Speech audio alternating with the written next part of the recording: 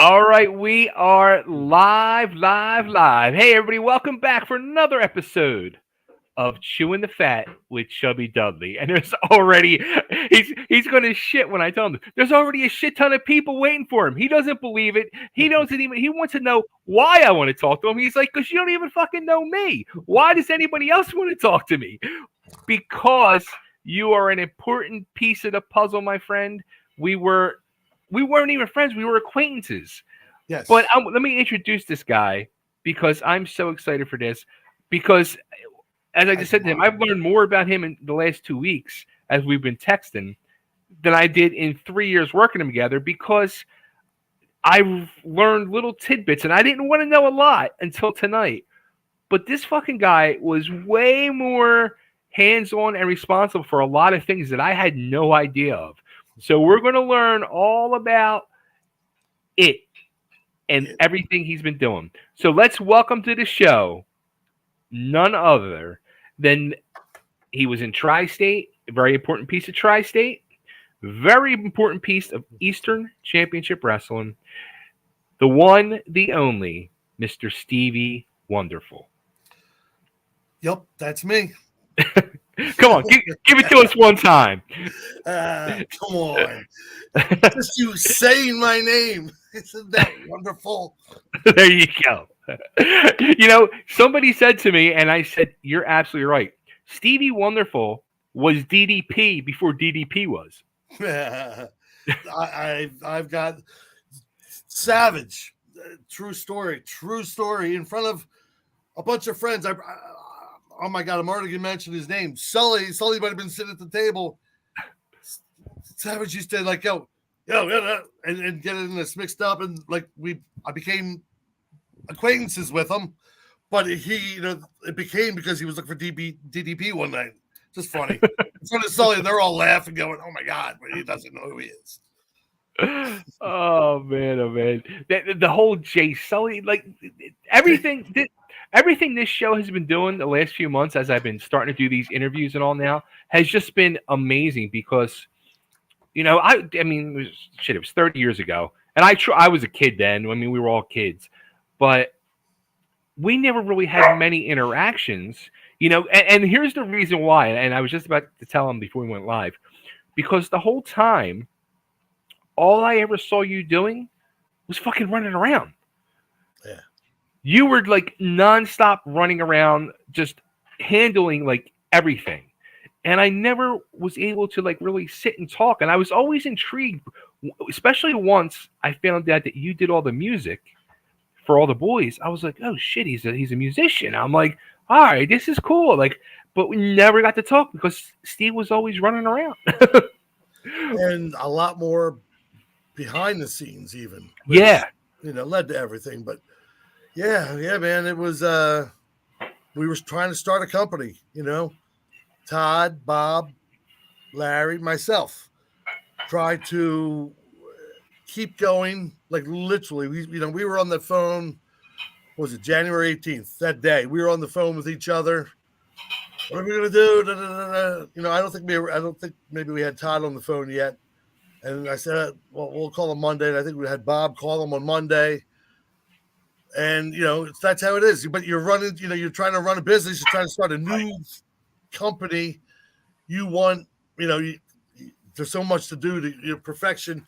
I used to watch what was going on with Joel and be doing a lot of that at the end with Joel, so it carried over and it just All right, well let's go back to even further. But before we do that, let's I have my little tequila here. If you have yours already, I love. You got a little tequila? What do you got? A little? Yeah, I got a little fucking cheapo bottle of Hornitos. Okay, well, so. Yeah, you have the good stuff. I didn't. Well, yeah, I do have the good stuff sitting over here. But what I'm doing is I'm breaking out the one and only Terramana. As we all know, the tequila of The Rock. I found it appropriate as the tequila for this evening of our lives. And that's exactly what it's going to be, an evening of our lives. Or actually, your life. Well, we'll see. This skull might die before I do. I don't know. Oh man, yeah, and the funny thing is, saying straight off the top, this is scary in a way because as we'll get to, and I'll let you ask me anything. I haven't talked about a lot of this, and I just want to say thank you to you because you have been very calming to somebody like me who people don't understand. We all say, well, we have anxiety, we have this, and that. We don't understand additional issues, Sure. and then reactions of how people react. Just seriously, talking with you the last 2 weeks, dude, is making this possible and enjoyable. I'm saying that before my first drink. That so comfortable. Yes, we weren't hanging out at the bar. Yeah. But we were together. We Yeah. you were late TWA, right? Yeah. Yeah, the school and then ECW. Yeah. So I just want to say that. I just want to say thank you to you for doing this with me because I have, as I stated, some issues that it's hard to deal with and talk about. Sure. And, well, this is literally the first time. Well, this will be like a therapy session. All right. And I went through 10 years of therapy, so right. we don't have a couch to sit on, and we have cocktails. So I've been there. I'm there. Well, hey man, to old acquaintances and new friends. Oh, old times, brother. Absolutely, brother. To you.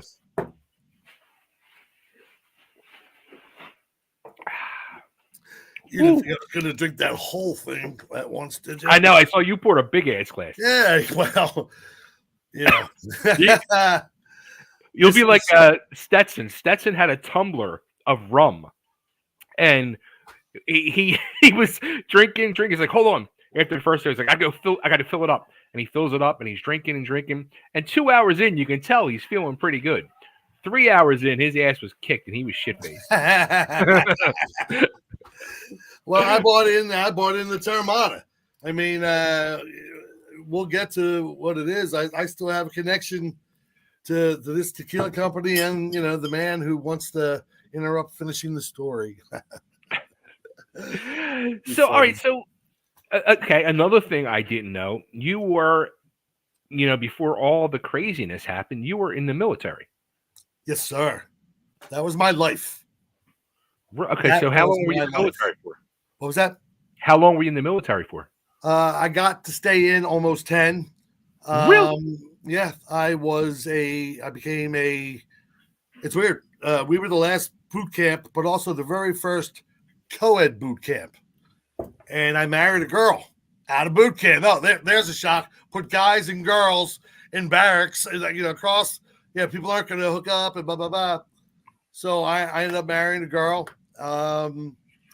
And went through boot camp and then had kids, separated. I took the kids. Okay. 2 of them had some medical issues and I had to go stateside and they said the best thing is, and they gave me some time, but I had to ETS. I had to get out. Like I was going to be a 30-year kind of guy. Whoa. That was my thing. So, I had to leave. It was very sad. It was very, very sad. Just I was very happy to have my kids. Sole custody. Okay. But just leaving the life I knew, leaving my brothers, leaving my family. I still had my kids. It's me and 3 kids at the time. Wow. And it was me and my 3 oldest daughters, and then came back to the States. Had to go in away party. Guess what? I'm pregnant. I'm stationed at the Pentagon. We get the 4th kid. I kick her back out, because it's 6 weeks. Okay. Walter Reed tells me, Sergeant Chewin, time to go. We love you. We're going to ETS you.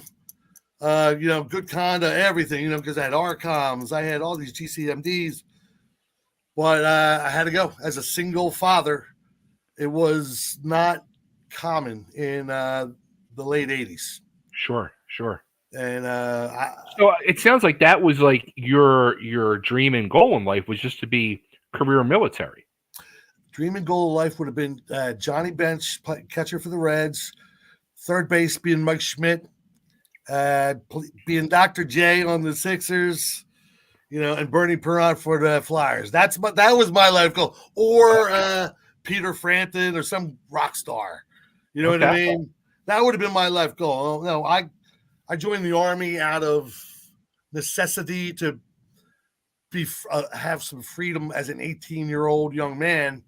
Wow. Without a curfew of 11 o'clock when I'm trying to be in a band and trying to make a living of it, and have made good money for it through high school because my tuition was $600. I had it bad. We would play the proms. Back then, man, we were getting $35 each, but that was pretty good. You know what I mean? And doing it a lot. So I got out of high school and just had to join the Army. I liked it. My father had been in, but I just said, let me go.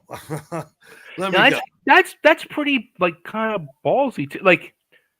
Because I was kind of the same way.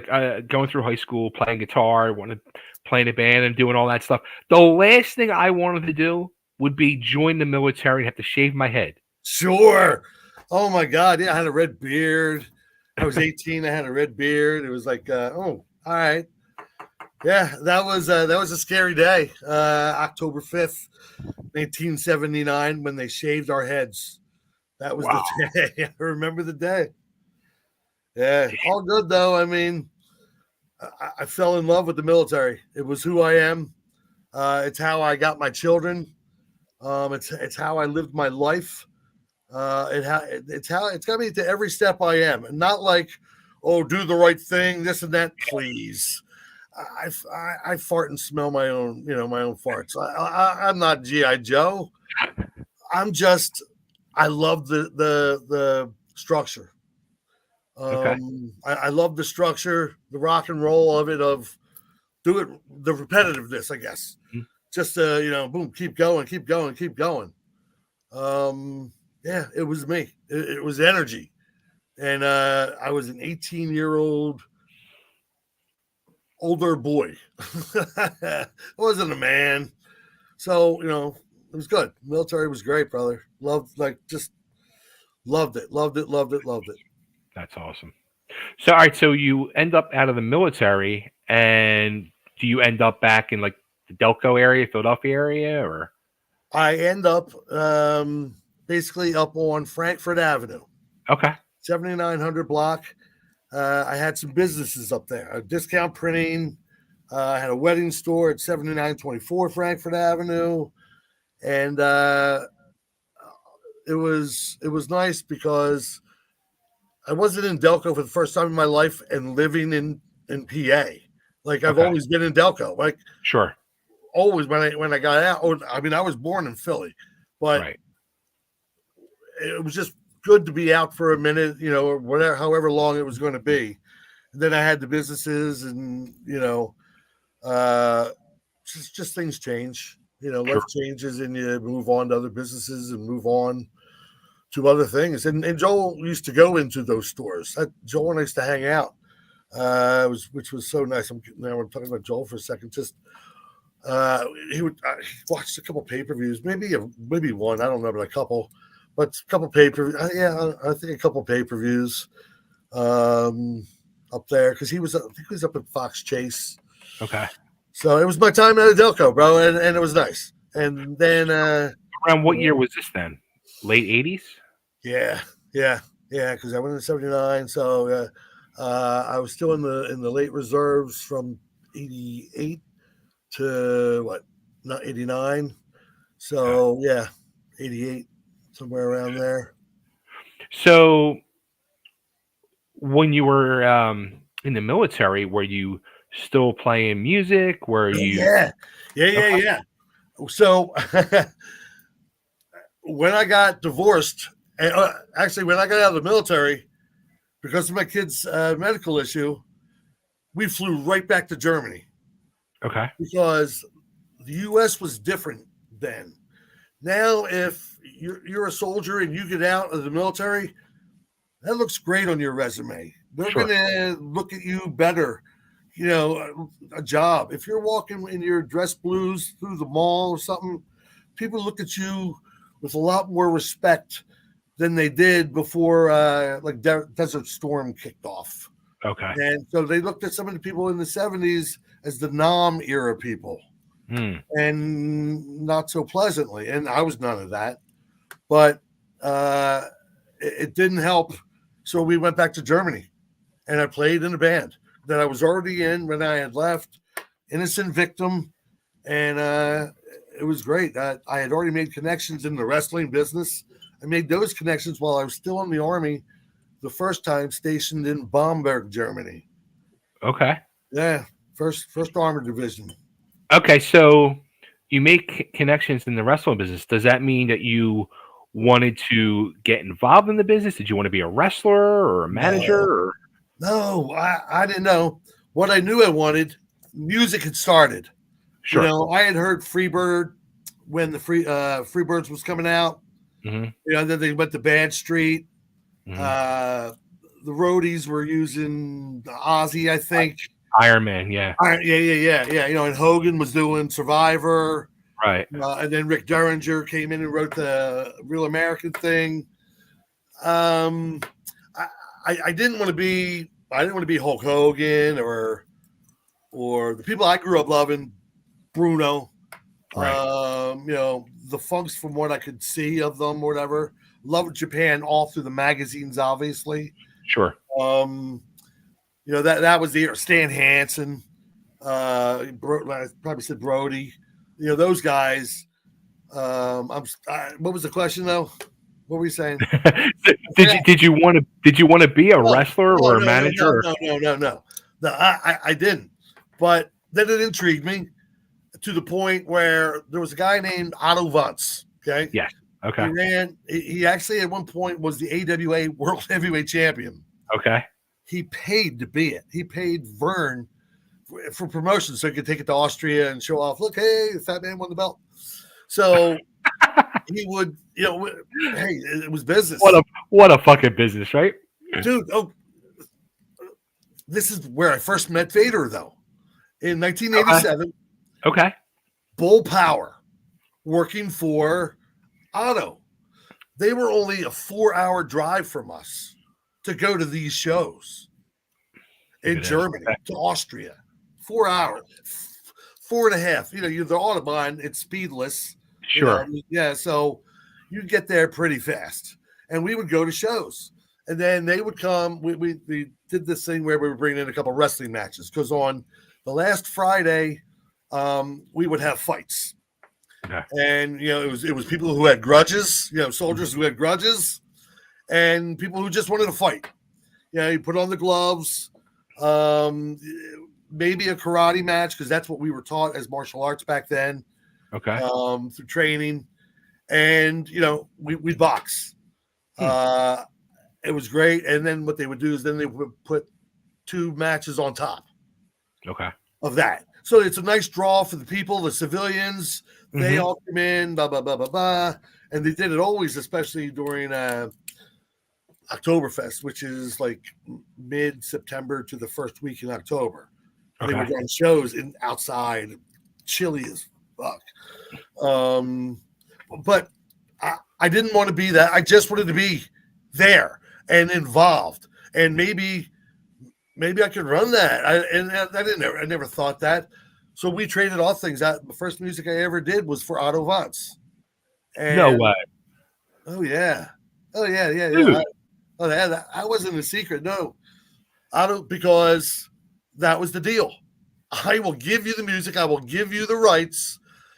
Show me how to kayfabe was still so sure. And I wasn't a student or anything like that. First thing he shows me, you'll probably remember this yourself. Let me see if you were warned. Who did you say was your true trainer? My original true trainer was Larry Winters. All right. The handshake?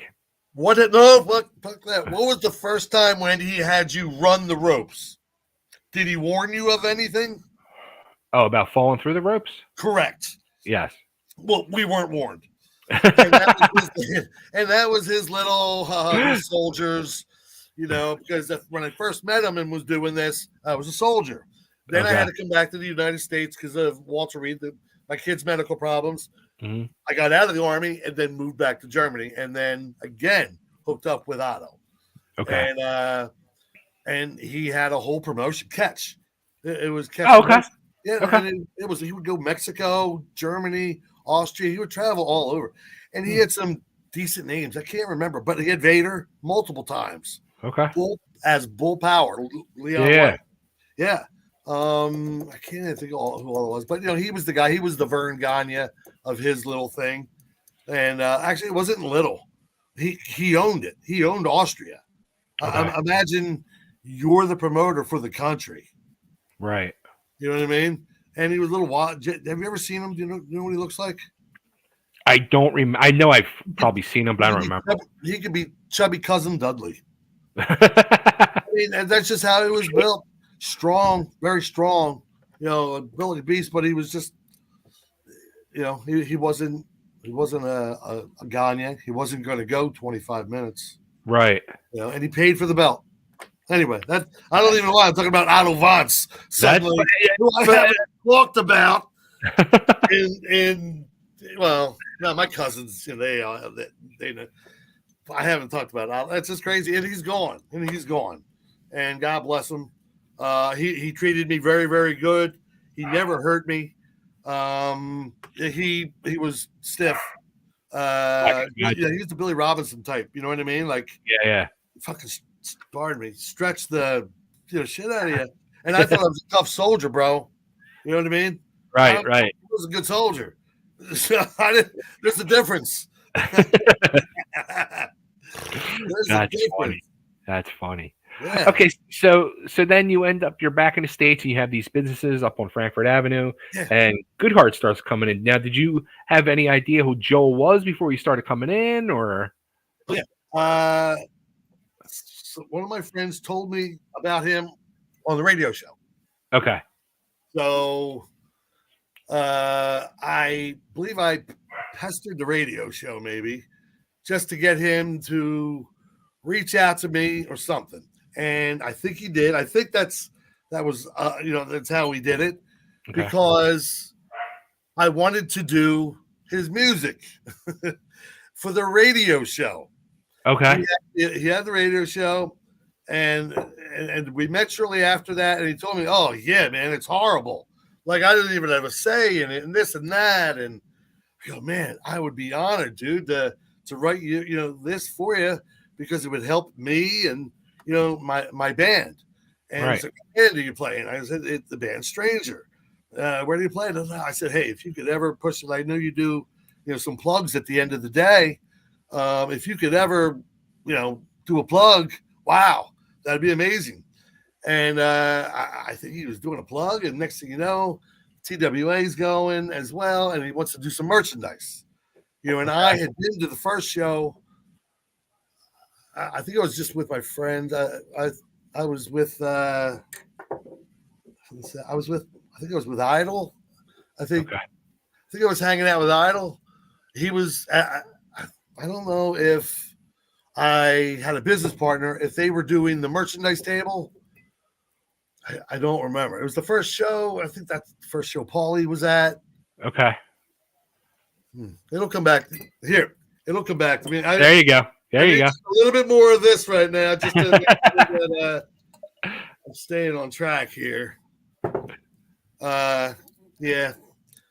So I was up in Philly. So I think he would just start coming in because we would discuss merchandise. Gotcha. And just how I could help him. Okay. I didn't know how I could help him, but I'd figure it out before the time he got to his apartment to my store. I'd have a list of things how I could help him. Right. And that one sounds good. The other one, it sucks. That one sounds good. So Joe was running his own show, and it was just I was a hanger on, a nut hug, not a nut hug. I was the opposite of a nut hugger. I didn't want to be perceived as a hanger on. Yeah. But I was jealous of this guy. I mean, I loved wrestling since I was a child. Hmm. and I mean, loved it. It's my favorite sport to this day. You call it that. Um, I cheers, cheers, cheers. Drink up, brother. Yeah, yeah, yeah, yeah. No, I some things. Why don't you ask a question? Find a question, and I'll find a way to how to answer. Okay. So when you hook up with Goodheart, you end Yes, up you do the music for the show, for the radio show? I did do the music for the radio Okay. show, and he seemed very, very happy when he did it. Um, he was running his shows, and he had a guy that was doing the music at the table. His name Okay. was Ronnie D. Okay. And I said to Joel, I want to do the music for the guys because we were already in discussion about filming the big shows and getting them out. Okay. Me, as a music guy who was Hmm. still playing original music, knew that he could get in trouble even back then using Yeah. other people's music. Like Sure. that didn't just happen with Vince, and Yeah. the fines might have been smaller or whatever, of course, but and I pitched him that, and it was the truth, Hmm. and he had me start writing music for everybody, which I was in love with. I was in love with. Honestly, like I remember, like the first independent wrestling show I went to was Autumn Armageddon '90 at Civic Center, and it was 2 days before I started wrestling school for Joel. And like when the guys would come out, the TWA guys, and I'm like, wow, that's pretty fucking impressive. They have their own music. Like, you know what I mean? Like Yeah, that kind of, like, to me as the outsider at that time looking in, I was like, that's like so professional. And like to me, it made them stand above and beyond already I on their own. love that. Thank you for that. Joel said sentiments like that back in the day as well, and I appreciated that very much. It was, oh, is this what I want to do with music, or is this what? No, because I'm not going to be able to make a living like this, Yeah, doing this like this. But it's great, and it gets my music out. sure. Um, you know, we were getting little blips here and there, da da da, showing up at shows. But Joe, then we started playing Pulsations, Okay. and Joe will be promoting us at Okay. Pulsations, and again, all original music. So then we were having a couple people showing up, going, "Oh man, I love that song," and it'd be funny. They'd be saying, "Can you play the DC Drake song?" And the song was called "You." And can you play that song? It's really, really long. I go, it's really, really long, dude. And they would play it like they all had names and whatnot. And I don't even know. I'm in the studio. Some of them are probably over there. It's but I love that. I thought maybe that's what I wanted. Did I approach Joel about whether you're going to ask this or not about working at all? One day, Larry is in the store. It's Okay. me, Joel, Larry, and my partner. And Larry goes, "He'd be a great manager." Yeah. Joel goes, "He's too big." Yeah. I go, and I just shrug it off. I was a little hurt because behind Joel's back, to a degree, I mean, I was funding him, and I would never have not funding him. That was not. That's not. No. I with merchandise. Yeah. I, Yeah. I was buying merchandise that we were selling and splitting, and I was going to the school, uh, mostly with the we talked about the name earlier. If Yeah. it's allowed to be said, Yeah. I knew Rebel for years. Yeah. So Rebel, sometimes it'd be Rebel and my son, and Rebel and his nephew. We'd be the Okay. last ones in there. Steph had painted. the mural on the wall Yeah. in the gym. Well, So that's who got me in was Rebel. Rebel worked with my brother-in-law at they worked for Haverford Township yeah, Trash together, and that's how I found out about TWA and everything. And I went and met Rebel, and he got me my tryout with Joel. nice. He's got 2 kids, so he's done some things right in his life. Yeah. Or as whatever short it was. But yeah, Steph, in that mural, I just thinking of her just suddenly. Hadn't thought of her in a while. So yeah, but Rebel and I, so like I was always going to the school, just learning because I knew how to take bumps so much, whatnot, but how to throw a really good work punch. Just you had to do it repetitively. Sure. So we would fuck around in the school late when there were people, no one was there, and I forget who all had the keys, or if it was 24/7. I don't remember because that's when I was on Frankfurt Avenue. Right. Is when the school was down the street, or not not right down the street, but yeah. And then so I never said to Joel, "Hey, I've worked some matches. I suck, but why don't you watch me in the ring in the school and see what you want to do, if anything." Sure. Worst case scenario, a lot of my friends will show up. You know what I mean? Like, now I'm surprised he didn't hop on that. yeah, well, I didn't though. But that's what I'm saying. I didn't do that. I didn't do that. I never asked him once. Right. After the comment about that I was too big to be a manager, and Larry kind of was like taken back. It was all good. I was hustling, man. I remember how this story started. I have 4 kids and single father trying to pay those bills. Sure. I love Joel, but Joel wasn't paying my light bill or my water bill or anything like that. Right. We weren't doing it for bills. Yeah. That's for sure. So you were the one that did you design the merchandise then? And for TWA, we're sticking with that right now. We had TWA, we had gym bags. Okay. One of the things that we had, I think he had bought, or maybe I did, or maybe he told me to. We bought a bunch of tapes from Victor Quinones. Okay. All kinds of Puerto Rico type stuff. Blood, guts, and glory type stuff. That the hardcore fan, like you get it in the hand of a Rob Feinstein, and he gets it mass marketed out there back then. Right. Is he around? I'm just curious. Oh my God, yeah. We'll talk about that. Okay. Yeah. Cool. Yeah, we'll talk about that. We'll talk about that one off air. Oh, I have something about him actually on air through WC when I worked for WCW, but that's all right. We'll get there. Okay.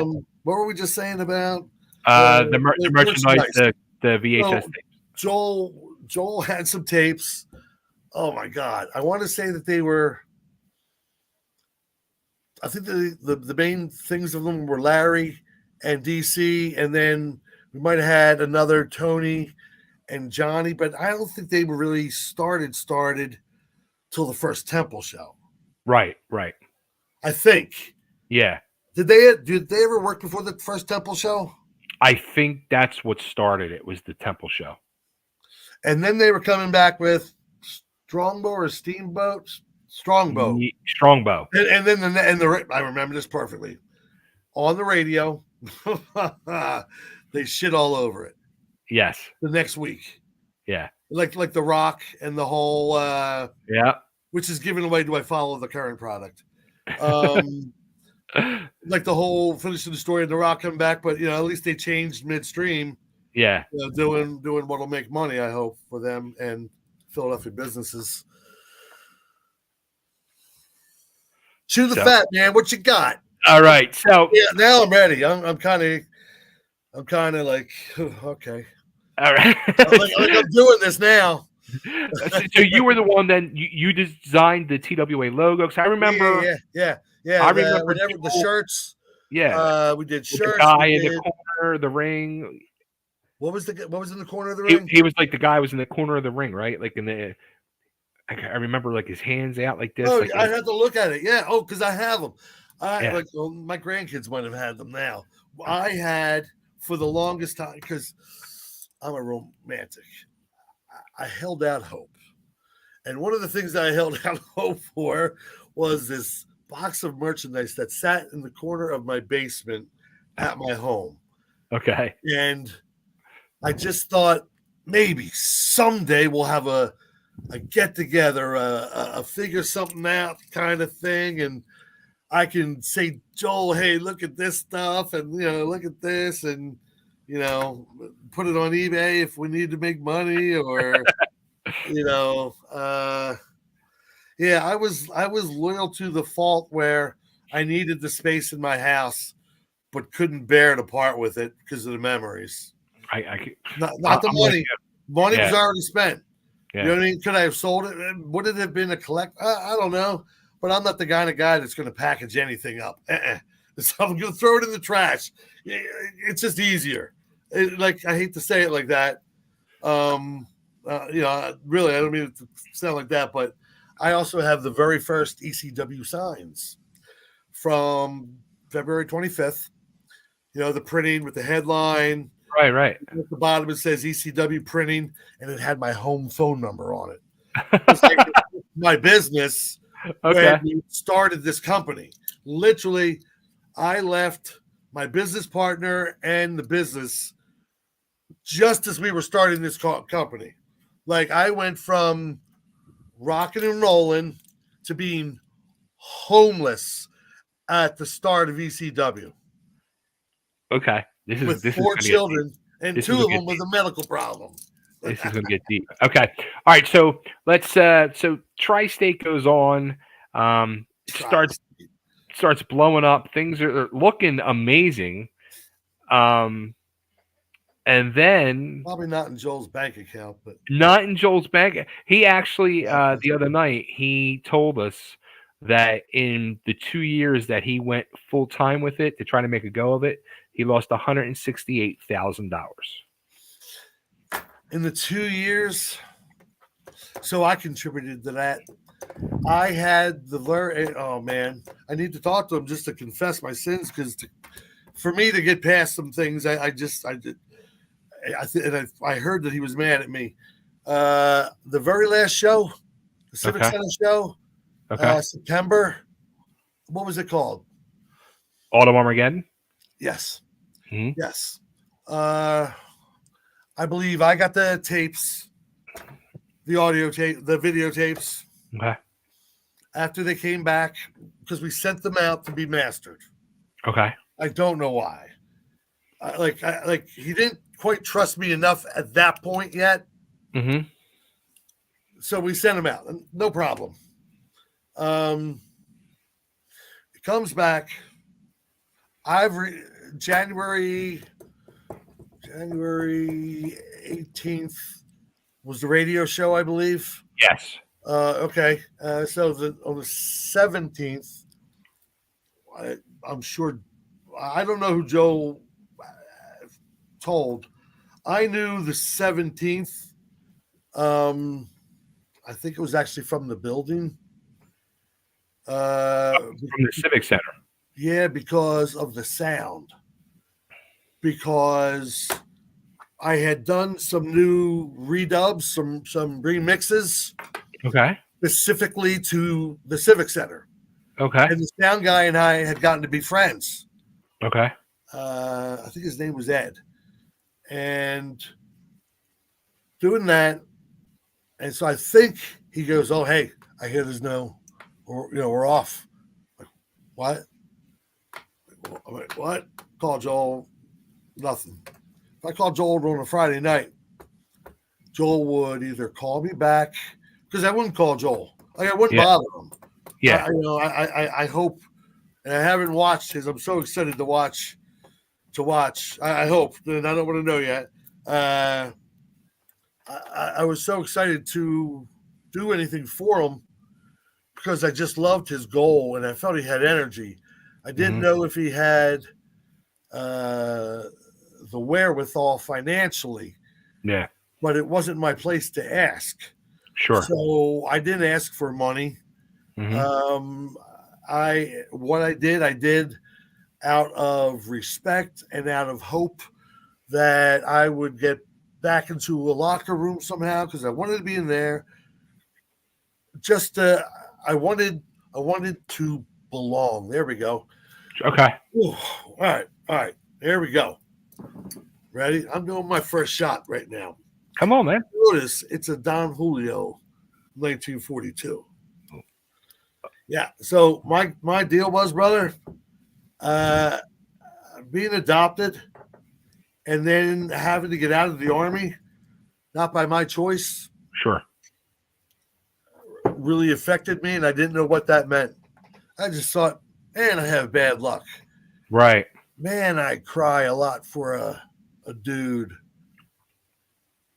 You were kind of looking at this almost like a new family situation with something that you loved, and you wanted to be a part of it and belong and be part of the family.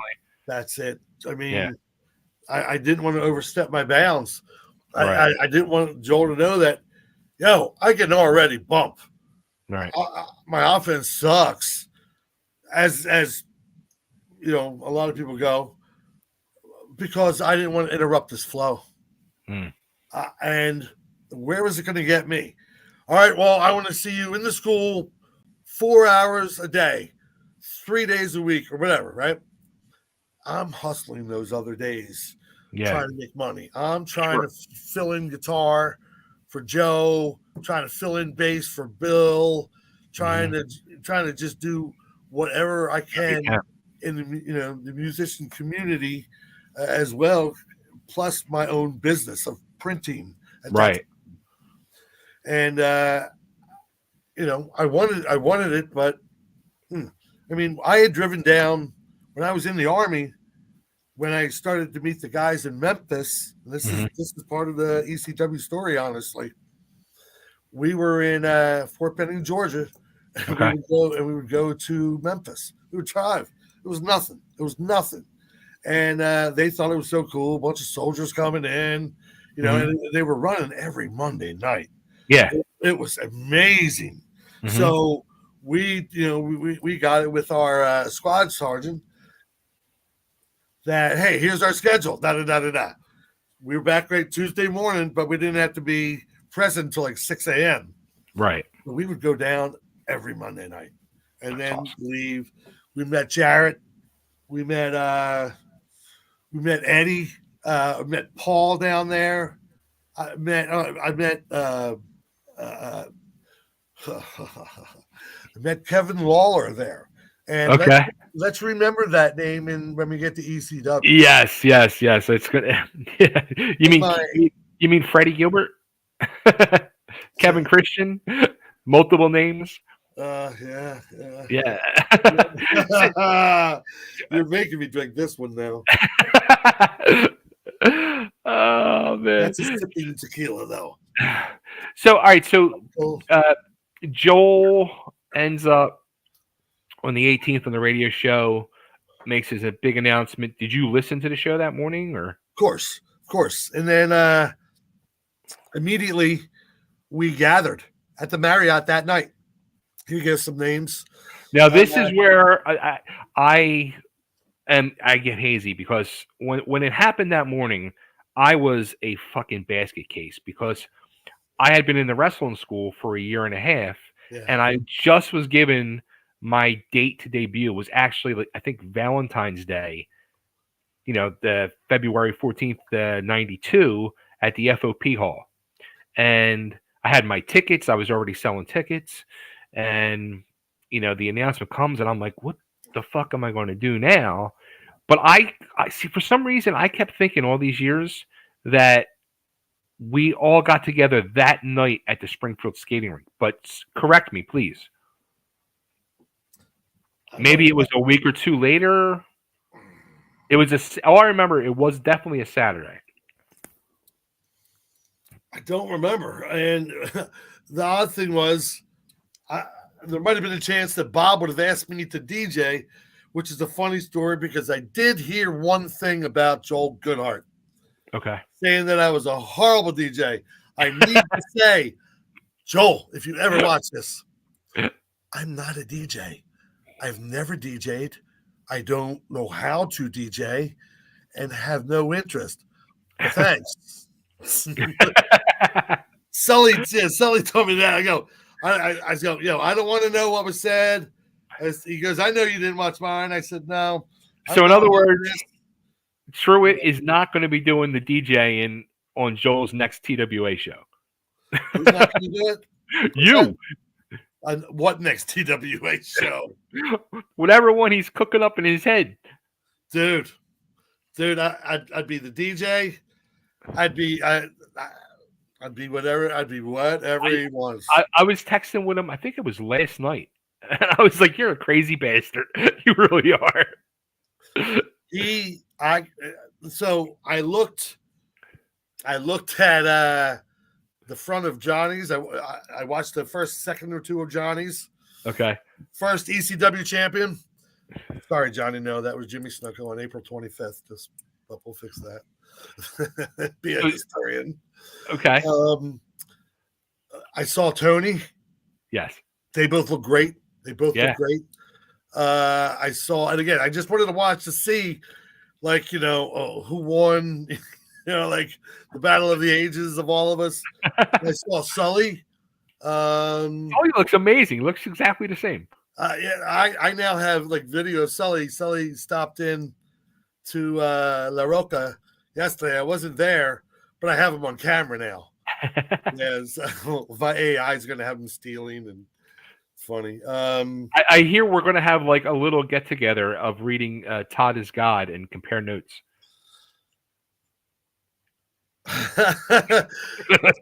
Is that so? How long are we allowed to go on for? I know you have to go away. As long as you want.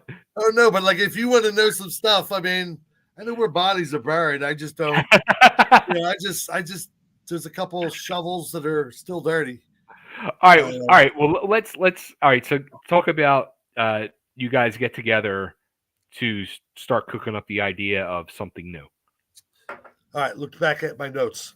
So we all get together. Kathy Fitz, Kathy Donahoe.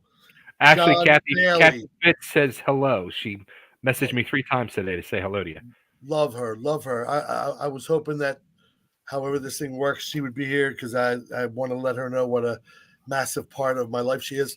The last WWF show I ever went to would be March 20th with her.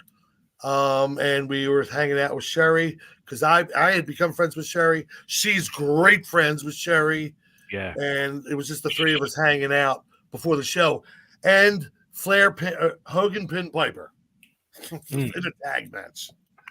Actually, they did a Dark Side of the Ring on Sherry, and they interviewed Kathy. Kathy's going to be on that. Nice. Yeah. She should be. Was she mentioned in the Hall of Fame? I don't know. That's a good question. Yeah, I don't know. I could see it because I hung out with Sherry a couple of times, alone, other people. And I hung out with Sherry, and I knew how she talked about Fitz, and then I hung out with Sherry with Fitz, and it was like just the exact same, that great bond, great friendship, and I was loving it. And Sherry, March 20th was Sean was just starting to break free, and I don't know if he was working with her yet or not, but the eyes were blinking like, Joe's always just said, Gigolo Joe said Kathy was at the Hall of Fame. Oh, that's awesome. Yeah. That's awesome. Was she mentioned? And Sherry acknowledged her. Oh, that's amazing. Yeah. How cool is that, man? How cool is that? Yeah. I mean, there's people talk about Mount Rushmores and shit. Let me give you one of my Mount Rushmores. Can I do that? Of course. Here's one of my Mount Rushmores. I got to think about it. 4 of them. Okay. I know I'll leave someone out, and I apologize. Mount Rushmore of what? Of why we are here. Okay. All right. Talk to me. I like it. In no particular order. Okay. Okay. I'm not trying to slight anybody. Kathy Fitz, the McGee brothers, Mm-hmm. John Bailey. Those 4, when we transitioned from TWA into Bob and Larry and God doing what we were doing, we knew that people could reach out to them at any point. What are they doing? Is this going to be okay? You know, is there going to be shows? Are they talking? You know, I know Larry doesn't want it to end. I know Bob is invested. You know, I know Steven owns the merchandise. You know, and it didn't. So we all just friends met. Some of the names I met: Sully, Rick, just a bunch of people. Probably Larry Glone, Jimmy Vallow, just a bunch of people that we met that night, hanging out, assuring them. Me and Bob, because me and Bob were on the phone the most that day. Bob and I burned up the lines to each other. Okay. We might have had an evening call to talk. See, this is where I have to get in touch with Bob. I haven't talked to Bob in a minute, and I could swear, like, we got a call to be at the Springfield skating rink, and I could have swore it was that night, and it was kind of just like Bob calling us together with the boys, and maybe 7 or 8 of us had showed up, whatever it was, maybe 10, and it was just like, hey, just to give you a heads up, we're not dead in the water. Joel's out. Joel's done. No more Joel. No more Tri-State Wrestling Alliance. We're going to restart. It's now going to be called Eastern Championship Wrestling. No. So no. Okay. There you go. Because those 3 letters had not been created yet. Okay. Let me ask. I do need to ask a question, and fire away. I know we're going to get to that book. Did Todd create the letters ECW? This is the first time I've ever asked anybody. I honestly don't know. I could have swore the first time I was told was at the Springfield skating rink. No. By Bob. No. So I looked back. I told you I took notes, but I needed to. Yeah. Even Rain Man needs to refresh. So we went down to Todd's office on Thursday. Okay. And now this is the Thursday after Joel made the. Okay. Larry and I drove together. Okay. Because he was up at the soda factory, and Bob was coming from Delco, which is where kind of where one of my houses is. Okay. And we met at Todd's. Okay. And we said, this is what we want to do, blah, blah, blah, blah, blah, blah, blah, blah, blah, blah. God damn it, I guarantee I'm not going to yell. Am I allowed to get... You can curse? Yeah, come on. I've been cursing the whole fucking time. Guarantee this is the truth. When I say something, it's on my dog, it's true. If I say it's on my kids, my family, I love them, but not, I'm not going to mess with my dog's life. The letters ECW were created on 995 on that Thursday. Okay. And the letters were extreme. I was Eastern, excuse me. Okay. It was the dumbest thing I ever said. And I had a couple other options that I had written down, and I hit them with Larry. He liked 2. And I forget what the other one was. It's in one of those notebooks.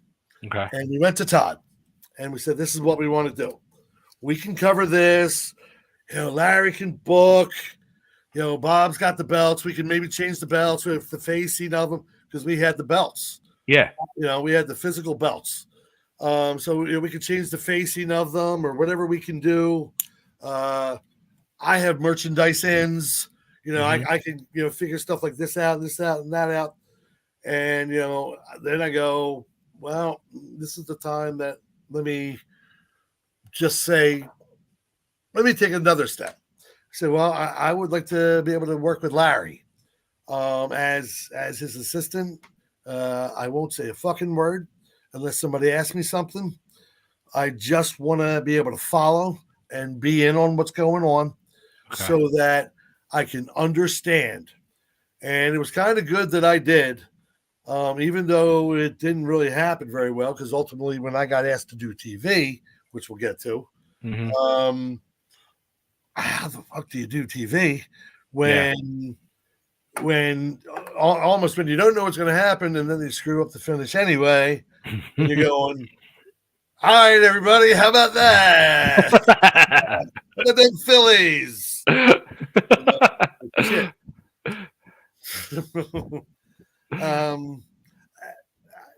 You know, it was different. But at that point in time, can you kind of think about yourself for a second? Because you were just saying, you just wanted to be a part of something and fit in, and you were starting to feel like this could be like a new family for you. And then 1 second, Joel pulls the fucking bottom out from everybody, and down the toilet we all go. And then a few days later, you're now involved in the fucking whole startup of something new. Oh, well, let's get. This is what I'm going to finish that shot. Let's get to the ownership of ECW. Okay, I'm gonna. You got me getting ready to do another shot. Have you read the book? I have not. Jay Sulli has been texting me every day this week, begging and pleading with me to read this book because all he keeps saying is, I can't believe the stories that Todd told, and I need somebody to discuss this stuff with that was there. I have a feeling he needs his soul cleansed. Yeah, he's pretty disgusted. Yeah. He's like, he's horrified for Todd's wife. Most importantly, his children. Now Jay's a father. Yeah. And admitting that stuff. I don't know it all yet, but I've heard from multiple people, and some of them believe Todd is God. I don't know where that came from, but you don't know the story? People who compare him to Vince right now.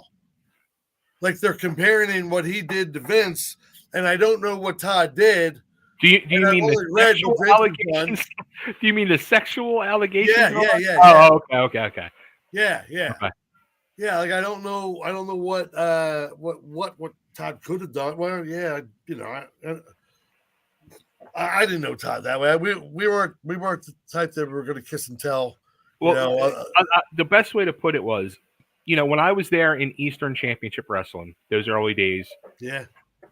Todd to me was a businessman, pure businessman, and green to the business, and not really, kind of squeaky clean. When I got my walking papers, during the Gilbert days, and then I came back a year and a half later under Paulie as a Dudley, that Todd from a year and a half ago was no longer there. It was a completely different person that was, a party animal. And yeah. Really? Yeah. Completely different person. Really? Yeah. So at what point did the whatever divorce happened during the run? That part I don't know. That I don't know. But he went wild. He did go wild. He was. But at that time, everybody going wild. But he was going wild before. I just think it was probably more discreet. Yeah. I mean, really. Gotta be. It's gonna be an interesting book. See, now I have to get this fucking book. So Sully dropped off a copy to me. Right. I'm going to read it. I said I wanted to do this. I was going to, just... We should do a book club meeting. So tell me, where did Todd is God come from?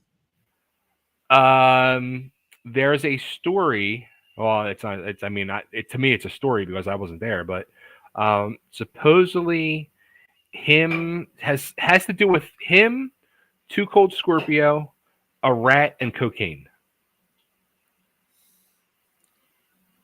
All right. Hey, kids, let me tell you about this. It's to each their own, brother. I lived a fun life. I'm no angel, but I don't know that I would want to be publicizing. Maybe he's not close to his kids, or Yeah, I don't. How about Joel? Has Joel had contact with him? I'll ask that. Did you ask No. Joel? Joel's in contact with him? Joel has not had contact with him. No. Huh. But I think either I told you or Jay told you Joel would be interested in promoting a show with him and calling it Go Go Wrestling. Wait, what? Gordon Goodhart Wrestling. Go Go Wrestling. Yeah, I don't know about that. I don't think those two could. You know what? Honestly, so here you go. You get paid $5, and you're going to do whatever you're going to do, and you're going to work at Joel's show. You're going to get paid $200, and you're going to do whatever you're going to do at Todd's show. What show are you going to work? What, you're going to work Todd's show. I feel a weird way about Joel, in a good, in an honoring manner. I just think he tried so hard. He had such good intentions. You can look back at his business model. I think he could have run those shows without paying Lawler and Idol and Curry. And he agrees. He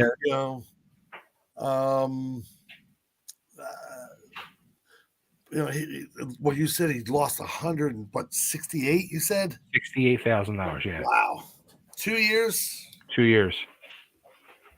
Whew. Whew. Yeah. Yeah. That's a lot of freaking money. That's a lot of money. And that was 30 years ago. And I used to remember what the Civic Center used to cost. I used to know what Michael Jackson cost. That was kind of expensive, I think. How much did they cost? Do you remember? I thought the Civic Center, and I don't want to. This is one of the things I don't know. I thought it was in the threes, 33, okay. 36, 39, okay, something like that. Because then, which actually is not. I mean, for that time, yeah, it's a little high, but I mean, it was the fucking Civic Center. It's not that bad in reality. No, you had the sports, you had, South Street area. Yeah. The stadiums. And then you had that. Yeah. It was fine. NWA, especially when they would run same nights, same weekends, trying to fill it up. It was a nice arena. Joel did a nice job. Yeah. I think he could have done,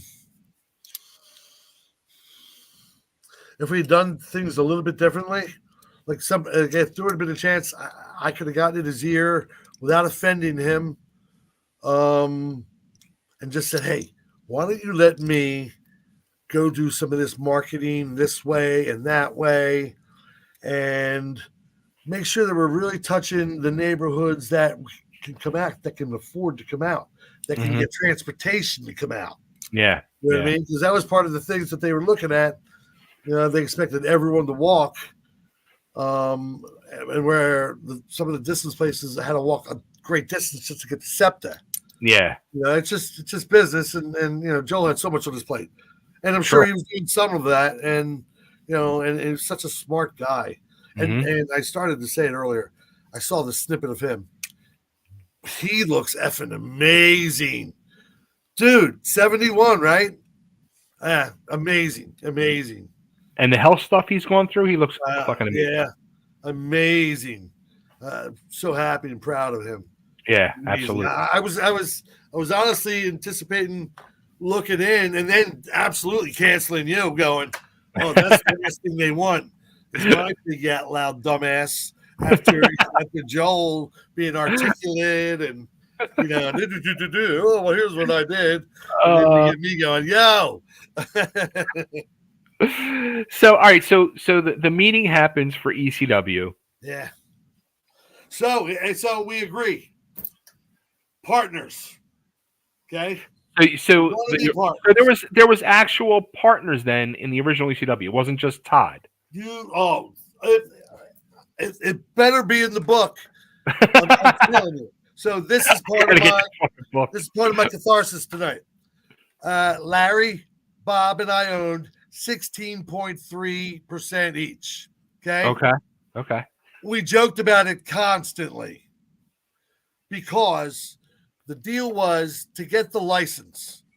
Right. Was 10 grand. Yeah, you need the bond. Yeah. And where am I? Oh, yeah, that's right. I'm homeless almost with 4 kids. You know what I mean? Where's Bob? Oh, he's got these 2 stupid tag team balls sitting in his living room like he's not going to get 10 grand for it. So Todd and Larry's got 10 Coca-Cola cans. So that was our money. Todd goes, all right, I'll pay for it. And it's done. Let me clear my throat. It cost $400. Yeah. That's it. Yeah. We would have all come up with $100. We were led to believe it was $10,000, and that's why we did. You need a $10,000 bond to get a Pennsylvania promoter's license. You only needed that. You put a few $100 down to get the bond. Yeah. We didn't know. But you need the big key was you need to put a house up as collateral. That was the key. Gotcha. Yeah. Gotcha. Well, I don't know that Bob would have. I don't know. Again, you shut it down. If you think there's problems, you think there's health issues, you think there are people not taking care of each other, you shut it down because that's where the license comes in to hurt you. Yeah. Is the insurance part. So yeah, we were 4-way partners. Swear on my dog. Like if Todd was sitting here, I would ask him to his face, weren't we 4-way partners? I know Bob is loyal to Todd. He might be brainwashed that. I don't know. Bob might just be like, dude, I'm just happy to be in the business. And Larry's not here, sadly, to discuss it. Yeah. Not long after we had that meeting, before the very first show, February 25th, we got these jackets. Eastern Championship Wrestling. There was 5 of them. Okay. Bob and Lex, me and Todd, and Larry. Okay. Right? Like Bob didn't get his wife one. It was the 5 of us, and it was us, and everyone knew. And the very first show, were you there? Yeah, of course. So here it is. I mean, I'll pull the old videotape. The TWA music starts. Mm-hmm. Okay. Well, first of all, here's a little trivia question that I guarantee no one knows. What former WWE superstar tried to enter the building through the front door, but was denied due to age? Wow. Ooh. And we used to see how Joel used to run the front box office. Yeah. So we had Kathy Donahoe in there running the box. Yeah. Even though I was going to work the show, yada, yada, I was out running, making sure all that was going okay because we had all these new people, just making sure. Tammy Sitch or Fitch, whatever her real name was. Oh. And the bar goes, oh, no, she's too young. Now, mind you, I had my 4 kids there with my future mother-in-law. Right. So you're allowed, and they're in the audience, not near the bar. Right. They kicked Tammy out at the door. Well, they knew about her already. Of course. So the very first show starts. We discuss who's going to come up the stairs. Is it going to be the 4 of us? We figured out, nah, Larry, don't come up. You're a worker. Let them know, they're going to know, but you're a worker. They know that you're the booker. Mm-hmm. So me, Bob, and Todd start playing the old TWA music, which is mine. Mm-hmm. And all of a sudden they go, cut that shit off. Mike cuts it off and starts playing this music, which honestly was intended for Cactus Jack ultimately. And I go, there's a new sheriff in town. They kick in the new music. And then whatever, how that song goes. And then we came up the stairs into the ring. Todd, he rang announced that Civic Center, but people didn't really know him. The funny thing is, I remember at the Civic Center, he would ring announce one match or two matches, and he had this squeaky, awkward voice, and I was like, "Who is this guy?" He had some type of investment. It wasn't big. It was under 20 grand, I believe, with Joel. Probably closer to 15, 12. I think Joel said it was 15. Yeah. But more of it was sponsoring of the radio show. Yeah. It wasn't so much TWA because we could. Which he was paying a fortune for. He said last week. I didn't realize he was paying that much. I mean, he was paying, and again, it was 30 years ago. He was paying $750 a week. I thought it was $6. Hmm. Okay.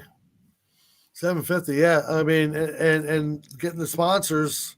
Yeah. For a wrestling show on a Saturday morning. Yeah. Not the easiest thing to do. 7 a.m. or whatever it was, 7 or 8 a.m. Yeah. Yeah. And it wasn't the radio show that was putting him out, but he needed the radio show to sustain, the house. And you need, the radio to talk about the house, and then the house. Yeah. You need that then to come back to the radio and exploit that monetarily somehow. Mm-hmm. You know what I mean? Which was merchandise. Hey, now we're going to have this and that. Remember, there was no internet yet.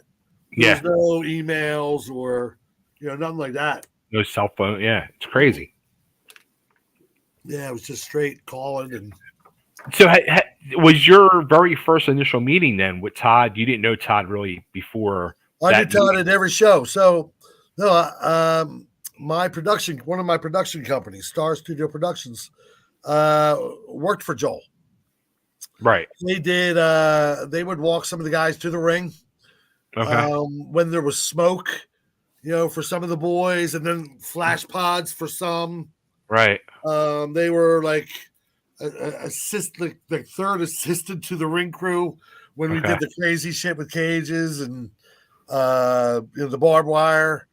That was Mike and Russell and all those guys. They were all involved in all of that as well. Okay. It would be Mike up on the stage on those nights, actually doing the music. Actually, it would be their guy, the Civic Center guy. Yeah. Sulli goes, yeah. He said your music cornet would come out. I said, what's he talking about? I don't even know what he's talking about. I can't wait to listen to Joel. So, all right. So ECW starts. Now something I remember early on, was it discussed? I guess was it discussed even in the initial meeting? Todd wanted to go in a different direction and wanted to try to distance himself from Goodheart and didn't want it to be the same product and wanted more of a WWF at the time product. That is what he did claim that day. Right. But as the weeks wore on, I feel he lost sense of that or whatever about turning it down. But you think about when we first started, who was it? It was did we do the painting? Whose back did we paint on the 26th? JT. Yeah. So right off the bat, man, we put the belt on Jimmy the one night, and the next day we're going to put the belt on Johnny, and we're painting JT's back yellow. Yeah. I don't know where. I liked what we were doing with Joel to a degree. You Mhm. needed to give them JT Smith, Jimmy Janetti. You know what I Yeah. mean? But yeah, they wanted Hot Body Stetson. Right. They wanted Drake Winners.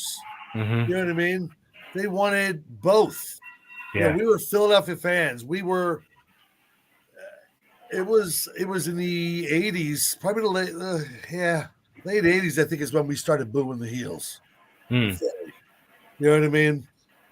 We were the first one in the nation, I believe. Even earlier than that, because I Was it? remember being mid '80s, around '86, '87. I remember being at NWA shows, Yeah, and that's what I'm thinking. Is around yeah, '87, possibly. yeah, yeah, And we became the heel town yeah, because we love the Horsemen. yeah. We love the Midnight Express. Midnights. Yeah. You know, yeah, Flair. Hmm. Yeah. So we started that. We went down, did the meetings, talked.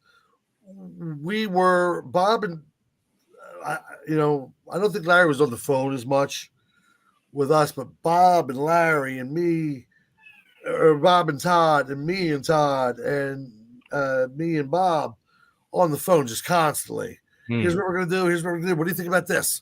All right, 2 ideas. Blah blah blah blah blah. And it wasn't about just booking matches. Yeah. It was about the approach of Sure. how we're going to do this.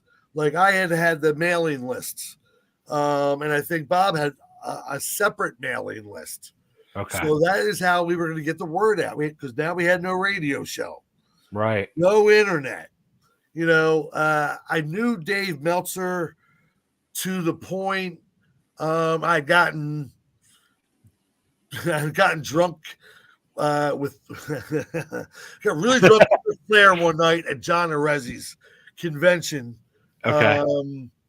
And I was bullshitting between the two of them. I literally was, come on, you two need to kiss and make up. And I was like just all over it. And it was funny. And he actually stayed friends with me. And I thought, oh, maybe we could get the word out through him. But it's going to be the time. We wanted to run on the 25th. Okay. Todd knew who he wanted as the champion. We knew who we could not do as the champion. At that point, anyway. Yeah. So we just figured it out. Flew with who did we bring? Ivan, and Ivan was so thrilled to do the job to Tony on our very first show. Like, I believe he told Todd. Todd walks over to me and goes, Ivan wants to do the job. Get the fuck out of here, bro. Like, that's so cool. It's like, maybe we get him color and then we come back and, do a chain match. And, and I think that's what we did. So it changed because think about that match. It was going to be Tony against Ivan. Mm-hmm. Did the second match need a chain already? That kind of was Joel. And if you wanted to be away from Joel, that was the same as what Joel would have done. Yeah. I think. Yeah, you're right. And I liked it. I liked it, but it just isn't what you said that you wanted to do. Yeah. And when we walked in the ring that very first night, this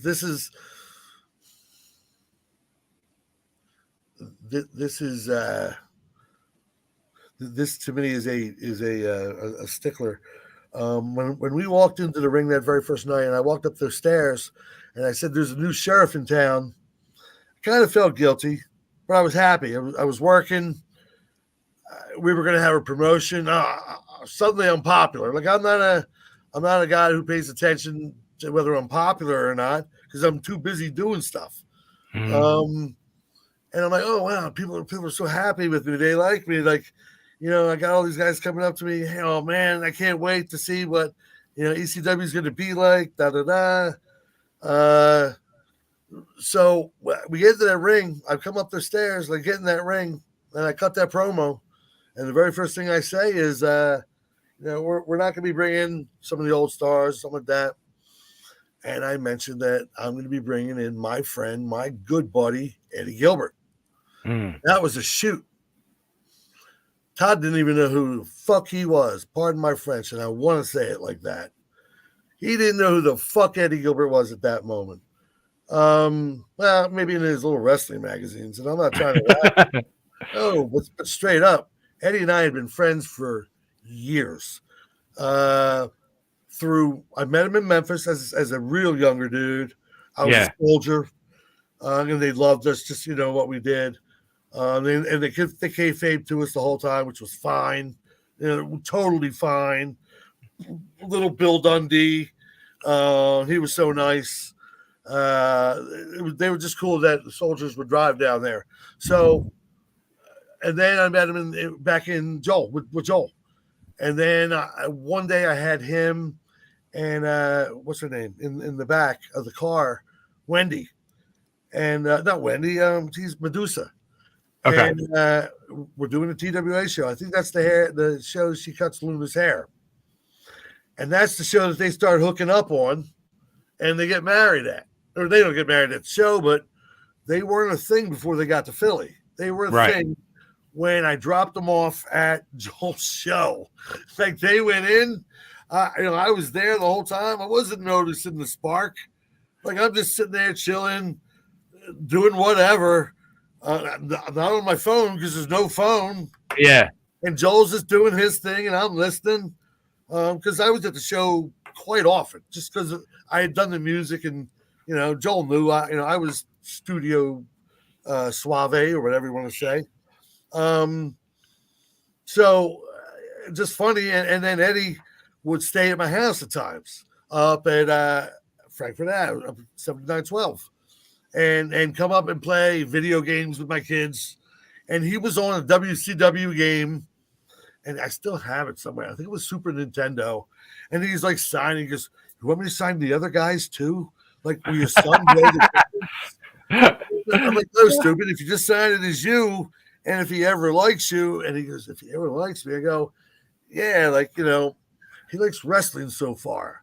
A lot of what you've been doing, you were in Global, and, a lot of Fire, and so Eddie, like we talked, like I could talk to him, yeah, and we would hang out for not all night, but late into the night, and it was great, especially when he worked with Mick, the 3 shows, yeah, man, because that whole set of matches, that whole feud they did was fucking iconic. Colette, Nick's now wife. Mm-hmm. Set up with my father up on the stage where the music was, with Mike, my guy, telling him, "Put that song on now," to the Civic Center guy.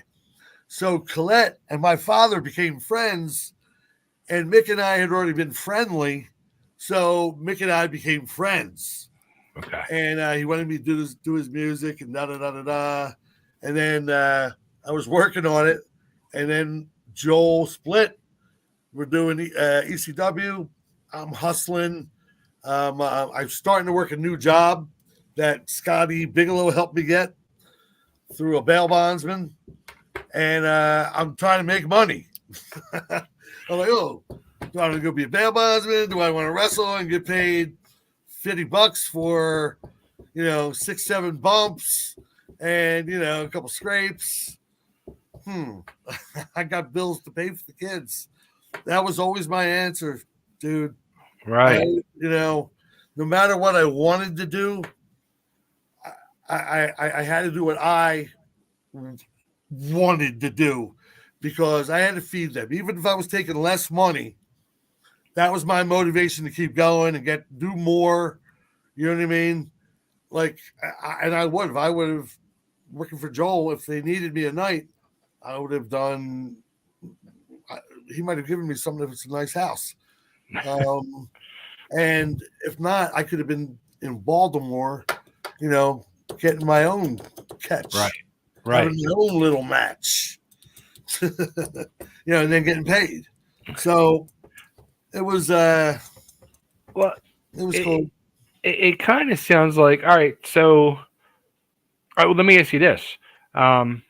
Before we get into the whole Gilbert era,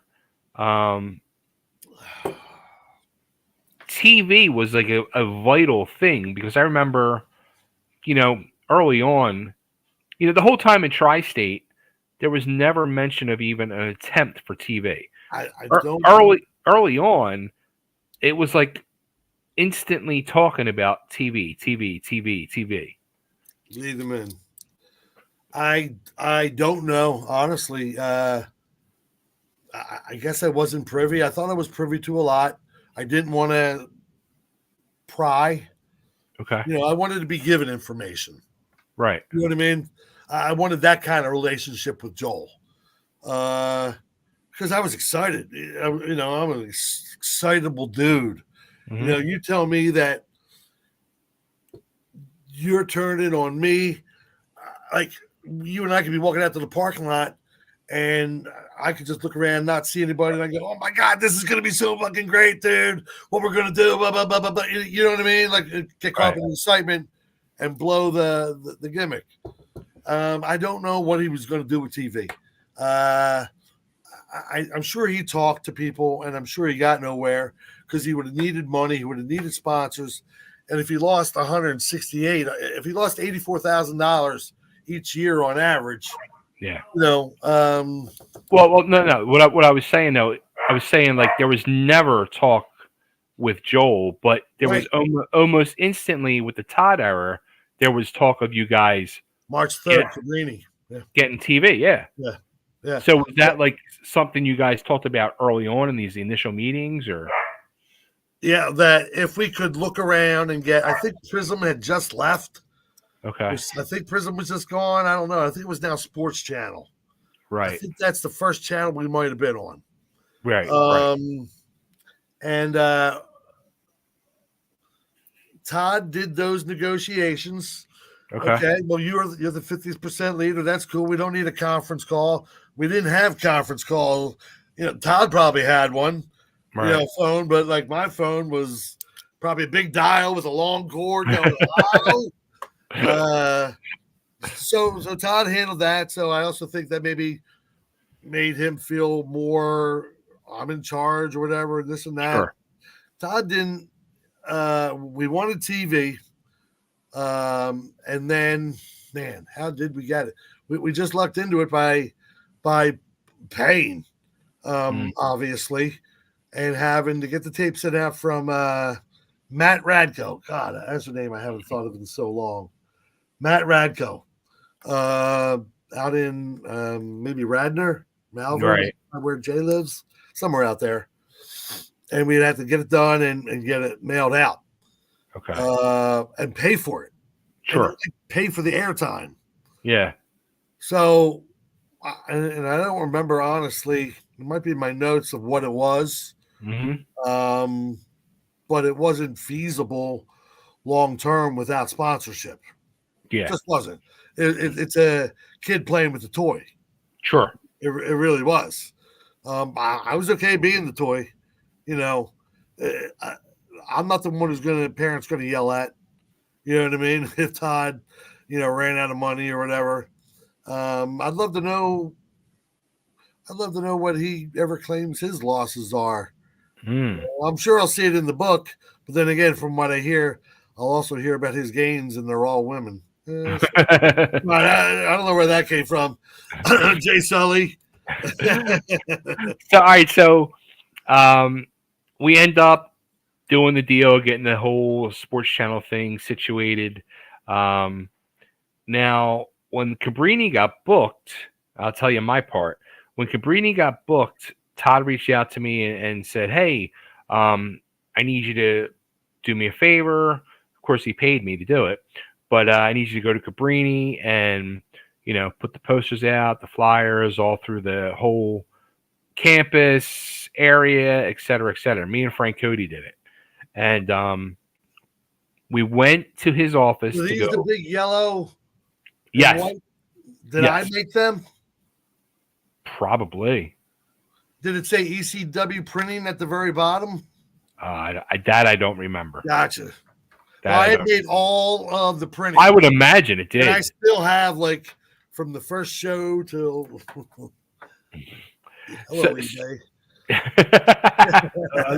Hello, eBay. So, yeah. So when we go there to pick up the posters and flyers and all, Todd was all excited. He's like, come in, sit down." And we sit down. He drops the bomb on us that he just hired Gilbert to be the new booker. So we were like, "Oh my god, this is fucking amazing. This is going to be great." It almost kind of sounds like you were kind of instrumental in getting that whole thing set up. Then I gave him his number. Eddie, see, this is also me leaving. Ultimately, I had given him his number. We did Cabrini. We were going to do TV. Todd's like, "Well, what are we going to do? Who's going to announce this and that?" I forget what Eddie was doing. Was he still doing Global at that time? it was around, it was around the global time. So, Todd's like, I think it should be you. I go, "Me what?" "I think you should be the, Bobby Heenan color commentator." I'm like, "No, that's not me. But we don't have anybody." And I booked the dates. Da da da da da. So it was, okay, I'll do it. Wait, let me get the order right here. Oh, wait. So, I'm trying to think where I was with WCW. So, all right. No, that was the problem. That was the problem. So Okay. I started working for WCW in June of '92 while we were doing ECW. Whoa. Doing what? I didn't know this. So I became the local promoter under Gary Juster. I worked directly for Gary Juster. So you kind of took over the Goodhart role. Yeah. Okay. And Juster worked for Watts. Okay. You know that name, Bill Watts? Bill Watts, of course. Okay, so I got this job. I'm getting paid. I'm doing my thing. Matter of fact, we were talking about it today. The first pay-per-view I ever did was Spin the Wheel, Make the Deal. Okay. Halloween Havoc, Sting, and Jake. Yeah. And I forget what my credit is on the back end, but I'm like one of the whatever producers. I don't think it was executive. It was probably associate producer or something. Okay. But like whatever. I was just like, oh no way. I had no idea. Oh yeah, I worked for them for. Well, that's why I had to be taken off TV at ECW and stuff, because WCW Dusty didn't want this character on TV as a startup in Philly while I'm hitting the road as Stephen Truitt, suit and tie, knocking on radio stations' doors and stuff like that, trying to bang my way in, which we did. Me and Jake, we hit all the radios on that week. We had a week with I had Sting and Bruno on the same day. That was one of my best wrestling days of my life. But yeah, I worked for WCW from, I want to say May or April of '92. Okay. Till August '93.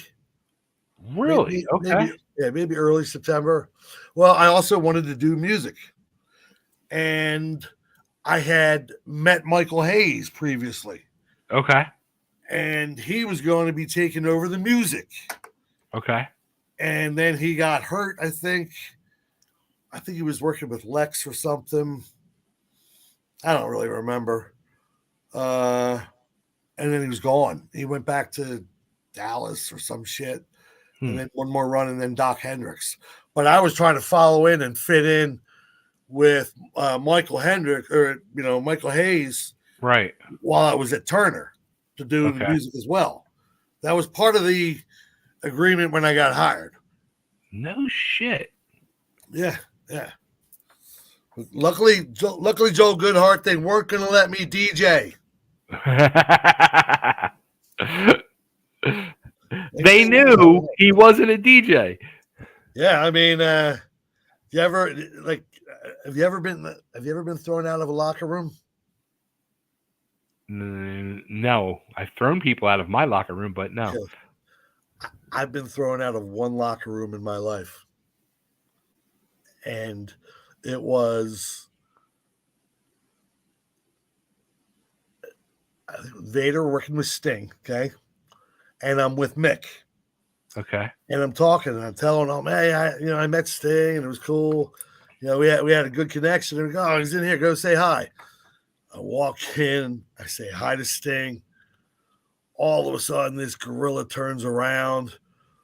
I didn't even hear what he said, but like my hair's blowing back, and I'm just like, I don't think this guy wants me here. And I'm in a suit and tie, so he really doesn't know who I am.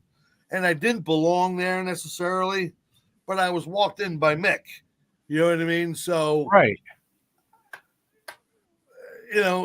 Dude, my first dog was named Vader. So it wasn't like it ruined my life. It's kind of a funny story, like, not being scared of a man, but that guy, I literally said, okay, I'll leave the locker room. Oh shit. Yeah, because he wasn't real healthy. But he hadn't been to WWE yet and all that. So he was still, coming back from Japan.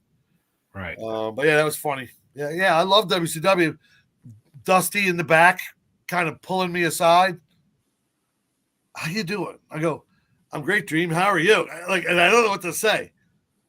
Can I help you? I said, I'm just following Gary. Gary who? Gary Dusty. He goes, oh. Don't follow him too closely. He's got bad habits. I can't even do a Dusty thing. I'm not even going to try. He's got bad habits. I go, all right, Dream, whatever. He goes, this is one time you don't keep your mouth quiet. You talk. I said, I got you, Dream. I got you. Oh, yeah, because you always told me to be quiet and listen. Yeah. Because I was a promoter. Yeah. I need to run my mouth. Yeah. Because we were having – part of what I was doing, I was running the Variety Club kids. They'd come in, and it's pictures with the boys and stuff. Yeah. Anything the box office, making sure what the numbers were back and forth because they didn't have complicated systems back in the old building. Mm-hmm. So yeah, I did that run for a while. So you were doing both. You're doing ECW and you're doing WCW. Yeah. So you were kind of sounds like getting heat on the WCW end. Yeah. How about on the ECW end? Here's what happened. October 2nd, 1992. Okay. We're in Kensington. Okay. Yeah. We're doing a match.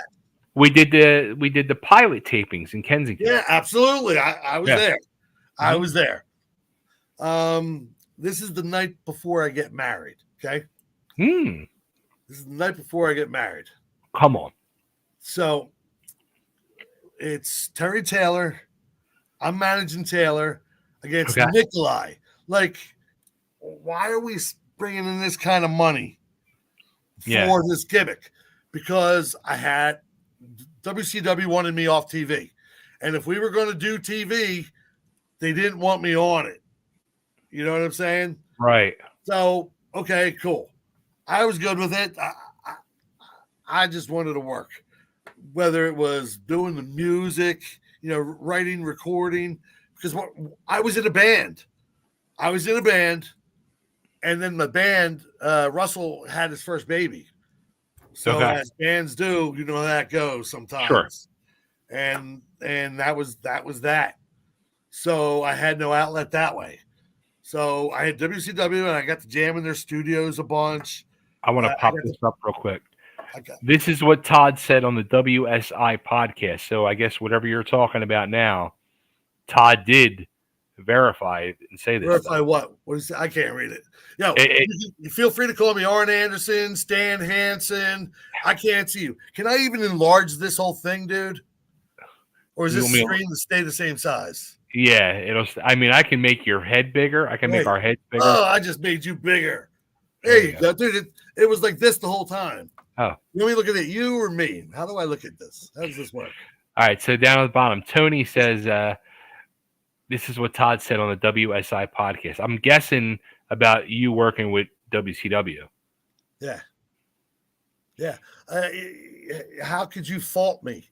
I was the owner of this company, and I was out every day in the neighborhoods, printing signs, tacking them up every effing where. March 20th, my last show, WWE show with Kathy Fitz. You know, we're me and my kids.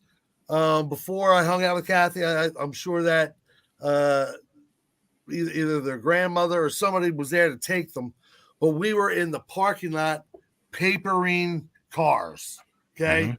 Me, my kids, the ECW arena, Larry Galone. He's on my bucket list. I need that guy. Him and my kids. He would take charge of my kids at the shows, and they would put out all the programs and everything. It is what happened. Like, that is exactly what happened. You know, with that. What else does Todd say? All right, I'll pop up. Tony's saying right now. ECW on air TV pilot, dated November 28th, 1992. Todd said Eddie wanted to fire Stevie because he was awful, and told Todd that he was too loyal. Todd said we can't let Stevie go. He brings the speakers. Oh, that's a dick move. Eddie told Todd that he has to start thinking. Where did that start thinking like a businessman? He can't be super loyal and keep a guy because he likes him and brings the speakers. I didn't read the book, but that's what Gordon said in an interview. Yeah, but doesn't he also talk about doing the same thing to chicks that Vince McMahon did? No, hey. I heard. For one, I know Jay Sulli told me that, and Jay Sulli don't lie. Right. And that's in the book, and I heard it from two other people, and I won't out them, but and I don't know. I wasn't there, but if you wrote it and you put that book out, and you're that proud, wow, you know, hey, bring the speakers. I would have thought I did a lot more. I mean, you were a partner. So let's talk about the. Oh yeah. Oh, the cap almost fell, which means I was going to end up having to do the whole bottle tonight. And you don't have to go from the whole bottle. You don't have to go from the whole bottle. All right. So ECW starts on TV. Let me throw one more in your head to marinate. Remember I said Bill Watts was running WCW? Yes. And he hated Bill Watts at that point. And I was working there. I'm just saying. I was told specifically from the horse's mouth or from the bear's mouth in his last match. I don't know. Okay. So we get the TV deal. We start doing the TV tapings at Cabrini, and you're now this on-air personality on TV. Yeah. You're out there with Jay. You're out there with Terry Funk, and honestly, you know, especially now, I don't know if you know this. So this whole fucking YouTube channel started, you know, like a year and a half ago. A friend of mine in the music business who's an ECW fan, he calls me up in the middle of the night. He's like, yo, I just got home from a gig like 3 hours ago. I'm laying in bed. I'm watching ECW on YouTube. And I'm saying to myself, wouldn't it be fucking great to like watch this and hear Bay's commentary on what the hell's going on, what he knows about behind the scenes, what he thinks of the matches. And I'm like, oh, that's fucking brilliant. Like, okay. Party. So I'm start doing this, and I've been doing this match by match ECW TV thing. And then I've been doing these interviews for 10 years on my other channel. I'm like, I need to like get hold of everybody and sit down and do these fucking little cleanses, you know, of everything. And I'm just like, and a lot of stuff, like I said before we started this with you, Jay, a lot of people, I don't know what the hell went on. I was a kid and I was in and out. So How did Jay Sulli get in the business? Jay Did he tell Sulli, you? he said it was at the Chestnut Cabaret, and it was Oh, no. It was in Todd's office. Me and Todd. Jay was my friend. okay. We were in. Actually, I don't even think I was in the Squared Circle fan club.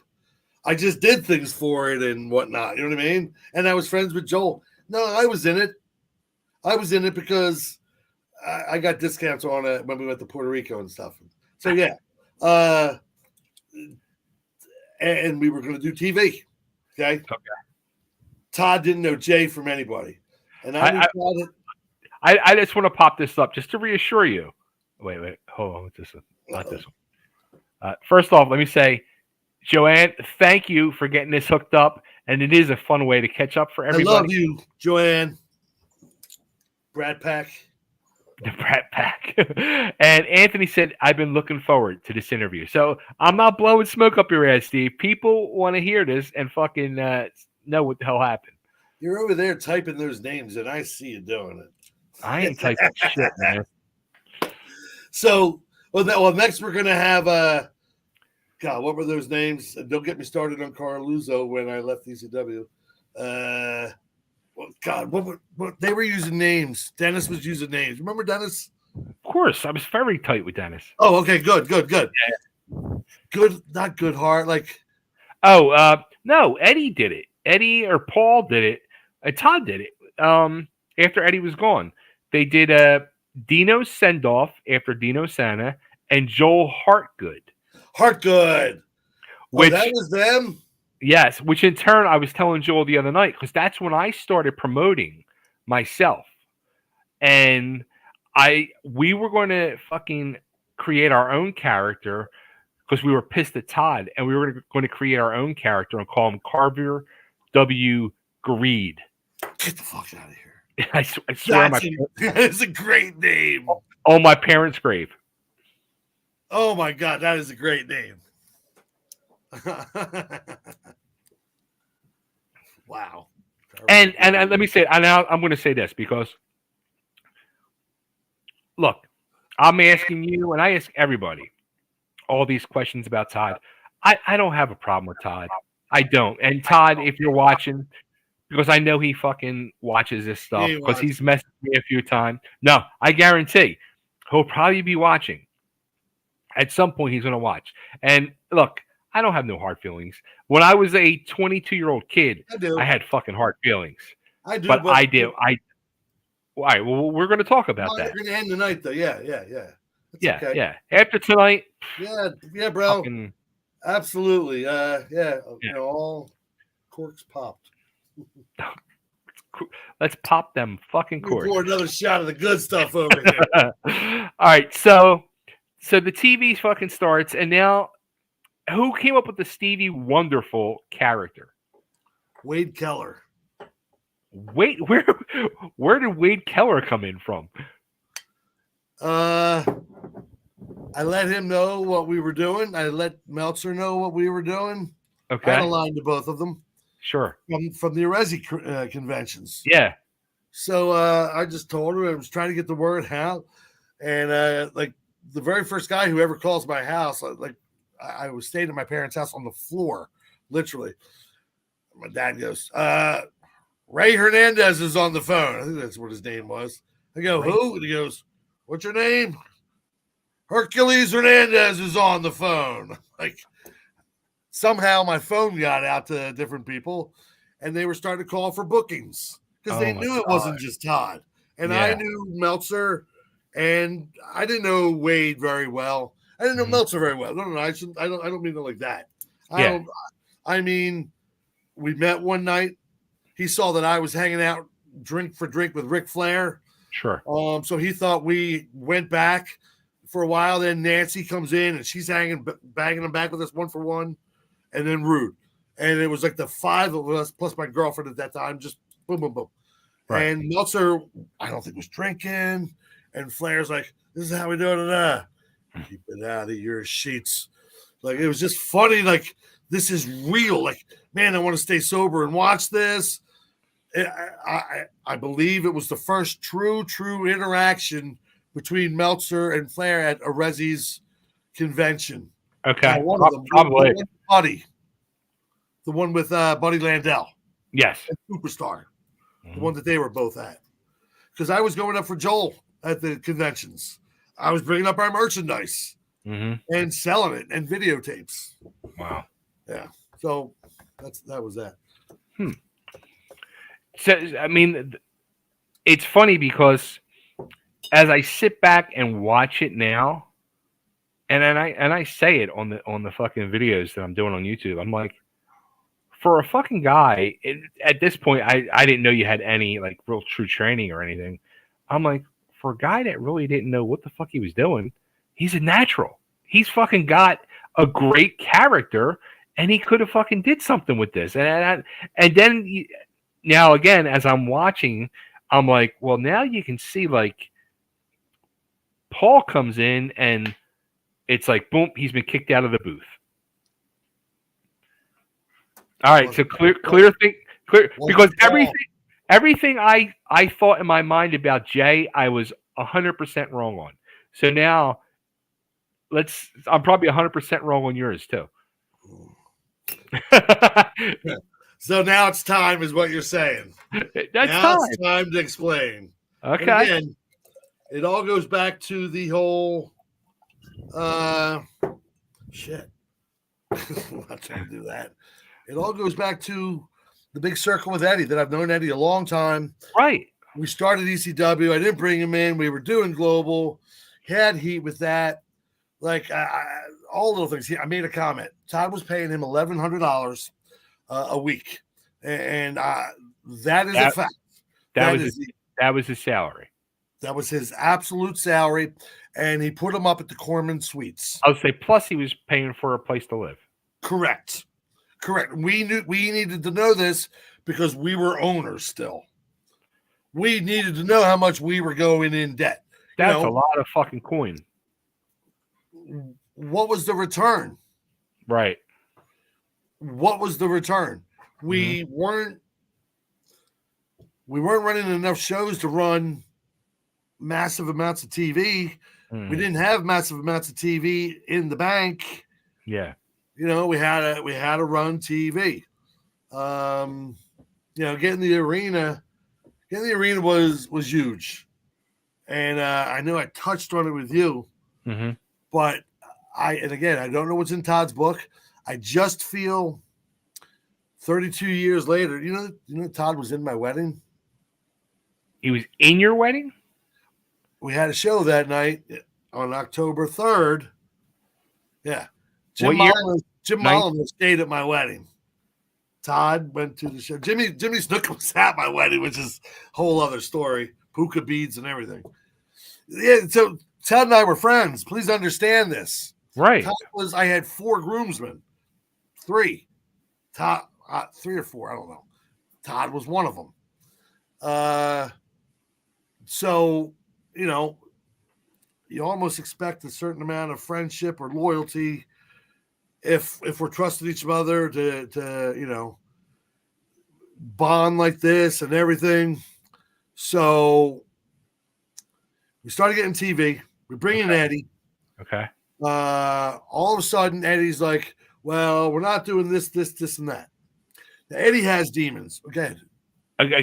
Let me ask you this before I forget this question. You mentioned his salary.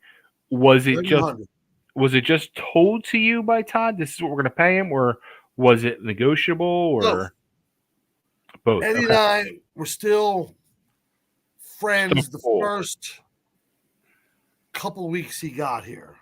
Wow. Okay. For one, I didn't partake in some of the same things. If you know what I'm saying. The cocaine. I'm a pot smoker. Yeah. I'll put that out there. That's me. Yeah. You know what I mean? I don't do other, Yeah. and to each their own. But Sure. it messes with you. I've done it all. I've done it all. No, Right. I've never put a needle in my arm, but Right. I've done bad things. But Eddie had his demons. Eddie was mad, so I had to pick up Lawler one morning. He calls me at like 10 o'clock at night. Hey, I need you to do this. Da da da da da da da.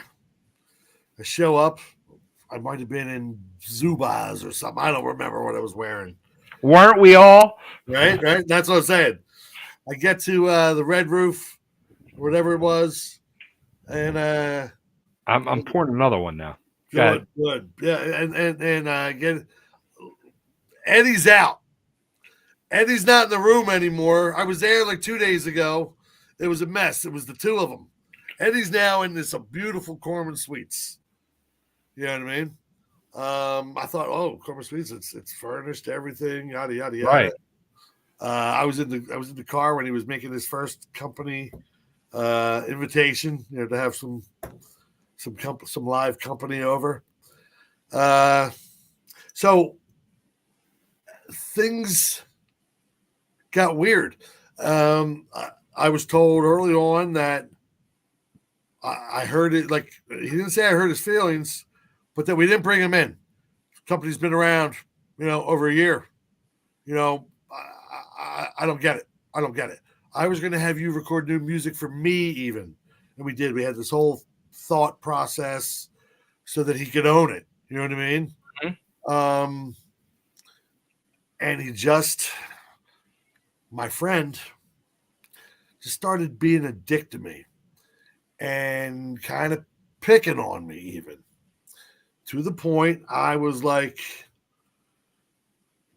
do I want to put up with this right now? And I would make jokes to Bob. I never would tell anybody what was in my head. Right. How's your 16.3% doing? You want to buy mine? We'll find a way to get it up the ladder. I saw something for like 32 cents. And, we used to tease. Oh, yeah. He'd be like, no, dude, you owe me money if you're going to sell it to me. Shot of tequila. We're all good. Yeah. No. Did you just do yours? Hey. Hey. Cheers, brother. No, absolutely. So our vibe changed totally. The call stopped as frequently. The WCW thing was kind of going okay. Okay. Todd was marking out. He did with Jimmy when Jimmy got here. Oh, I get it. I get it. You have money. What are you doing taking a guy? I think he took him to fucking Bookbinders or the library or some shit. Right. Fucking take Jimmy to fucking Wendy's and just say, have all you want, bro. He would have been just as fine. Take him to Red Lobster. Jimmy would have been happy. Yeah. Fucking Denny's. Denny's, we all eat at Denny's. So it wasn't going well, and I was very uncomfortable. And I was laying in bed at night thinking, man, how much do I want to do this? And I had always said to Eddie, when we were talking about him coming in and when he came in, what do you think about Paul? What do you think about Paul? That Texas thing. Was it Texas? I think the Crockett's or somebody was doing something in Texas. Okay. With Paul. I think they were trying to leave or something. And I don't know if they were going to use Brett and Terry Funk on top for something. I don't know. But there was competition, and that's why Paul couldn't do anything yet. Okay. So all of a sudden, I think that idea shuts down or the money man pulls out. And then Paul's here. Right. Paul and I had always gotten along good. We were never friends. We'd never hung out. I met him in Memphis as a photographer. Right. And I was just a soldier just a soldier. You know what I mean? Right. And we would do these little, I don't want to say tours, but these little boxing things just get our beef settled, and people just loved it because we were going to hug afterwards, whoever we were fighting. You know what I mean? Because we were all brothers. It was just clear the beef. Sure. You know? So we would do shit that, and they would see that, so they liked us, and so that's when we met all those guys. Tommy Rich even back then. And Paul came up, and Paul actually called me. And I remember where I was standing up in my bedroom, and I go, "Hey, what's up?" I was just thinking. All right, what are you just thinking? I would like to morph you, and he brings up Diamond Dallas Page. Okay. He said, "Morph me into what?" He goes, "Are you familiar?" I said, "Yeah, he's a Jersey guy." And he goes, "Okay, well, you both have similar backgrounds, as in starting, doing other things, then managing, and maybe we can teach you to do something in the ring." It was at that moment I could have said something that I could do a little in the ring. Yeah. Yeah. I was unhappy. I didn't sleep good. I started a business. I've started businesses before. I was losing sleep. I was upset. I felt paranoid in my own company of men that all I wanted to do was make everyone succeed, because that's how it works. If one succeeds, hopefully their partner succeeds. Sure. You know what I mean? You get each other over. It's all I ever wanted in this company. Did you feel like they were trying to just screw you over at this point? Like, not even Todd, because it seems like at this point Todd was almost like losing the reins to Eddie. He gave the reins to Eddie. Yeah. But as far as I was concerned, Eddie was my friend, and Todd was still the boss. Right. And Todd said to us, "I'm not going to be dictated to. If I don't like something, I will overrule it." Right. I disagree. But maybe I don't know what Todd's feelings on me are. I do have a Facebook message from him that I have yet to open. I have a girl from when? July, the book, time of the book. Okay. Yeah, and it starts. You can see the first couple words. I remember the four of us, and I can't remember what else I can see, and that's all I can see. And you haven't opened it. I have not opened it. No. Why? It's part of my dick mode. I don't give a fuck what you wrote me. You know what I mean? You can get a hold of me. Did you try that way? I guess, but keep trying. Try harder. I treated you, man. I treated you like God. No pun intended. Right. Seriously, no pun intended from one to the other. Sure. I treated him, and he did for me, because I was also so poor, running around doing these things. And when I would go to his office, truth be told, let me throw all the cards on the table. I never asked for gas money, but I would have to park, and I would ask him to validate my ticket. Yeah, the garage next door. Yeah. And I felt bad about that because I was a businessman myself, but I left a really bad situation, and just said, start over, like start over. That's when the TWA was ending. Sure. And it was the exact time, like December is when I left Discount Printing, and the wedding shop. Plus the little stores I had in there. Studio moved, everything's into storages, and I'm trying to hang on with this. We started ECW out. Now I'm just going to be going around again some night because Bob didn't get it either. But Bob was nice to me. "Hey, do you want to DJ at the skating rink?" I go, "Yeah, what do they want to hear? Because I don't know these kids." And my kids tell me, "Oh, go get Nirvana, go get this, and that." Todd shows up. My kids are homeless, not homeless, but I'm making a bigger thing out of this than I should. Todd brings this big box of shirts to Bob. Hey, give these out to all the kids. This and this and that. My kids are putting programs on the seats at every show. At the See, now I remember that. I didn't know that was your kids. All of them. And Larry Glone sometimes would take charge of them. You remember Larry? I remember the name. Gotcha. Once I see the face, I need that face. That was a great man, and I'll get back to that. I was about to say this, but so I was still working. We're doing a thing before a show. I forget which one. A production meeting. All the boys. We're at the arena. Eddie's holding it. And all of a sudden, he goes, Stevie. And we go walking out into the back. I go, do I fight back? Do I just defend myself? Are you prepared to get a possible ass whooping? Because I don't know. I don't know who, I'm thinking that, I don't know.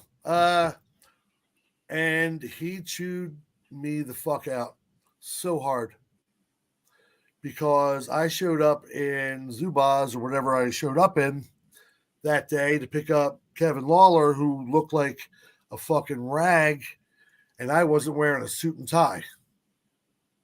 What? I paid for the printing. I paid for the signs. I was the one that was going around to the neighborhoods. This happened all the time. That was part of my role as being an owner. The very first mailing, when we had the mail list, this will sound weird, it was like $95. I didn't get it out for a couple of days. Why? I didn't have $95. And Todd left me the responsibility because I had the list and did the cards. Like I printed the cards myself that we sent out because I still had my printing, even though I didn't have the store. Right. So I printed all the cards. I paid for that, but I needed like $95 just to mail them. And I didn't mail them till 2 days later or whatever. And it's one of the lies I told during the company. I mailed them right away. I didn't have the money. I literally didn't have the money. I was a 30-year-old man trying to raise 4 kids. Ramen noodles was like an awesome meal. Sure. To feel me. You know what I mean? Mm-hmm. But I did it. I scratched. I begged, I borrowed, and I got it out there. That was my role as a 16.3% owner of Eastern Championship Wrestling. To the day I die, and strike me dead, strike my dog, strike my children. That's not the truth. Wow. That's the truth, Chubby. That's setting the record straight. So, next show, I don't think it was that show. We were doing something else. I'm trying to remember. How. Did you know and did you feel that there was a problem? Was it communicated to me? No. Yes. Did I feel? Yes. And okay. And that is when I think the second stream of mental health, as I've discussed with you, started to become very relevant in my life because it affected my family. It affected everyone in my world. I would do if I work a job, I'll do anything for you. I'll do anything for the job. You tell me, I can jump off that building, man, and we're gonna film it, and we're gonna have so many customers. Done. I'm gonna do it.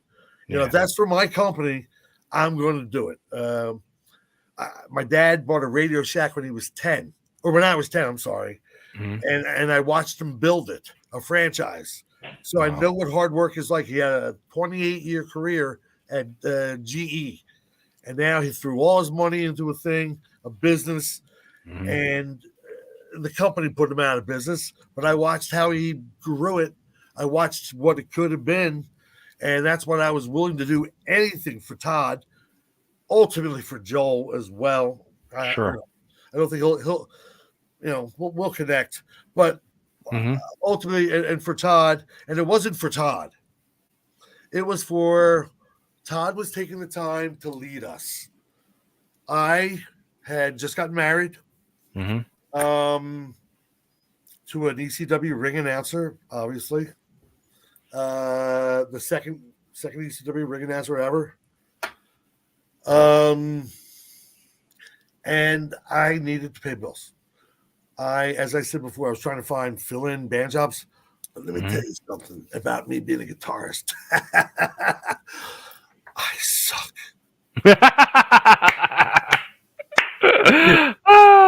I'm the best guitarist in this room. I'm the only one. It's the only time I'm ever the best. I'm the only one. You play Yeah. Oh, I'm the second best guitarist in this room. Hey, no, you're not. You are the best because I suck even worse than you. I doubt it. I entertain I don't. Like crazy. I made a living for many years touring up and down, meeting Chip. Is enough. I don't know if I even mentioned that to you. We were friends, and Tommy, of course. But yeah, so all right, back to that. Back to what we're here for. So I did feel it coming. I was very upset to the point I pulled a little, I don't know, little baby move. I was left out of a couple of meetings that I didn't feel I should have been left out of. Okay. And a couple filmings that I didn't know about. That was Jay, my boy.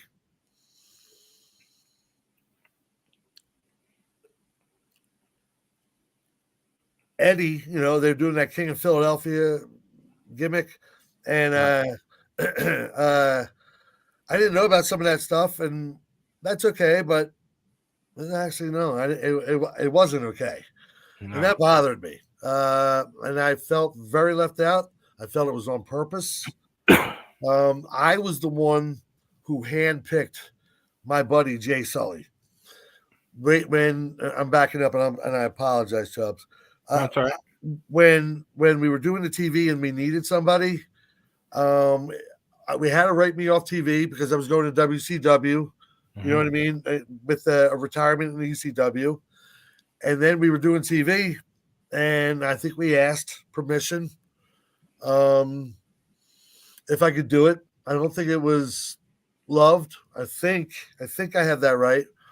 And we needed a straight man, a play-by-play. Right. And Jay and I had never practiced. We had never talked about it. We had never been drunk and done it in a bar. Going, yeah, throw him over there. What do you think, Stevie? Because he would always go, what do you think, Stevie? So we never spit dreamed it. And I know he had aspirations just to be close. I think maybe just to be close to business because he loved it. Like from what I remember, he would even travel for shows, which is cool. I don't mean local shows. I think he was either in work or because he travels for work or did. I don't know. And I remember we would catch up. Oh, so yeah, I was reading that in the Observer what happened. And then I would give him the Observer. Back to the Observer. It comes from Eddie used to like it when he would come to my house and I had it rolled up because it was thermal paper out of a fax machine. But when I was working for Cowboy Bill Watts, not so much. Like that was just like, oh, Stevie's really pissing me off now. Todd likes him, maybe. Right. Now I wonder, in my life, I do. And so let me get him out and he's famous for that. I mean, he's saying that's part of his demons. Yeah. Push whoever out that threatens him. Sure. I did not threaten him. The only time I should have is when you guys were all in that meeting. We were all in the production meeting. I think we were filming 2 days of tapings. And then it was going to end. I was doing a match with me and Sal. Again, we worked Suicide Blondes. Okay. And Hunter was managing them. A little bit of trivia. Who was the last person who came out to Enter Sandman?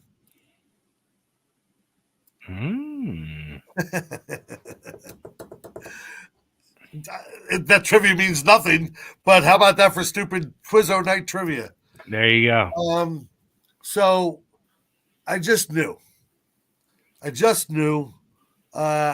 didn't know if I had heat, honestly, with Candido about something, about the Tammy thing. I was the one that had to leave. And I'm just sitting there going, I'm in a match. I get along with Chris. Eddie's friendly with Chris, real friendly with Chris. Yeah. Yo, stiff him. Give him a seat. And actually, I remember, because I just watched that recently about a month or two ago, and I was like, honestly, I was fucking hysterical. I'm like, oh my God, they fucking stick the shit out of fucking wonderful. I was fine. I was good, man. We were done. Chris was a good guy. Whatever. It was, we worked tight, or, I was taught tight. Sure. European, that's that way.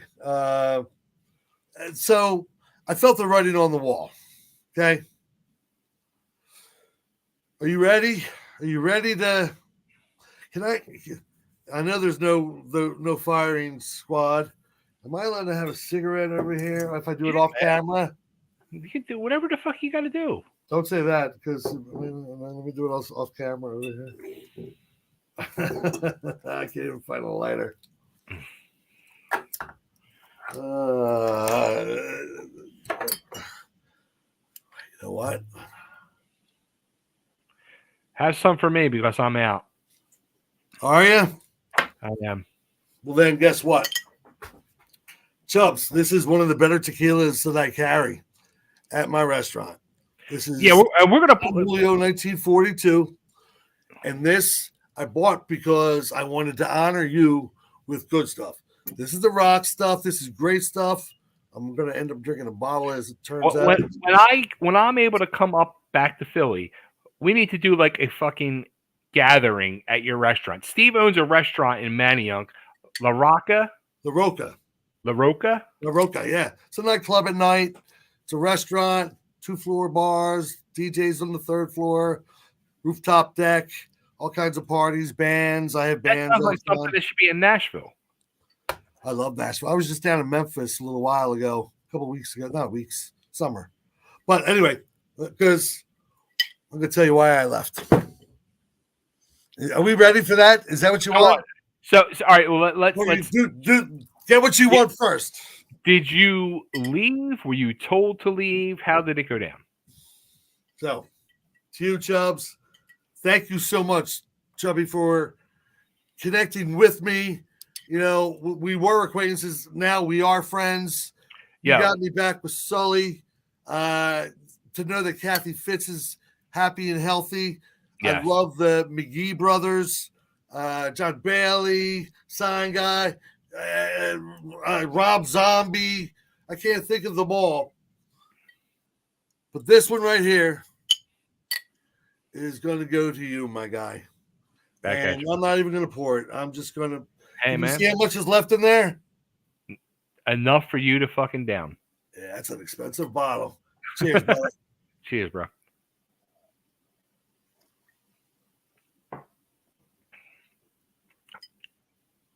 Holy shit. Now that's a fucking shot. Oh. That's a motherfucking shot. Yeah. Woo. Hey, did we ever hit 10 people in here? We've been over 10 the whole time. Shut up. You got friends. You got friends. So ask me what you want. Are you ready for it? Because if I gotta cry, I'm gonna cry. I'm going to tell you this. I honestly, I was texting my fiance. She like walked in and all, and I texted her and I said, I might actually cry. This has been the most because I can feel your fucking pain of this stuff from for 30 years that you have been bottling this up. You've been dying to talk about it, and you've been wanting to let it out. I'm No, like, it wasn't dying I to talk want to. about it till you, brother. Well, Till hey, you. You have that thing in you. You're amazing at this. You have that. You just have that, brother. You thank you, have that. thank You you. have that. You have that. I have a lot of friends. I have very close friends, and they have asked me, and then they stop. See, I want to fucking cry, dude. Like I can feel like what you're feeling, and I know, like you've been, yeah. So I gave everything. I was a homeroom mom because I was a single parent still, and I'm Mhm. starting to get married. So I would devote time to school, and then I'd play guitar on Friday afternoons to the classes at times, yada yada yada. Okay. So certain days were chaotic in my life Hmm. and trying to hustle. Sure. Uh, I was talking to this bail bondsman at the same time who's offering me work, and Scotty Bigelow is vouching for him. I was gonna say it was not Bigelow. No, oh no, Scotty wasn't a bondsman. Okay. No, Scotty, I love Scotty. Scotty was technically a skip tracer. Okay. It's like a bounty hunter. It's just the Bounty hunter. easiest way to say it. What he Mhm. did was skip trace, and he didn't do it for long. It wasn't him.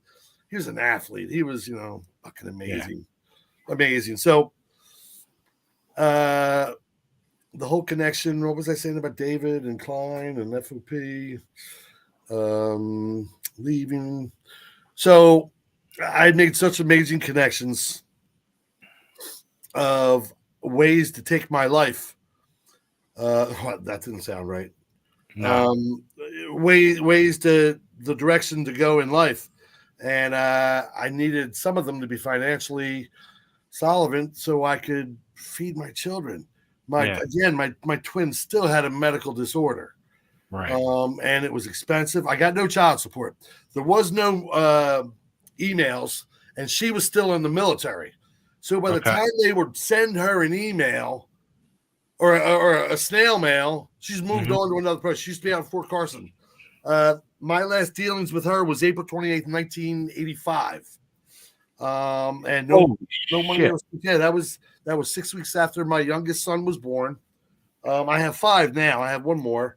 But those four, yeah, that was 6 weeks, and that's when she was allowed to travel back to Europe because she was still stationed in Germany. Wow. Because we had both ended up loving Germany, and I loved Austria, and I knew that if I wanted to wrestle, which I didn't know that's what I wanted to do. I had a job in Austria because he Right. knew I would do anything. He knew I would, I knew how to put the ring together, or help at least. I didn't know how to do it all. Um, but kids first, man. Story of my life is always kids first, Chubby. It's it has been. I I thought I hit the lottery.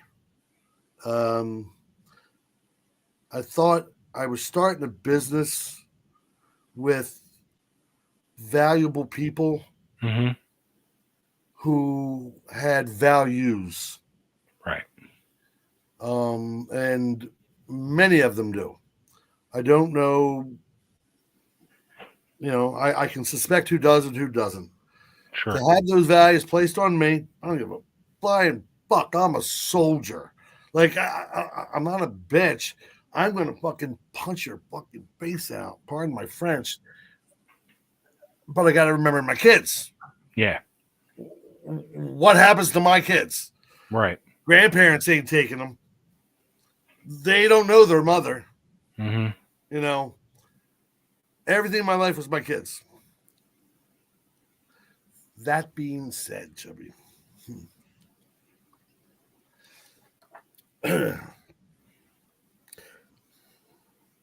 we went out to Ron Jaworski's Eagle's Nest, or not Eagle's Nest. I named that when we knew that we were going to throw JT off, because it was originally going to be Dougie. Or did we throw Doug off? Whoever it was. Through JT. Yeah, because everyone thought it was going to be Doug, but we knew it. I knew immediately. Dodd knew immediately that we were bringing in Doug, and we were throwing him off the Eagle's Nest. Before anybody had seen it, I'm going, "Oh, that's the Eagle's Nest." And one of my friends goes, "I think Sully said that he created it." Yeah, I'll fix that, Sully. So what was I saying then? I got caught up in the Eagle's Nest. So we're there. We're at Jaworski's. Beautiful day. Short stay. Were you there? No. I was gone at that point. You were already gone? I was already gone. I was gone after the second set of Cabrini tapings. Who got rid of you? Did they get rid of both you guys? Were you guys still the team? They got rid of as a team? Yeah, we were as a team, and they stopped booking us. Okay. So I've done battle royals. I've done matches for the ECW, a variety club matches. We gave a guy with JT a tryout. They went to double hip toss me, and I don't know if I just didn't get over hard enough, whatever. My neck still hurts to this day. Okay? And that guy didn't get signed. It was me and Mike Kalua. It was me and Mike Kalua against those guys. So, I gained so much. Charity, learning charity. My kids have, had an issue. They were eligible to go to camp. Todd was, I don't know if he was the vice president at that time. Yeah, he was. Variety Club. So up in front of all those people, and another shout out. I know you'll never see this. Please remember where I was right now. Stephen Cope. Okay. I love and miss you. My family loves and misses you. This was the only house you were ever allowed to visit and stay overnight. You were the poster child back then of Variety Club. You were my friend. You are still my friend. I love you. I don't know if we'll see that, but I want him to. Do you know who Stephen Cope is? No.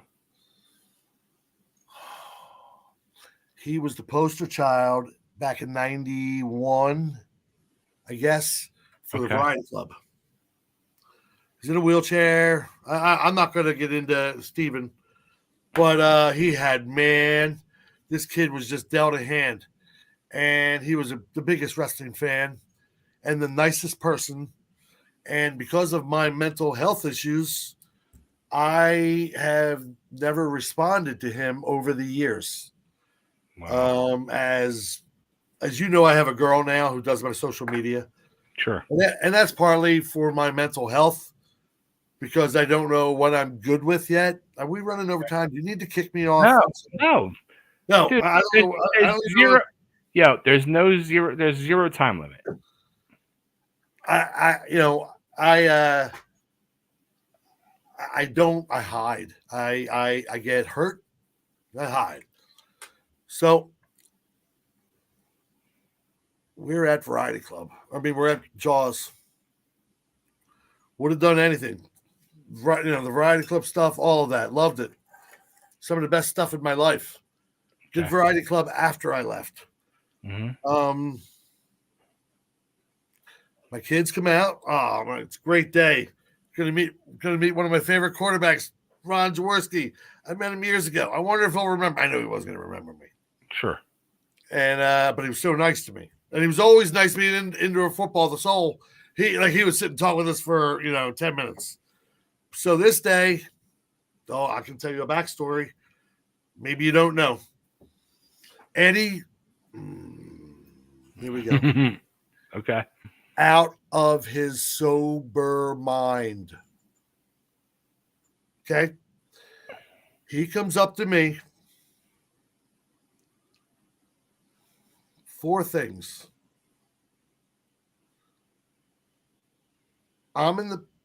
Bear with me.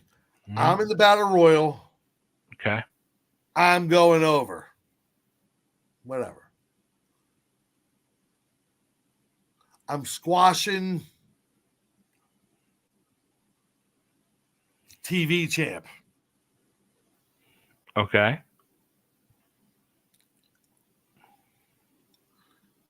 I'm going to be the most popular wrestler in Philadelphia when I take the football player down. Okay. So I was in that battle. I'll get to that later. Jaws. Oh, wait. Glenn Osborne. Mhm. Glenn Osborne was our TV champion. We Yes. didn't have TV yet. We had already discussed we probably should take the belt off of him and do a tournament to make it worthwhile, to get viewers paying attention. Right. I don't know if we would have told him that yet. I wasn't close with Glenn. I liked Glenn. Yeah. He was a very nice guy. Mhm. Is he still in the business at all or anything? Or? No, actually, Glenn was my first interview on this. Oh, that's amazing. Yeah. I love that. And he You talked remember he all had a about brother? Johnny O. I hadn't thought about that till just now. So Glenn was the TV champion. Bob and I were pro Glenn. Okay. And Eddie had all the say at this point. Mm-hmm. But Todd always said, yeah, Eddie's the booker. Todd didn't know how the booker worked. Todd didn't know what a booker really did day to day. He didn't know how to lay out a TV show. He just thought it was the guy who picks who wins and loses. Mm-hmm. Like, and maybe, he learned about setting up. And again, Todd, if you're seeing this, I'm not pissing on you, bro. You got it. So I know you're not gonna see this, but if you do, I'm just kidding you.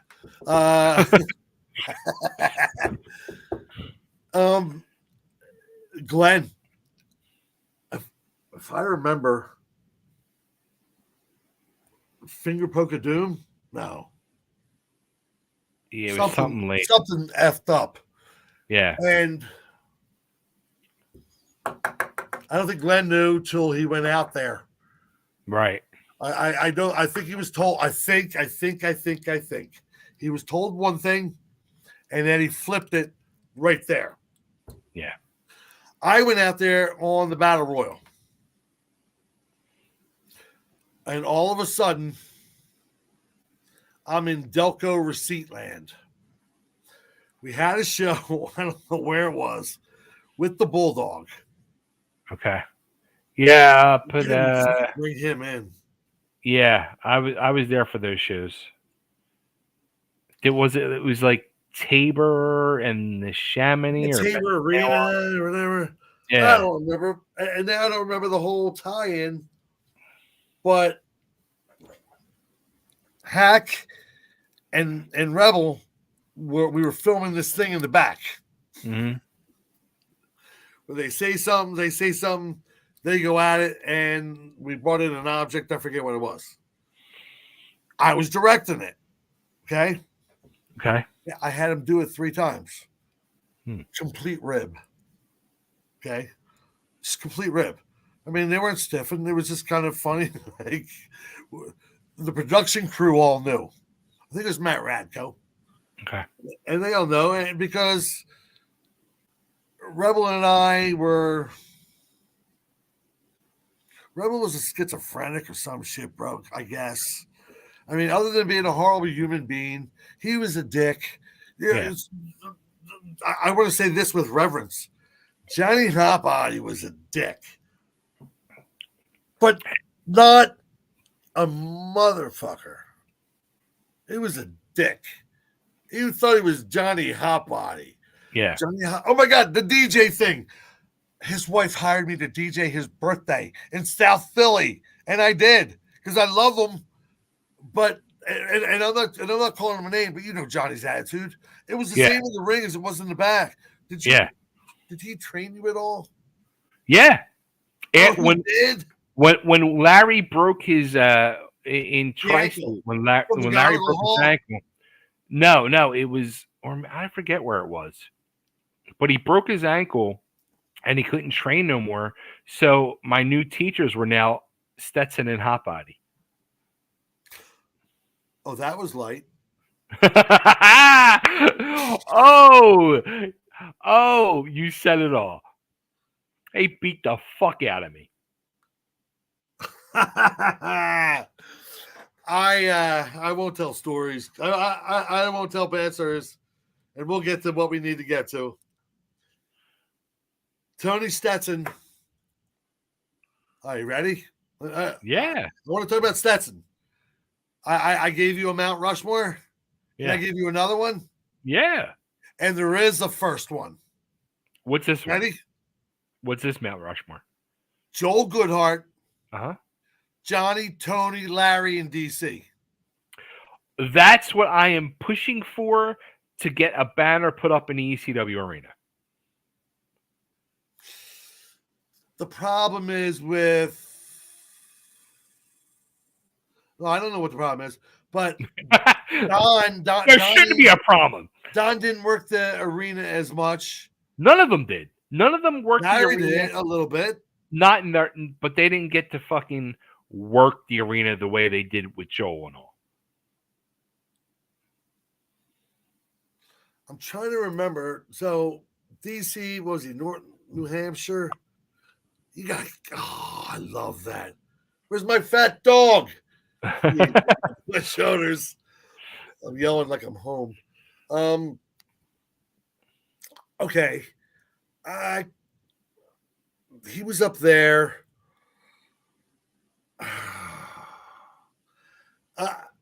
Oh, you know what? Here's a joke. What if I replace Johnny Hotbody with Jules Strongbow? Do you know that story? Hotbody told it. I think Stetson told that Joel was going to bring in. I don't know why. He was going to bring in Jules for Tony. Yeah. And the next day on the radio show, or the next Saturday, it was like yeah. You know, The Rock.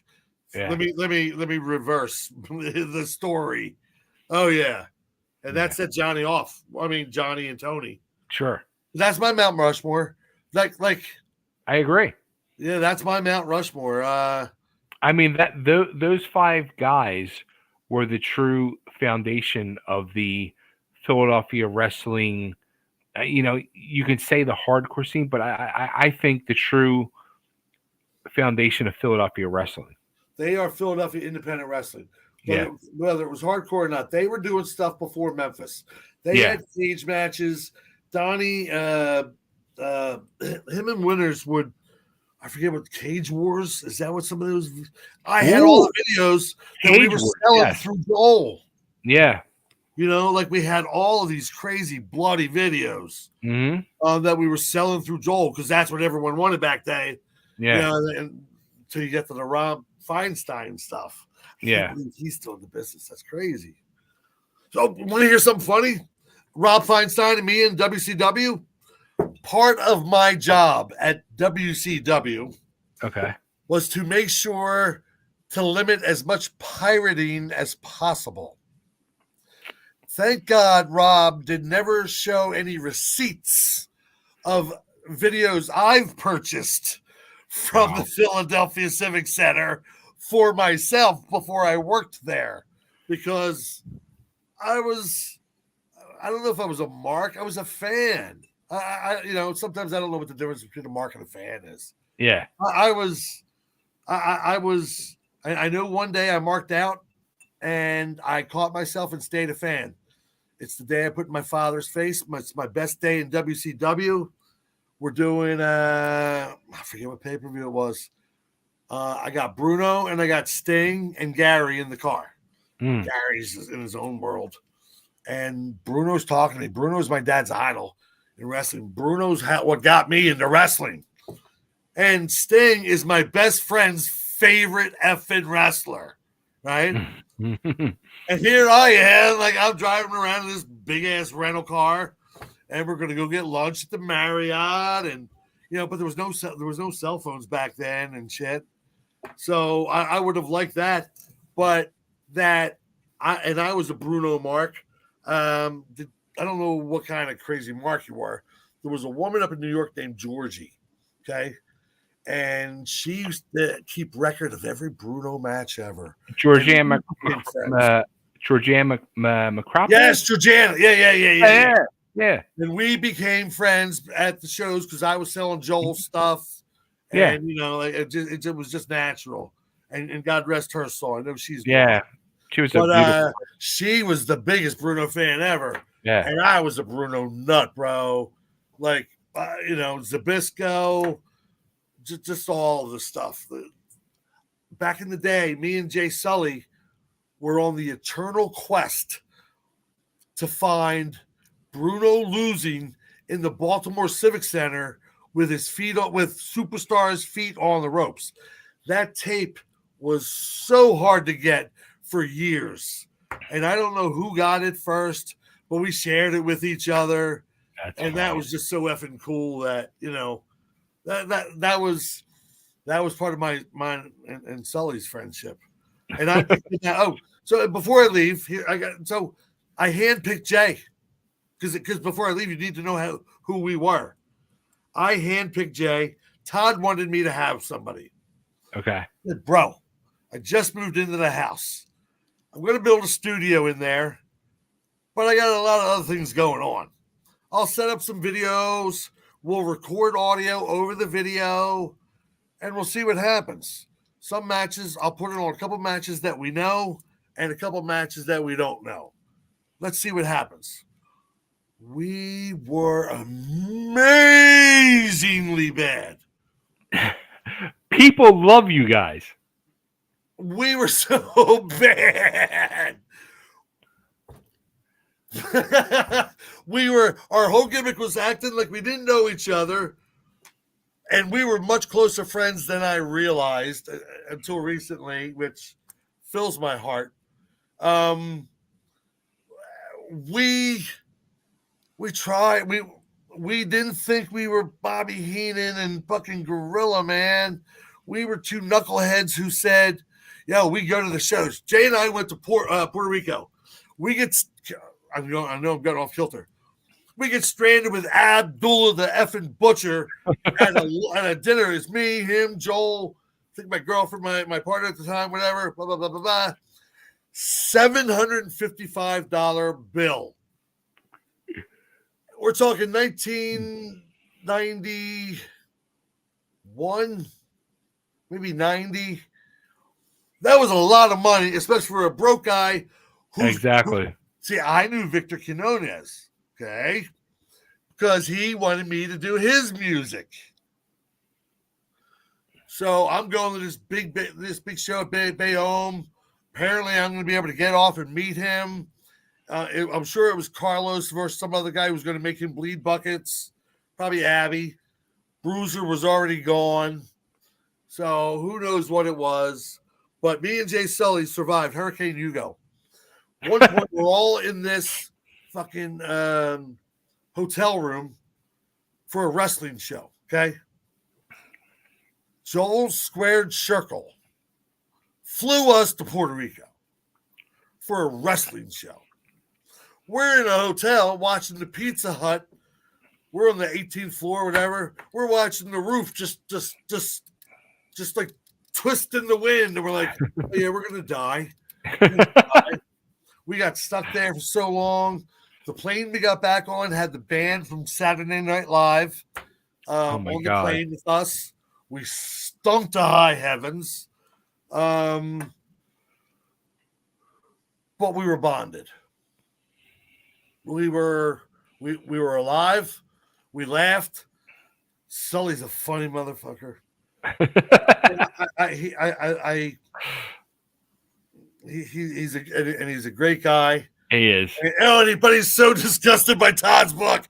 And he's telling his friends, "You're not buying the book. I'll send it to everybody. I will put it in a copy machine and pay the money so Oh, Todd that's doesn't get a hysterical. sale on the book. He's dead set. But All right, well let's talk about you leaving then. okay. So we're at the Eagle's Nest or Okay. whatever Jaworski's place was. Yeah. And he comes up, says, we're gonna do the battle royal. Want to start doing something with you and Rick Michaels of the Blondes. I said, well, what's Sal gonna do? Well, probably Candido. I said, well, that makes sense because at the time it was Chris and Rick Michaels, the Suicide. Johnny wasn't one of them at that time. I don't know what he was doing. Probably just singling with Tony.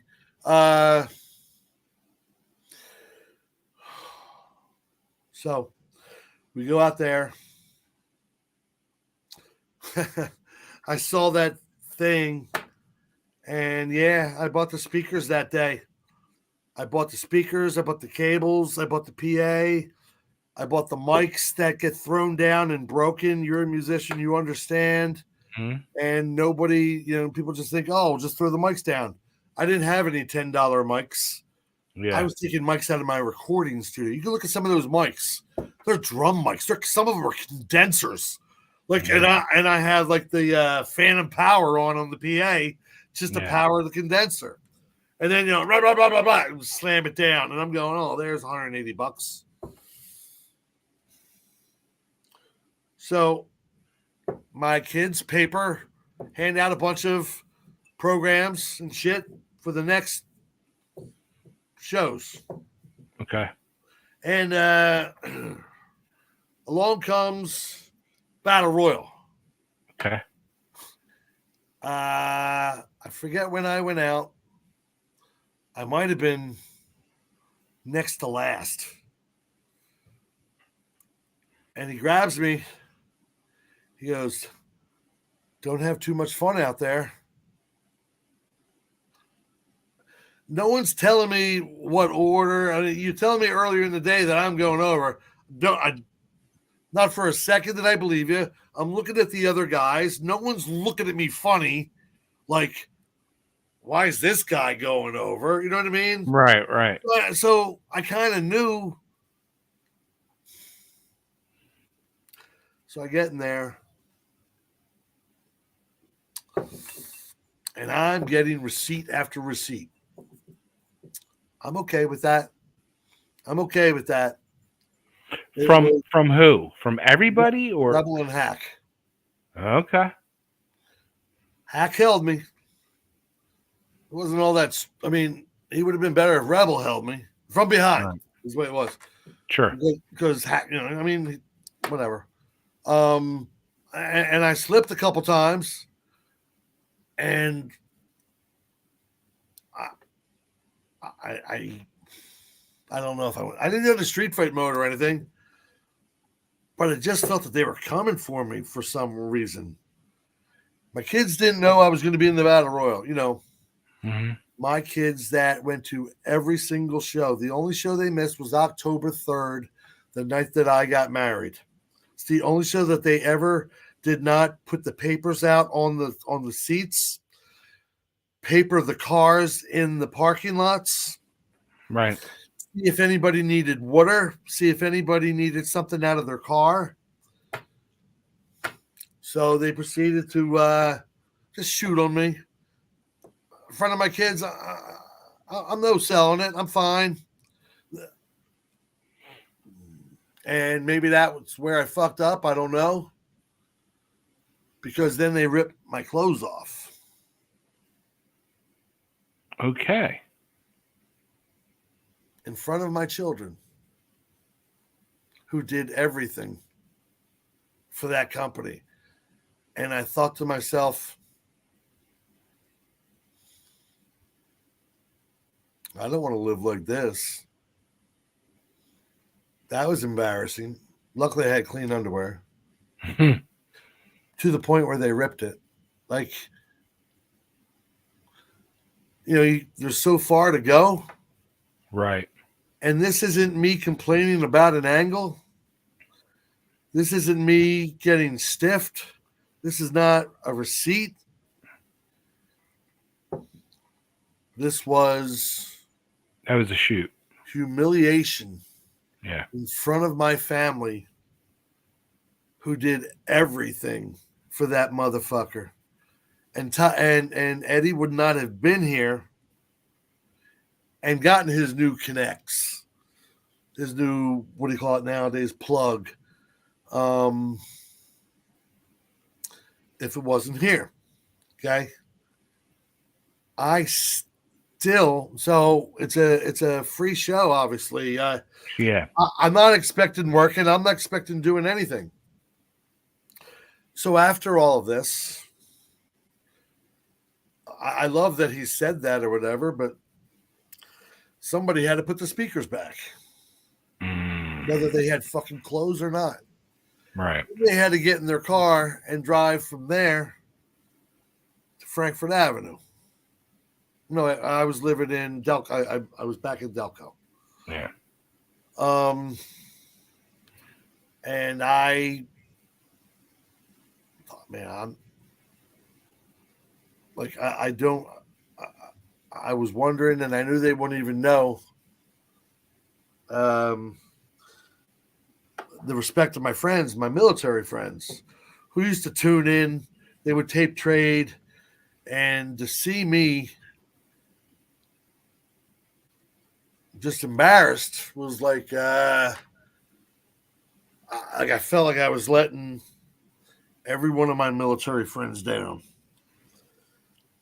because that as it turns out, that was the enemy. I didn't know it. Right. I didn't know Eddie had gone that far. And then I remember, because now I'm remembering as I'm getting closer to it. He had a cane. He hit Glenn Osborne. He put his foot on him. I believe he didn't fucking roll it out of the ring. No sold it because I don't think this I'm not sure of. I don't think Glenn knew until he got into the ring. Yeah.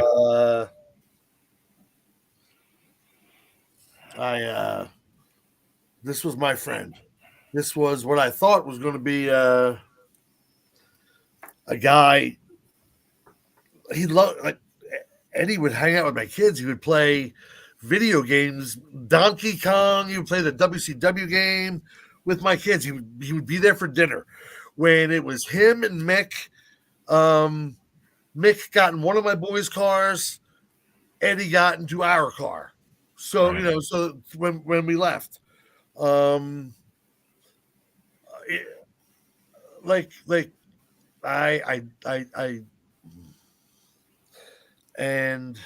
so.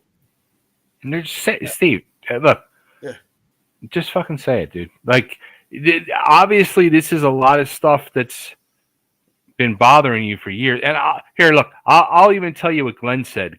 Like, because now it's very obvious that whole fucking Jaworski thing was like such a cluster for many people. Like, so Eddie fucking pulled the gimmick with the cane on fucking Glenn, and like you said, Glenn, it was changed up last minute, and he fucking hit Glenn with the cane, and then fucking in seconds hit him with the cane and put his foot on him, pinned him 1, 2, 3, and Glenn was like, "What the fuck is going on?" And then he said he actually like called Todd afterwards to talk to Todd about it. Who called Todd? Glenn did. Okay. And Todd was trying to put the heat on Eddie, and he was like, Eddie's the booker and this and that, and he's like, well, obviously, I don't think this is right for me anymore, and I think I'm gonna have to leave, and that's when Glenn left.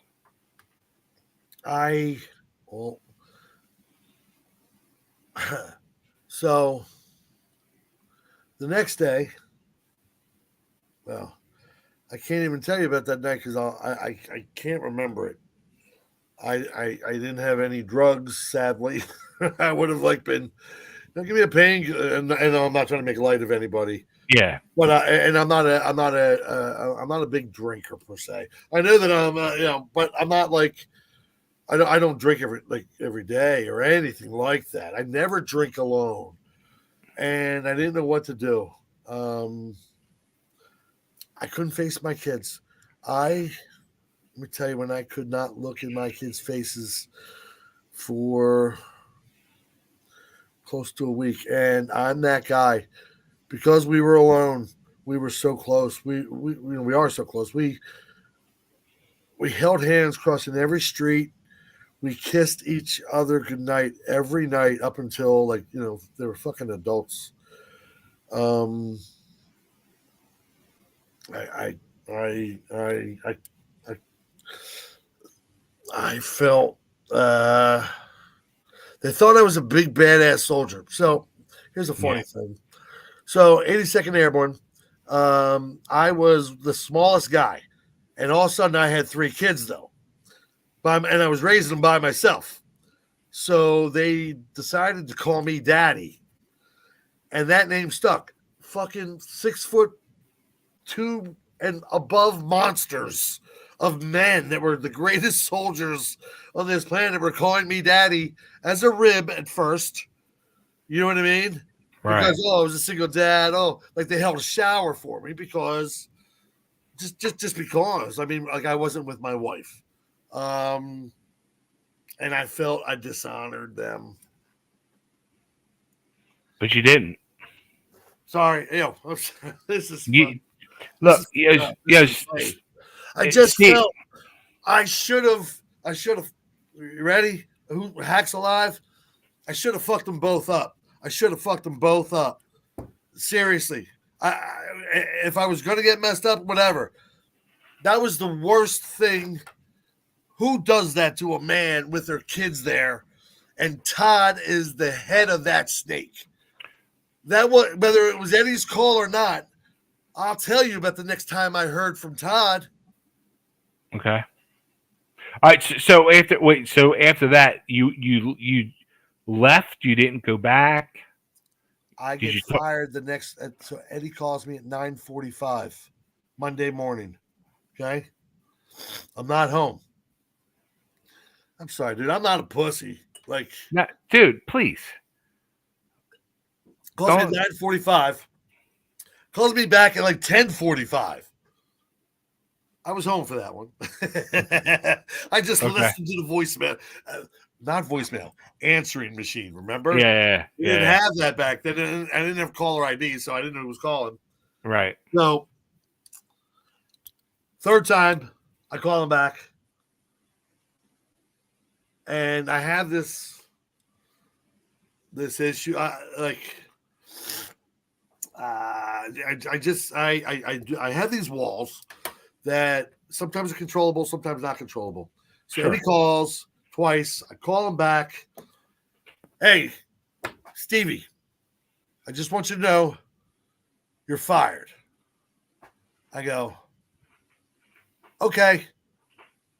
He goes, we're not going to be using you at all anymore. I said, gotcha. Maybe he said one more thing, and I would have said, uh-huh. I knew when he called what was coming. But Todd was my friend. Todd had just been in my wedding. Todd just asked me to do TV and this. Todd just asked me to do this. Todd just asked me to do that. If you didn't like me on fucking TV, I was fine. To spearhead, and I don't want to hear, I didn't know, because you're a liar. Yeah. Because I did not hear from Todd until the next Thursday. Okay. That was Eddie called me on a Monday twice. I called him back. Mm-hmm. I'm thinking Todd's going to call me. Hey, I'm so sorry. Here's why. It's not working. Eddie's feeling this. You guys are friends, but it's rubbing. Next Thursday, he calls me. And so I got fired on Monday. I'm sitting down to dinner on Wednesday night, the night before Todd calls me. So I get fired Monday. The very next Wednesday, we're sitting down to dinner. My new in-laws are here. My beautiful family's here. Life is just grand, except for I still have the humiliation, and I had the greatest in-laws that you could just ever imagine as humans.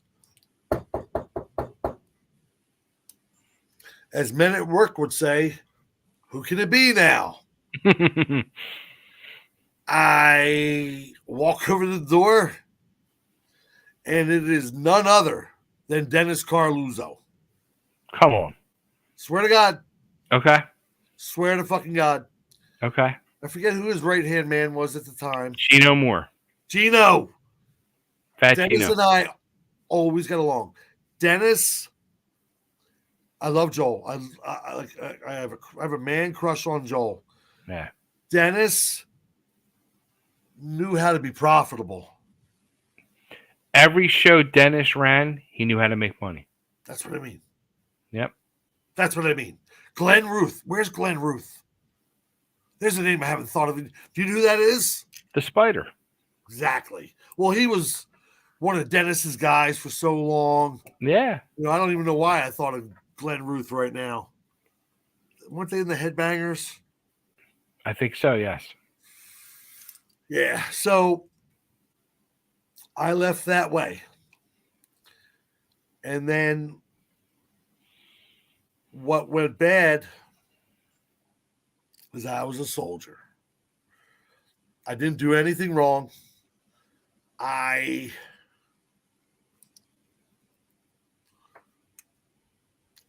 thought I forged great friendships and everything else.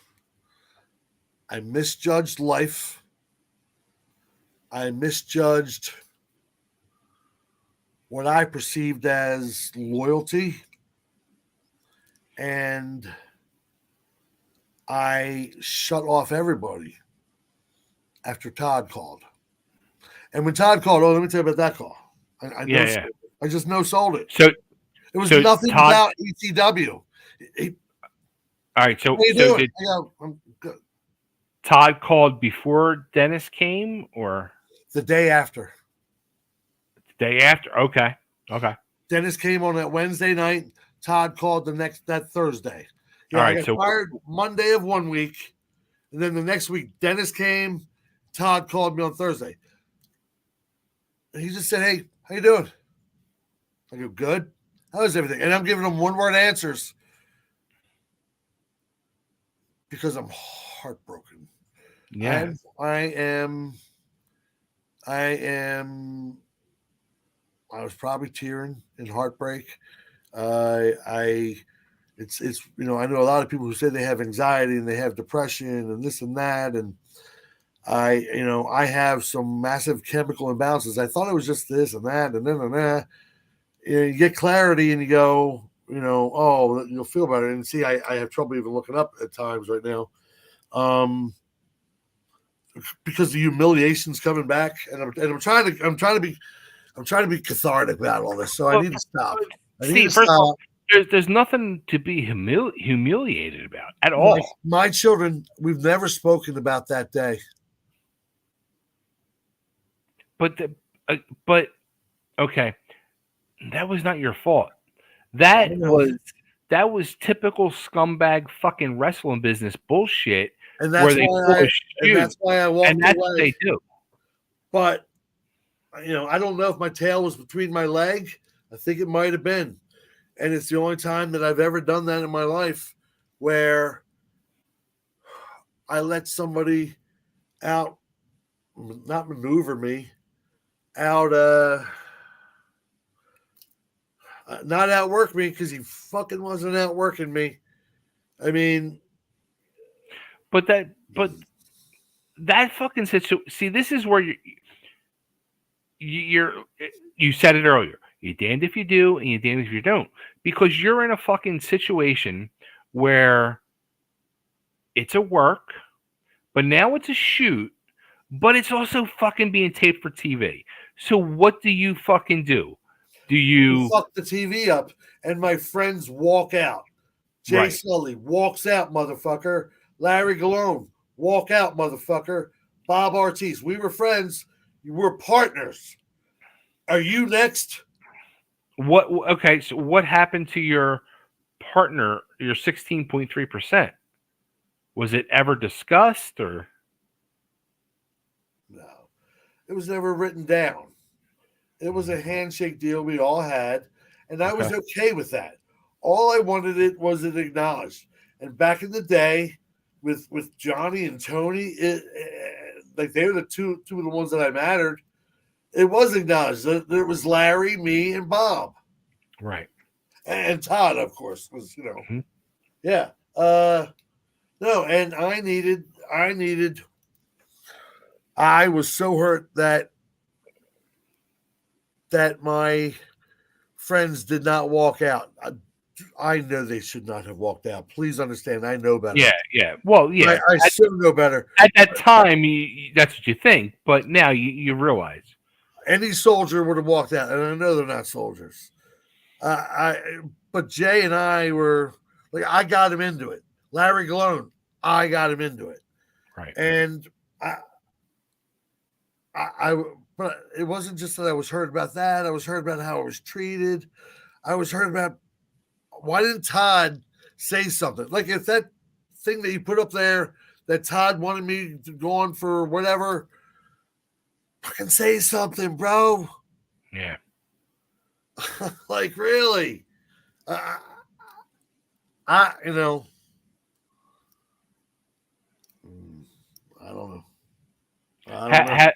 Have you? What year was that? 1993. Have you spoken to Todd since 1993? The last time I spoke to him was that Thursday. The guy in my wedding? Yeah. Yeah. That Thursday. And never mentioned the company that I, helped him start. Brought in Eddie, which I'm glad it ended badly. Everything was ending with him badly at that time. Yeah.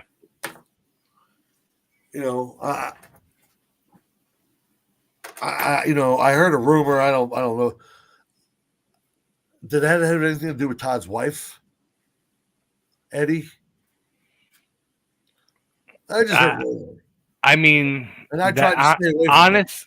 Honestly, that's a rumor I have never heard. Oh, because the rumor I had heard was they were messing around, and Eddie's Eddie. And then when I realized it, I didn't believe it. Well, they had a booking meeting, this and that, and we didn't have booking meetings. You know what I mean? So Right. I didn't believe it. But I did hear that. I even years ago saw it on YouTube because I had trouble. I didn't watch The Business for years. It took away my love. Sure. Of watching anything. I owned Jimmy Snooker's music.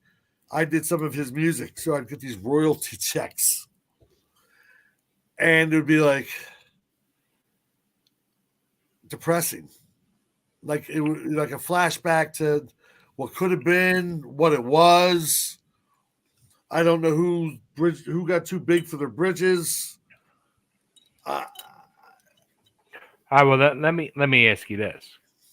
I have so many questions in my brain right now, and I know I'm going to lose track of them. I'm sorry. Do you have a lawyer? Of course. I think it might be time to contact WWE, TKO, whoever, because they've been using your fucking music on Peacock and their other streaming service for how many years? I know. I mean, technically, you should be fucking paid for that shit.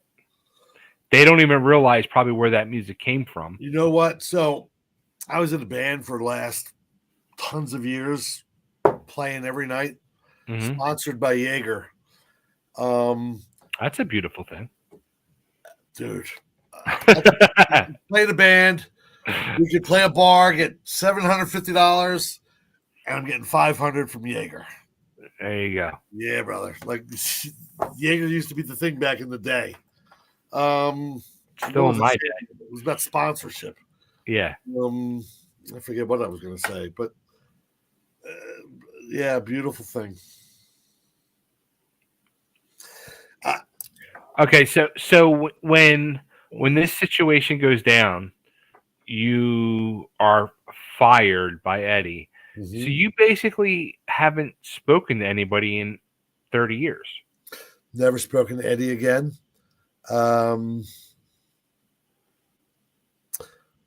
My last conversation with Todd was probably under 60 seconds. I haven't spoken to Bob Ortiz. Wow. Okay. I haven't spoken to Sully yet. We will. Yeah. That's my guy. But you have been texting. Oh yeah, he even came into one of my restaurants yesterday. He came into La Roca, and Wait. One of your restaurants? How many restaurants you got? Oh, I don't want to get into that. let's just focus on one thing at a time here. So, Sully came in and he dropped off the book. Okay. And he wants me to read it. He's like, "Yeah, this is the book that everyone's making copies of," and but he's like, apparently everyone's talking. They don't want to have any sales for Todd. So I don't even know what the book costs. I'm very apprehensive about reading it. I'm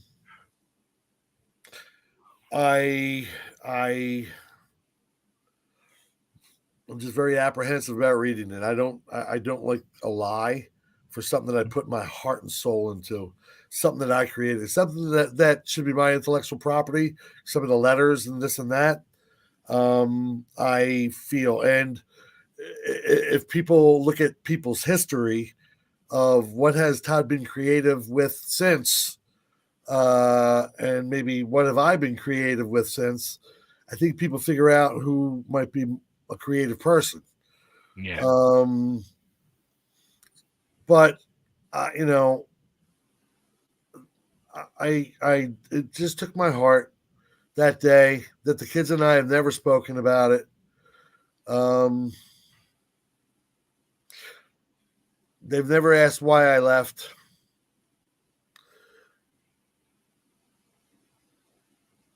They were there. They were there. They were used. They were used, man. Like, all right, yeah. Let's put all this stuff out on the seats and go hand this out to everybody as we're about to humiliate your father. Like, and let me tell you something, Chubby. There were, not to sing my kids, praise my kids or anything, but there was no single fathers back then who had sole custody, right? Especially with no child support. My kids are the biggest effing rock stars who have ever graced this planet, and I'm just, they all get in trouble. They grow up and be monsters, and I don't mean that really, but they all grow up and they have their own lives. But those kids did anything and everything for everybody, and they were loved. Everybody loved them. I would hope Joel would remember them. Joel was busy. Joel was always busy. Sure. Doing the shows. But he saw my kids at the store. He would see my kids sweeping the front sidewalks. You know what I mean? Because I have twins. Like, they do stuff in unison. Family is everything to me. Yeah. Everything. And the military was family. And when that day happened, and I've never talked about this with anybody in this house, when that day happened, I lost respect for myself. No. Yeah. Kick that fucking dude. Kick that fucking shit. It's not your fault. I understand that I shouldn't, but the way that I am built chemically, right, and mentally, I did. Knowing now that I can control it and even face it 30 years later, because, man, I wanted to cancel you yesterday, and you texted me just as I'm going, he's going to kill me. What would I even say to this guy? Like, I didn't want to I didn't want tears coming down, brother. I didn't want to call Todd names. I don't want to say that Eddie was a demonized jerk off to me. His First last off, one. no, nobody's calling Todd's. If you want to, you know what? I'll call Todd's names. I'll call Todd names to his face. I don't give a fuck. Like, but I'll also tell Todd, like, it's 30 years later, Correct. and I'm a grown ass fucking man now, and I said, like, Todd Todd messaged me, like, when he got wind of my whole fucking channel. Yeah. When I announced I was bringing Hot Body and Stetson on, he fucking messaged me. He was all excited, and I think, and Todd, again, if you're watching this, you can message me and correct me, but I'm gonna fucking call you out. I think, he got excited and thought they were going to come on here and praise him. Well, they didn't. No, you told me one of them was going to slit his throat or whatever. Johnny, no, absolutely not. Johnny did have some nice things to say, but Johnny had more. Johnny found the ECW arena, brother. Exactly. He found it. Called Todd. Todd told me to go get it. My car was messed. I had a white Chevy Chrysalis, whatever it's called. Computer was messed up.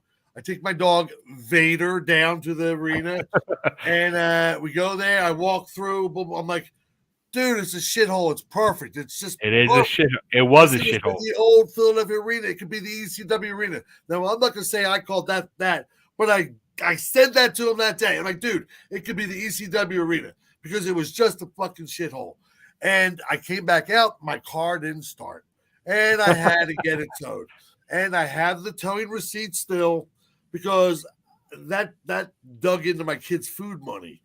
You know what I'm saying? Mm-hmm. Todd wasn't going to reimburse me. It wasn't his fault. But he wanted me to go down there and see the building. Yeah. So I hopped in my car immediately, went down to see it before the kids got out of school that day. Went down to see it. And, car problems, towed. But we got the place, and here I was doing all kinds of shit behind the scenes, and apparently I was a fucking speaker guy. Fuck you. But again, like, and I not even in Todd's defense, but in all reality, whether we were in our 20s, me, in our 30s, you, Todd in his 40s. In reality, we were all fucking kids. We were all green. We didn't know what the fuck we were doing. How old is he? Todd, so here's the funny thing. When I was just getting into ECW in the Eastern days, I was naturally, I was selling tickets, and my mom had passed away a couple years prior, and I was living with my sister. And my sister was, she was starting to come to the shows, and, I was opening up to her about things and situations and stuff. And I said to her about Todd Gordon's the promoter. And she's like, Todd Gordon? And then she was like, wait a minute, the fucking guy, the bald guy with the, I'm like, yeah, that's Todd. She's like, I went to fucking high school with him. Really? She's like, he was the biggest nerd in fucking high school. Todd was a Delco guy. Went to Upper Darby High School. Todd? Yes. Yep. Is he also Penn State by any chance? That I don't know. That I don't. Told me that. I'm like, please say no. That I do not know. Wow. But yeah, my sister went to. I think Todd might have lived in Drexel Hill, but yeah, because we were. I grew up. Upper Darby, 3 blocks away from 69th Street. Tower, baby. Right by St. Albans. Yeah, Tower Theater. My sister worked at the Tower Theater in the early 70s and used to fucking party with David Bowie. And when he would come in and, David live at the Tower, baby. Great album. He used to call her up and she used to go and do fucking coke with him. He gave her roses. We had an English teacher. Yes. Lou Flieger at O'Hara. Okay. And he was a security guard there. And I ran into him years later. He became, I think, a principal at Bonner, or Okay. he ran That Bonner. that name sounds familiar. And Lou DeFleeger, he was the coolest dude, bro. He was like the only dude in high school that I wanted to smoke a joint with. Like he was just, and you knew he was, and he was partying with these bands. Lou DeFleeger was a good dude. Yeah, he was Upper Darby. But yeah, I started when I got adopted. We moved to Ridley Park. Okay. And then Broomall. Okay. And then Broomall until I joined the Army. Wow. Yeah. Yeah. And I live in, well, Are you still talking? I have a house in Swarthmore. Okay. I have a place in Manayunk as well. Okay. So, just the traveling, Jersey, everything. Yeah. So sometimes it's just easier between businesses. Dude, you know that I just emptied this bottle into my glass? That's all right. I wish I was there to help you empty it, because I'm fucking. I've never drank a bottle of Terramana tequila in my life, and I'm pretty sober. Yeah, I'm pretty sober. I'm not trying to get all emotional and shit, but just saying those words out now, people know why I left. I was pushed out. We had that one match. God, he had me taking Hunter Q Robbins. He had me giving him an atomic drop. I was telling Sully this. I went to pick him up, down, up. He went down, and there was no up. Mm-hmm. And we were outside the ring. It was Summer Sizzler or some shit at the arena. And I'm just like, oh, I look like I'm fucking stupid. Like why am I even here? I was really just like was annoyed. Was Hunter Q, did he have any involvement behind the scenes at all? No. So here's a funny thing. Hunter Q came in, wanted to be a manager, wanted to work the office. I literally was looking at it the other day. He had a proposal for what somebody should do. It's kind of like what I was doing in a way. Okay. And the salary should be $40,000, which at that time I could at least paid food bills and this and this. And Todd, I'm going to think about it. And I say to Todd, if this job is a job, I would like this job. We can discuss the salary, whatever, but I'm already doing this job. And this way you can quantify everything that's getting done. You know what I mean? We can keep track, blah, blah, blah, make it a real marketing business, or a marketing, department of the company. So, nothing. And you saying about, you have a lawyer, own something of money, because what was the real deal when Paul left or when Todd left? Did he just leave? Did he sell? Did they settle? That's honestly, I don't know. Got So when I went back and did my thing with the Dudleys, my run, I was there for about a year and a half, and here's the fucked up thing. So what happened was the Dudley gimmick starts, and I was on the outs, and I see on TV the Dudley gimmick, and I'm like, holy fuck, I look like a Dudley. Right? And 2 weeks later, Steve Richards calls me and says, hey, we got this new gimmick going on. Would you be interested in coming back? I think you'd be a perfect fit. And I start laughing. I'm like, dude, I'm a fucking Dudley. I look like a Dudley. He's like, meet me at the Philly Marriott after the arena show, and I'll introduce you to Paul, and let's see what happens. I said, okay. So I go, and I'm talking to Richards in the lobby, and Paul comes walking up. He goes, holy fuck, another fucking Dudley. Exact words. And he's like, what do you want your gimmick to be? And I was a huge, gorgeous Jimmy Garvin mark. Okay. And I'm like, I want to be Studley Dudley. He's like, not happening. You're fat, you're overweight, you're chubby, you're Chubby Dudley. Come back next week, bring food, get a tie dye, and there you go. So I come back next week, and I'm just put at ringside eating food, and that was my shtick. Like I was never put in the ring. I did one match. I was never put in the ring. I was always just ringside, take chair shots, go through a table, get super bombed, get this, get that, and go. I was never fucking paid a dime. They never paid me. Every time at the end of the show, you go for they're handing out envelopes. Yeah. I would go. I'd get a handshake From who? from Paul, Yeah. from Todd. I was like, okay. So I kept playing the game because I was getting TV fucking exposure. I'm getting magazine coverage now. And I'm fucking getting ring rats. I'm getting free booze. And I was like weighing my options here. I'm like, It's not so bad. Yeah. it's not so bad. Yeah.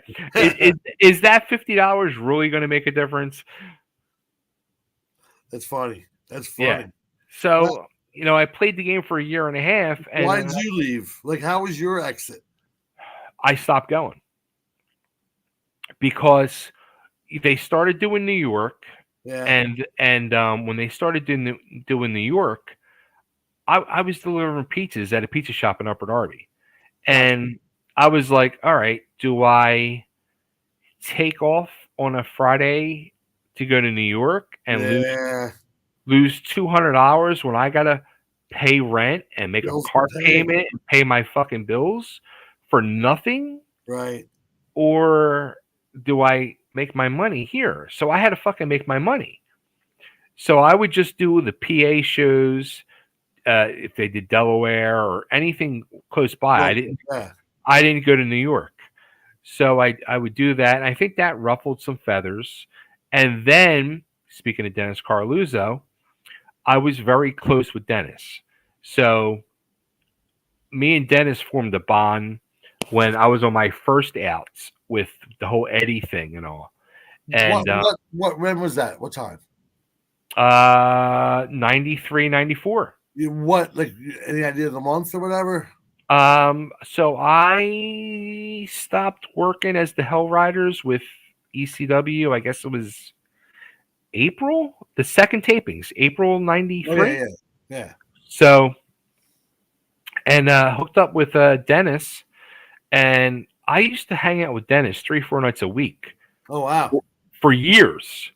We would get together at diners. He would be calling me up and would talk on wrestling, and I used to help him behind the scenes, like with booking and stuff. And he would beg me and beg me and beg me. He's like, "Yo, Paul's not fucking paying you. Come work for me. Come work for me." I'm like, if I come work for you, I'm going to get paid, but I'm not going to get the perks of ECW. Yeah. And he talked me into doing it one night. And I was like, all right, I'll do it. And I fucking didn't go to an arena show.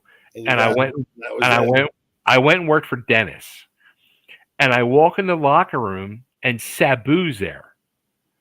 And I look at Sabu and he looks at me. I'm like, the Jersey locker room? In the Jersey locker room.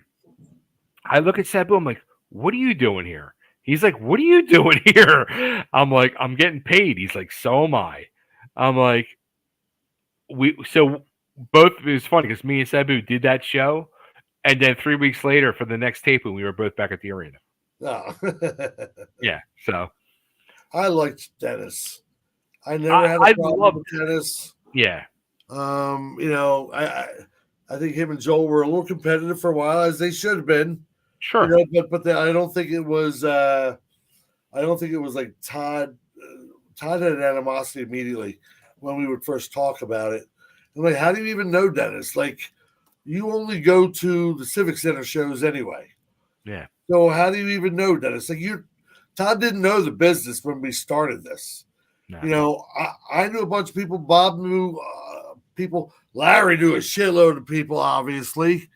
Sure. Todd didn't know, so maybe that makes him, maybe that does make him God, since, he got all the way up to being compared to Vince McMahon, but not for his wrestling fucking stuff. No. Kind of for the essay stuff. Like, Yeah. I guess I'll read it. Sully's dying for me to read it, and I want to read it. He's like, oh yeah, we're gonna have this big meeting. We can all like you were saying the book club. If we did a book club on here, I think fucking Todd would shoot the three of us. Yeah, dude, and some of the shit I have notes, like I have the notes, just because I was that way. I forget, dyslexic, all that shit. So Yeah. if I write it down, I don't forget it. As long as I write it in the right order. That's But funny. yeah, that would be a book thing. That's funny. All right. So all right. Let's in all these years you've been out of the wrestling business. So did you ever watch or follow ECW at all, or what was going on? I was still involved technically. I got fired from WCW 2 weeks later. Oh shit. Okay. Yeah, I was WCW the whole time and getting a paycheck. Yeah. Okay. Do you know who KJ Tubtown is? He was I remember seeing the name on stuff. I don't know the person. He was bringing me up while I was in ECW. Okay. While I was doing the WCW thing, I was on air commentating and interviewing, whatever. And I was working production, helping them with the camera angles and stuff, because that's part of what I was doing. For Todd, I had a whole company, Star Studio Productions. We knew where to put things, and that we only had a budget of so small, but so we went up and worked for KJ Tubtown a few times. Do you remember Angel? Of course. Okay, she would work up there. Okay. Who's the dude who's dead? Which one? I know. He's a Jersey kid, missing tooth. God, I met him down in New Jersey at the Pitbull show. Oh man, he's like, he was a friend of Candido, good friend of Candido.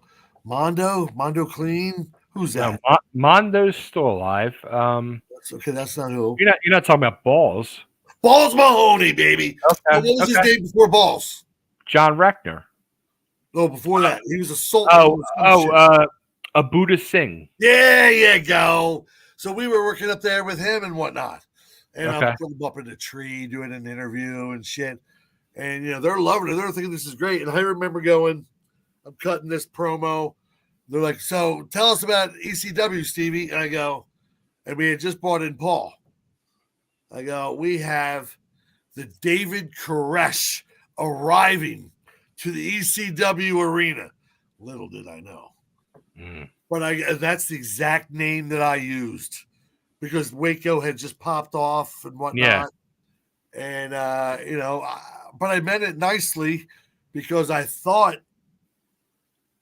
Paulie was a friend. Mm-hmm. I don't know where he stood. He called me that one night. Dude, I how do you feel about managing or even working and this and that? I think you can be this and this. That I didn't say yes right away or ever, to be honest. I think startled him. I don't know what his plan was. Probably to bury me somewhere or the other, but I didn't go along with it. I'm like, no, dude, it's not what I want. Correct me if I'm wrong, and again, I was not there, but that show at Jaworski's, was Paul at that show? No. Yeah. He wasn't physically there. I think he wasn't down here full time technically yet. Right. Yeah. I think the blame lies fully on Eddie. Do you? I think that I do. I feel I think to make too. that I do. call, Well, and I know it was him. I know he was bitter. I know the Bill Watts thing literally bothered him. What the fuck, dude? I'm the low man on the totem pole. I'm just trying to work. I'm not working with Bill Watts. I'm not calling him up going, here's what I think you should do. But he cleaned house, which, and I've been very I vocal. was an owner. For him to say to Todd, if I want to get rid of Stevie, Todd's got to be like, no, he's an owner. He's been doing everything. Right. We wouldn't be where we are without that part. Stevie and his family, Stevie and his kids, me papering all the WWE shows and stuff. You know what I mean? Right. We might have papered a Carluzzo show. I feel Todd has to have some culpability. Of course, he's not going to care, and no one will ever say it to him, and that's okay. I've got it out. I've said it. Still, it's so weird. I'm like, eye contact right now is reliving letting a man do that to me. Would you be open? All right, let me ask you this: would you be open to talking to Todd or Joel? Oh, Joel, I love Joel. Joel did nothing to me. Mm-hmm. I would do. I care about Joel so much. You know, I know he's got things. I found some stuff on YouTube prior when he was having some issues. Yeah. And warning people and stuff. No, Joel is a warm spot in my heart.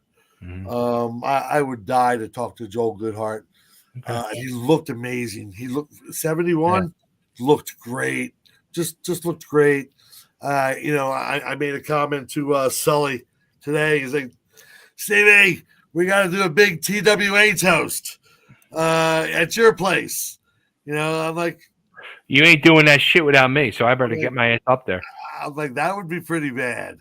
Like, who does that 30 years later? So tell me if you know, are the McGee's still around? Okay, so Bob McGee is still around, and he runs a wrestling website called pwbts.com, Pro Wrestling Between the Sheets.com. Sarge, as far as I know, is still around. I have not seen, talked, or heard from Sarge in probably 20 years. Wow. Because he doesn't do the social media thing or nothing. Okay. Who else do you want to know about? John Bailey.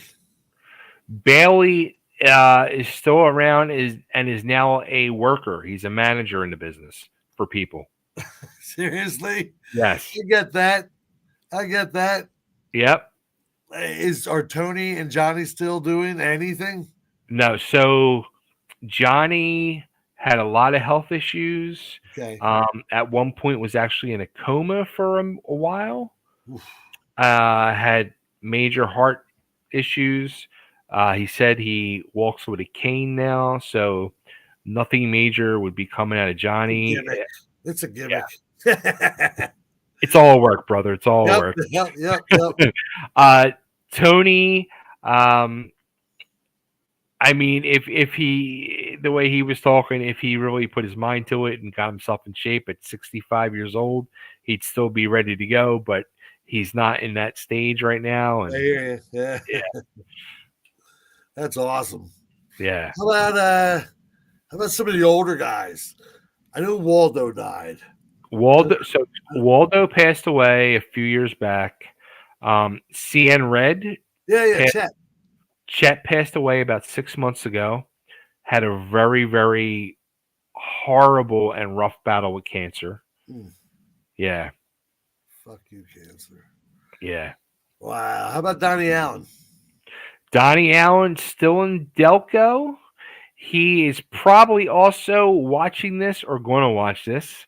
He will be a guest on here at some point very soon. That's awesome. It was funny as I put a thing. See, he's not even on Facebook, but he must have a secret account and watching because I put a thing out on Facebook like 3 months ago or 2 months ago. I'm searching for Jay Sulli, JT Smith, and Tigra.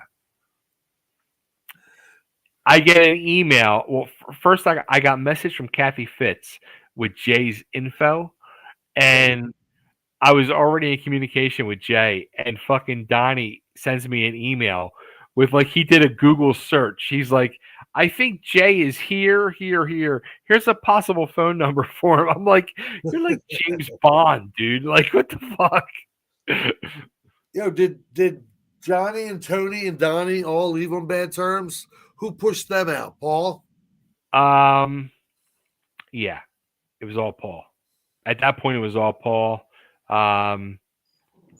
Johnny ended up having a big blowout with them because he was told they didn't have any spots for him, and he fucking snapped and left. Tony hung on for a little longer and then became the same thing. They didn't have any spots left, and they were trying to push him out. And Donnie hung out for a long time. I mean, he just had his role where they would throw him in an occasional match here and there and squash him out, but they put him in little spots here and there for years and years and years. It just sounds like they didn't want any of us Philly guys. Like, who was left? Hack. Who else? Hack was like truly the only Philly guy that made it through, but and all right, I'll shoot on Hack. Like as I go back and watch, and I'm sorry to everybody because I'm going to throw us all under the bus. When you watch those original Eastern Championship Wrestling fucking stuff, it's so bad. It's horrible. It's so fucking bad. It's not a good product. So this is where. Where's Kodiak Bear? Whatever that guy was. The Kodiak Bear. So when the adult in me goes back, 20, 30 years, and I'm sitting and truly watching as an adult. Yeah. And I'm like, I get it.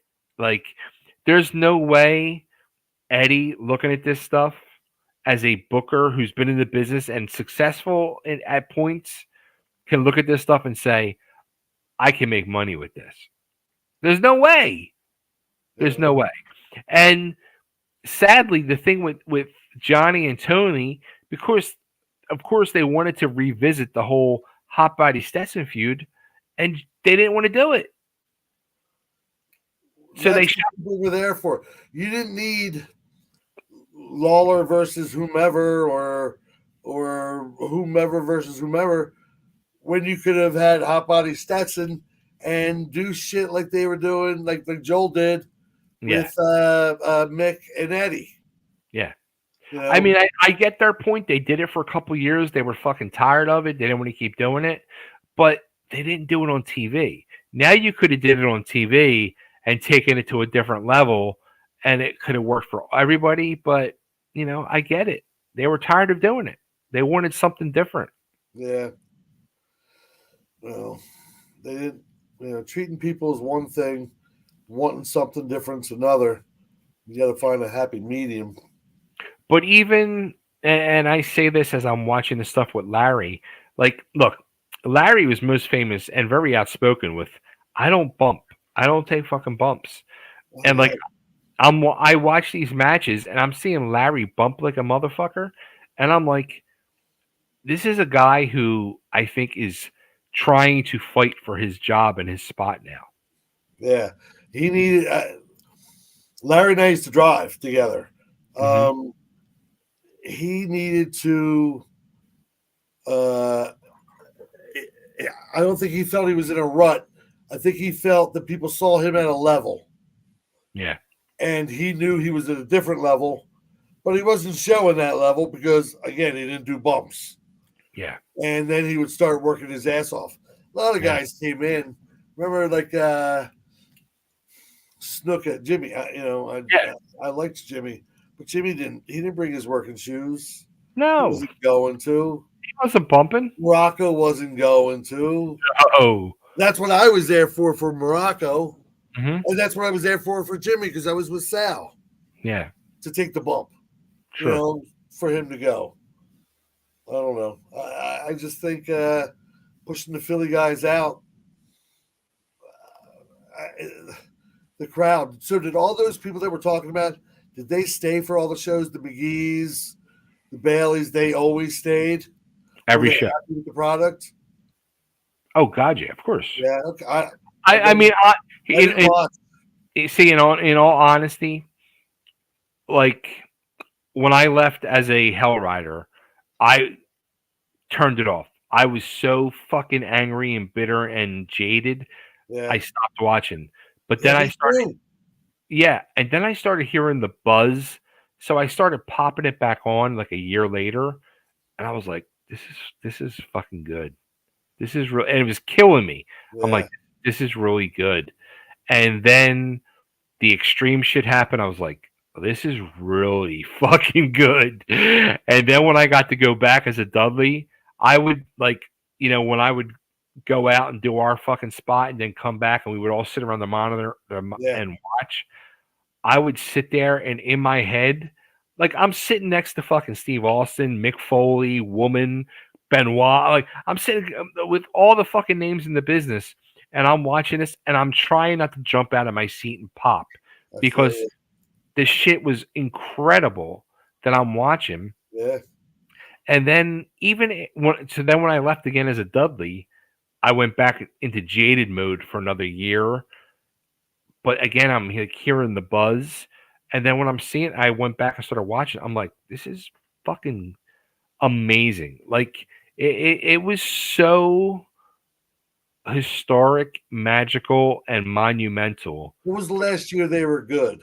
And when did Todd leave? I think Todd left around 97, 98. Okay. But What and was here's he where doing at the end? What was Todd's job? nothing, Okay. nothing.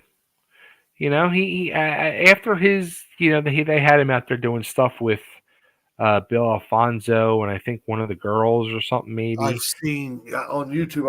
For some reason I came across it. Yeah. He always wanted to be in the ring, wanted to be a worker. Yeah. From minute one. 96. Nick Infanti just said Todd left in 97. Gotcha. He wanted to take bumps from minute one. He wanted to be involved in the ring. Joe didn't do that. No. Joe didn't do that. I think Vince was starting to do it maybe or whatever. Right. But your look, Todd, nothing wrong with the way he looks. Just saying, that's not making money. Yeah. That wasn't drawing. Him and Bill Alfonso, that's not going to draw. But it wouldn't draw. But where see, this is where curiosity factor. It wasn't even that. The way it was done, it wasn't set up as matches or whatever. It was just proper placement. It was just everything just flowed in a controlled but chaotic chaos. Yeah. And it was like I'm telling you, I would sit there and watch this stuff, and I'm like fucking popping in my head, and I just kept saying, "This is wrestling history.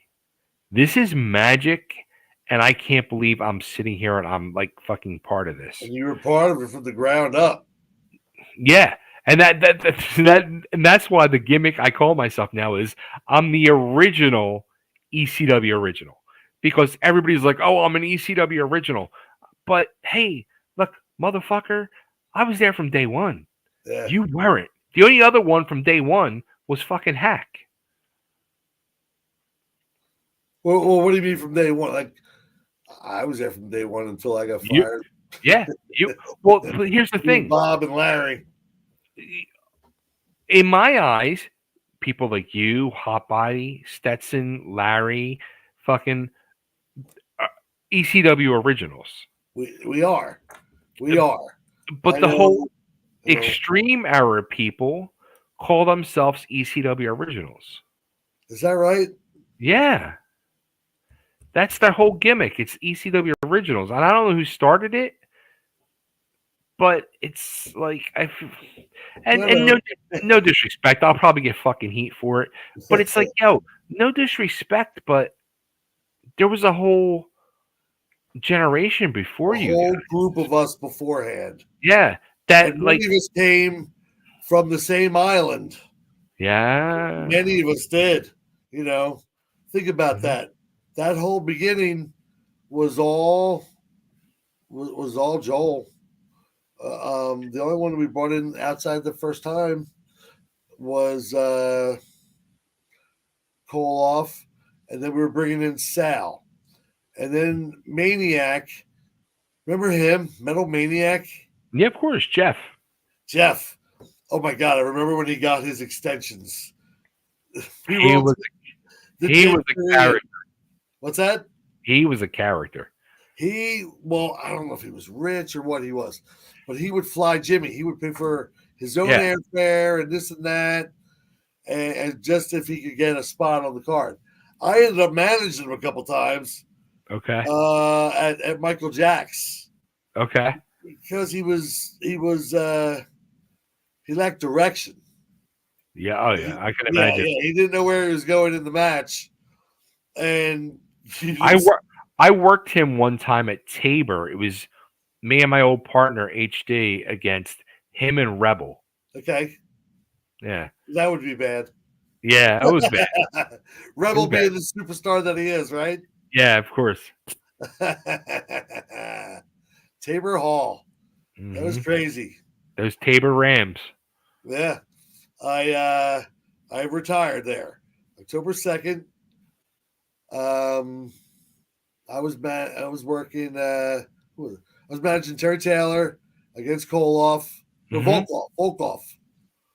Terry turned on me because the deal was if I win, I don't remember what the deal was. I knew that if Terry Taylor lost, I had to retire because that's That what WCW was like. Oh no, no, no, no. that was the show. We worked for fucking Yeah. Rebel. Yeah. Yeah. Well, I know that was the show. Yeah. October 2nd, 1992. I have it on videotape. Kathy Donahoe was up in one of the things filming from down above and whatnot. So yeah, we had that. I'm leaving and I get hit with a roll of pennies. Yes. I'm like, oh, I got heat. We're getting married the next day. And I'm like, oh, I got heat. I took home the belts. My son and I went out for a bachelor party at the gas station and bought some candy bars and stuff. That was our bachelor party. And then he slept that night. I think we won the belt. I don't know, September 30th. Yeah, that would make sense. And then September 30th. And then so that night my son slept with the tag belts and the heavy strap. And he's a little tiny kid. So what a memory that is for him. Like he tells his friends to this day, I slept with all the ECW belts one night, and he did. It was the night before we got married. Just he loved it, and I had to bring them to the wedding. And I got married the next day. Jim Molyneux didn't go to the show. He stayed with us. Todd went to the show. Jimmy had to go to the show. I got to ask Sully if he went. I don't remember. So Molyneux's still around. Finnegan, yeah. You mentioned Zanoli. Ginoli did one of these. I did him a few weeks ago. We did his. That's great. Any of them still in the business at all? Pretty much, yeah. They're all really. Yeah. That's funny. Yeah, that's good. Good for them. Yeah. I couldn't watch it for the longest time. I couldn't be in the room with my children to watch it, which I loved. My youngest daughter now, she knows who everybody is. Okay. And our dog is named Balor. Okay. So I've come back to the dark side a little bit enough, and I never met him. Like I knew Vader, not knowing like friends, but I had met him a couple times, and I just wanted my dog named Vader. I thought it was funny, but naming our other dog now, he's Balor, and I said I'm going to get you a cat called Shinsuke. Yeah, my 29-year-old, she doesn't watch, but if we put it on, she knows who everybody is. I think the last time she watched, I think Jericho was probably there. Oh, she's watched WrestleManias, but Jericho with the list with Kevin Owens, and then who was working Goldberg and Right. Brock at that time. So that's probably 5-6 years ago that she's watched. She's got other things to do. That's funny. Yeah. Dude, this has been so amazing, man. This I'm trying. I'm a little bit lost for words. I hope that I did not bring the mood down. I am No. such a crazy, loud, energetic guy, and I feel like, oh, I'm being real, like more, morbid right now, or some shit. Just Sully told me today. He said, "Dude, get it out." I said, "I'm going to call you." Man. I said, "I'm probably going to call you an asshole and a motherfucker," and he doesn't know why, and it's because he didn't quit when I got fired, and of course he shouldn't have. Yeah. But in my crazy mental health world, him and again my friend Larry Galone should have quit. Right. And I that stuck with me for years, and it was a burden to carry around. And I don't need like sympathy, but I say it's a burden. But my mental health, I get hurt, and bounty hunting, it's easy. Somebody hurts your feelings, you knock them out. Doing this, you just try to vent. So it is what it is. I'm trying to like stretch my fucking legs and everything are killing me. I've been running all day. I'm sitting down. How am I going to get out of this chair? Hey, did we hit really over 10 viewers at a time? Oh my God, yeah. The whole time. Really? Yeah. All right, I'm happy. I didn't know who'd want to hear anything, and the whole Eddie thing. I'm sure I probably realized that a lot of people didn't know that I was doing WCW at the same time. The McGee's. I had no idea. The McGee's used to, because they knew that an angle was coming, that I was either going to have to retire at Tabor Hall or leave WCW. Like that was the whole angle, and it was a pretty good angle because no one thought I was an owner, and I think that may have helped when I lost them going, oh, maybe he's not really an owner. Maybe it really is all Todd. Because I hear Bob is the most loyal person ever to Todd. So, I don't know what his story is, but Bob and I used to joke all the time about our 16.33%, all the time, that we were part owners. We thought we had to put up 10 grand. It was $400. We would have done that, and we could have signed something. I don't care. I do care, but I don't care. I'll tell you what. Give me 1 minute. I'm gonna go take a pee break because I'm gonna. Absolutely, dude. I'm sorry if I'm holding you. I don't even know how long we've been doing this. No. Like I don't want to stop. Like we got more. Like we've been going 4 hours. If you got to take a pee break, take a pee break. I got to take a pee break. So I don't want to fucking. I'll see you in a minute. All right. All right. That's funny.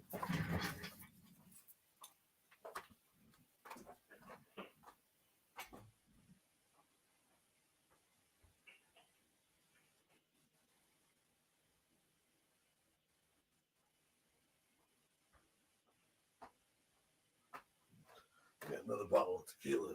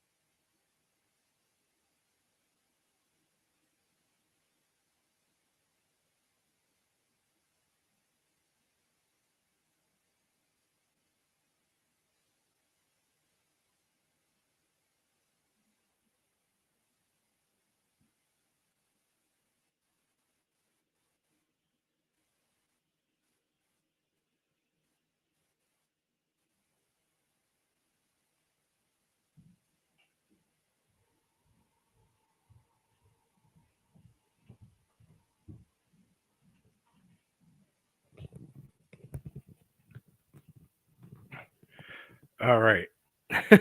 I feel so much better. What's up, everybody? Whew. I'm gonna go back. We have tons of comments. I'm gonna start putting them on the screen. Steve will come back.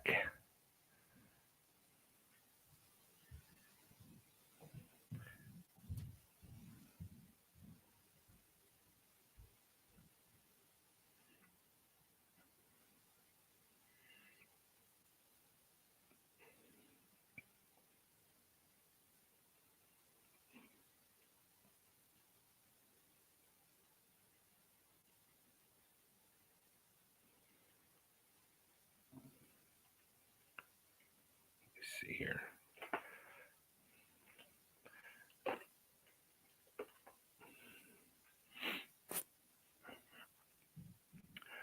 All right, I'm gonna start popping. I'm only gonna answer because I saw there's a lot of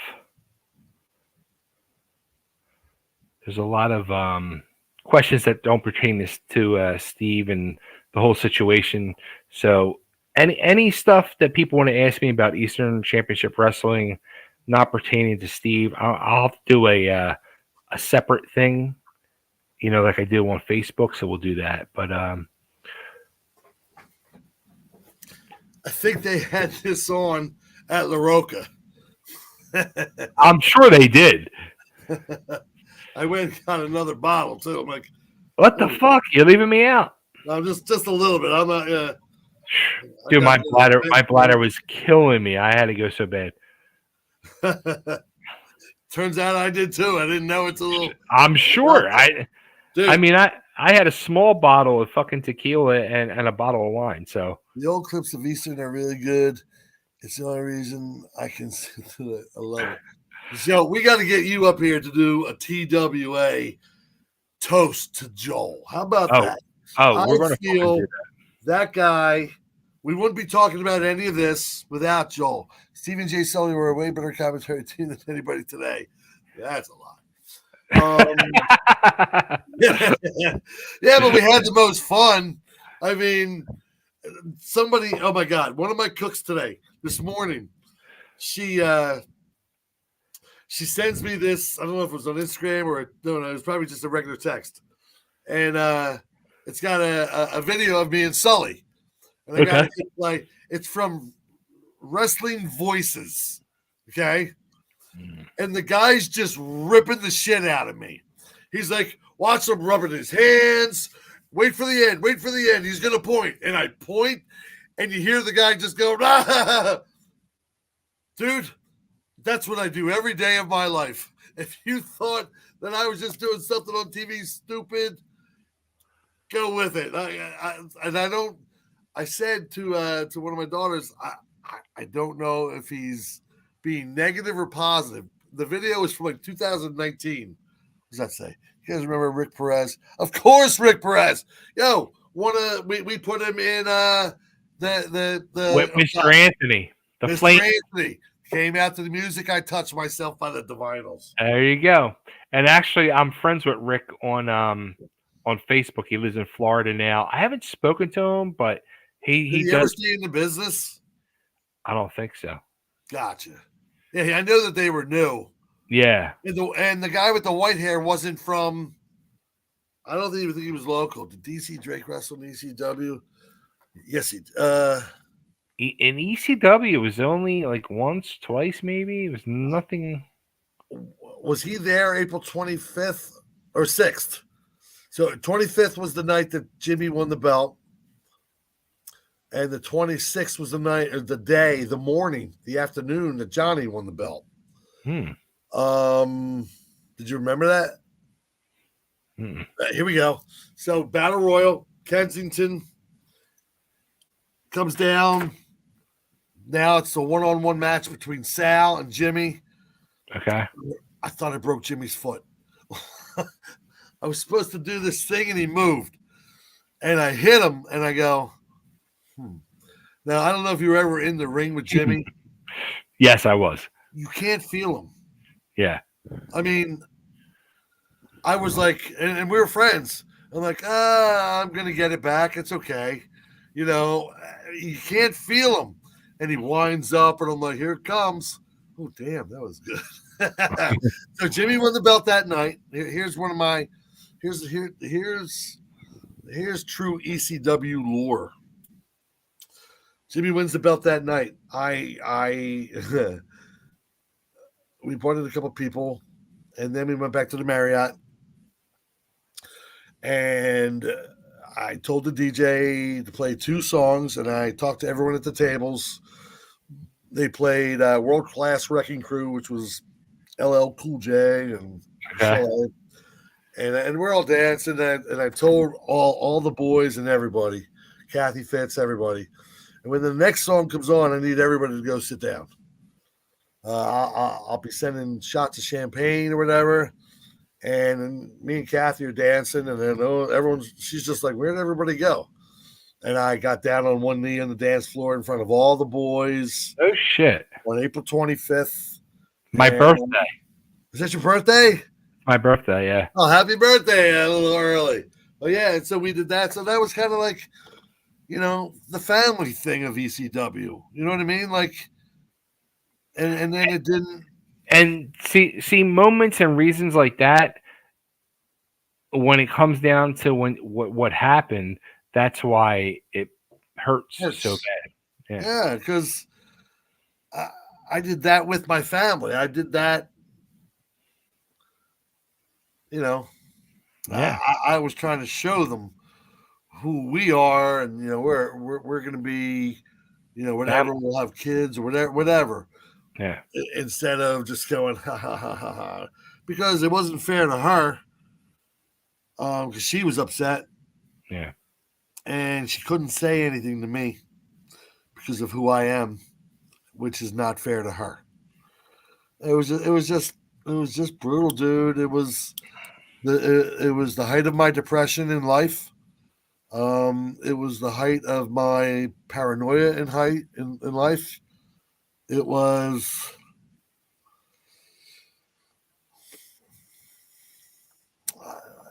the worst couple of weeks of my life.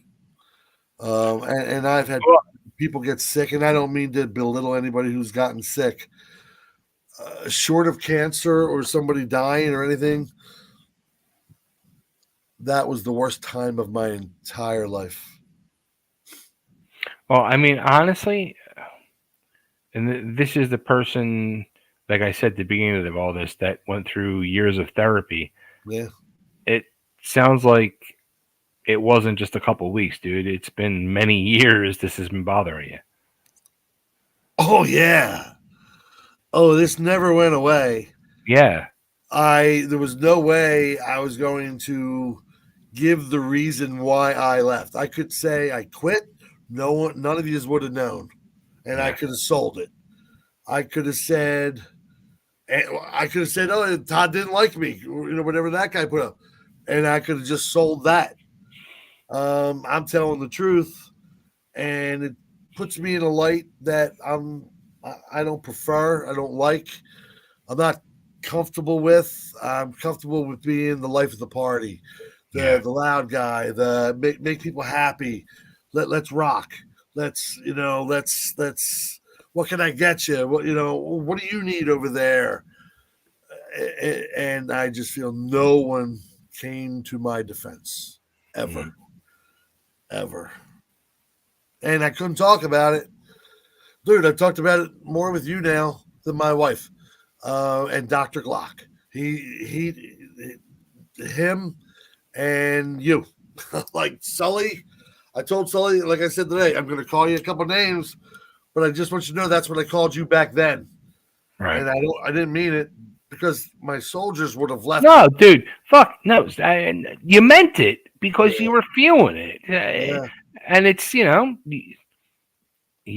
But I'm okay with Sulli because Sulli didn't know what was going on. And Sulli was a mark. Yeah. In a good way. And all of a sudden, he's on TV with wrestling that we used to talk about all the time. And, no way could I knock him, but it was very hard to accept it. Yeah. That I couldn't watch. I could not tune in to see my friend announcing, and I'm gone. The guy that I got involved. Right. You know what I mean? My ego wouldn't allow it. Sure. Sucks. I mean, I feel like I'm going to get better now because, if another 20 people watch this, some of my friends are going to go, oh, and some of them still call me daddy. They're like, oh, now I get daddy. Now I get why when something happens, he disappears for a little bit. Right. Because that's his mental health protection, is just to hide. Sure. Hide's not a good word. To stay out of the spotlight, stay out of any limelight, stay out of crossing paths. Right. I'll shop late at night if I need to go shop. I ran into Hack Pathmark. I was gonna say Wawa. When Pathmark. Remember Pathmark, Lawrence Road? Of course. Yeah. Ran into Hack one day there, and just was talking like it was nothing. Now, Hack and I were much friendlier during the TWA days. Okay. He's from Broomall. Hmm. I knew his best friend very well, Ruben. That's who Todd wanted to put the belt on right away. Did you know that?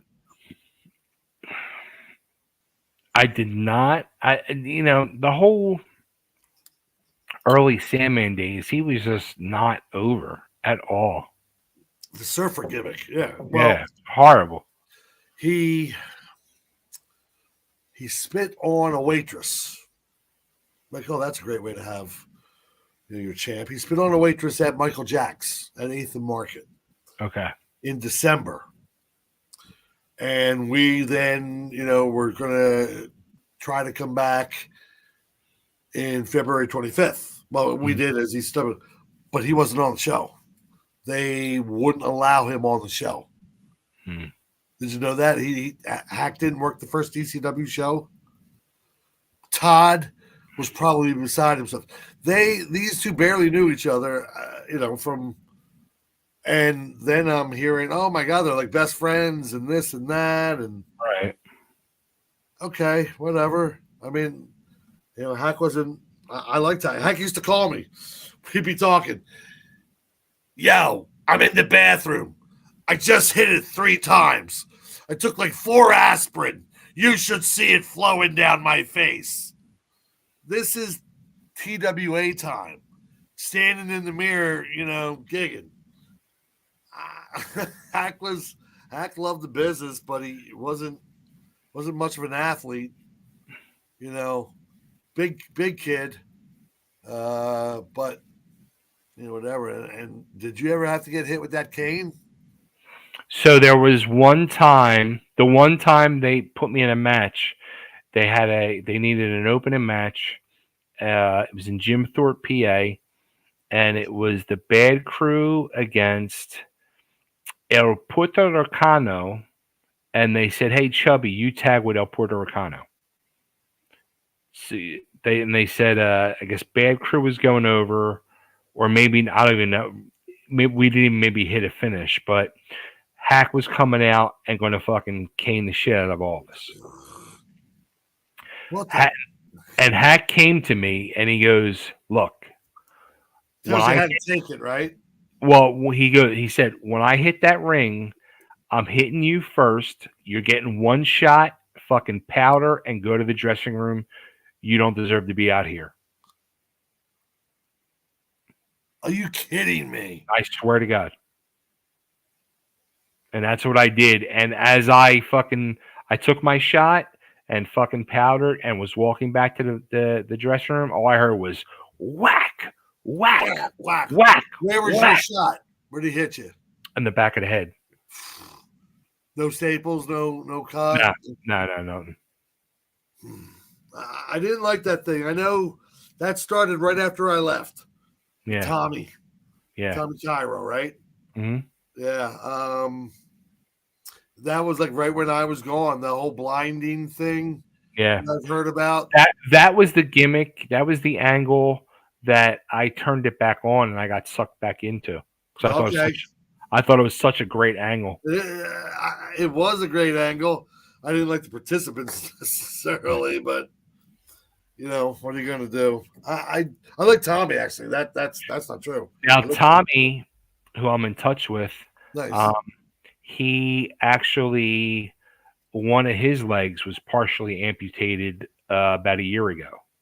Wow. Yeah. Pennsylvania State champion. Where the fuck did that come from? What was the point? I think it was Tony first. Yeah.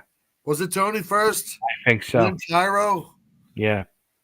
Yeah, it was something like that. Too much, and then the whole TV thing, like we already talked about with Glenn. Mm-hmm. I call him Glenn. I wasn't close with him. I knew I liked him. Mm-hmm. I thought he was a nice kid, nice young dude. But I saw that after what happened with me, and I'm just like, oh, he's out of his mind. Meaning Eddie, like he's just on that binge or whatever. Yeah. I'm going to read the book. Sully's going to make me read the book. He's like, you'll never look at Todd again, the same way. I'm not worried about looking at Todd. I'll never see Todd again. You never know. You never know. You know who I'm going to see again? I'm going to see you. I'm going to see Sully. I'm going to find Larry Galone. We're going to do. You're going to see Goodhart. A shot to Joel. Oh no, I want Joel in the center of this. Joel's already told me he wants to come down to your restaurant and fucking. I want him, and I want to raise a glass to him so he knows what he means to so many of us. I tell him all the time I love him. I ended with a bad taste in my mouth, and I feel better tonight. Again, for me, this is a process. We'll see how I feel tomorrow. We'll see how I feel when my youngest daughter, who I guarantee is watching or will watch, wasn't born when that happened. Sure. So she never knew about it till now. You know what I mean? And we'll see. This was cathartic to me, though. I didn't think I was going to get through it, honestly. But and now I have like a million stories. Like, we didn't even touch TWA, which is fine. We can almost do a whole TWA thing version. I got a shit ton of comments to go through, too. Do you? Let's see. So, all right. So, DC Drake was in ECW at the very beginning. Career-ending injury during the early days of the company. Paulie brought him back for one match against Cactus in '95. Yeah, Mick told me. Yeah, Mick told me. I stayed friendly with Mick. Wrestles full-time after his injury with the company for started. Chubby reviewed the episode where Ron Jaworski confronted Eddie Gilbert.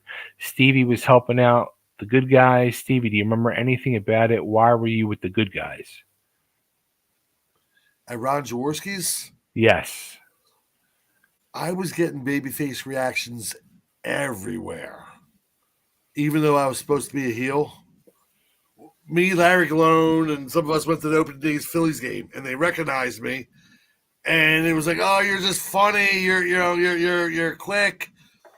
I think I remember I was supposed to.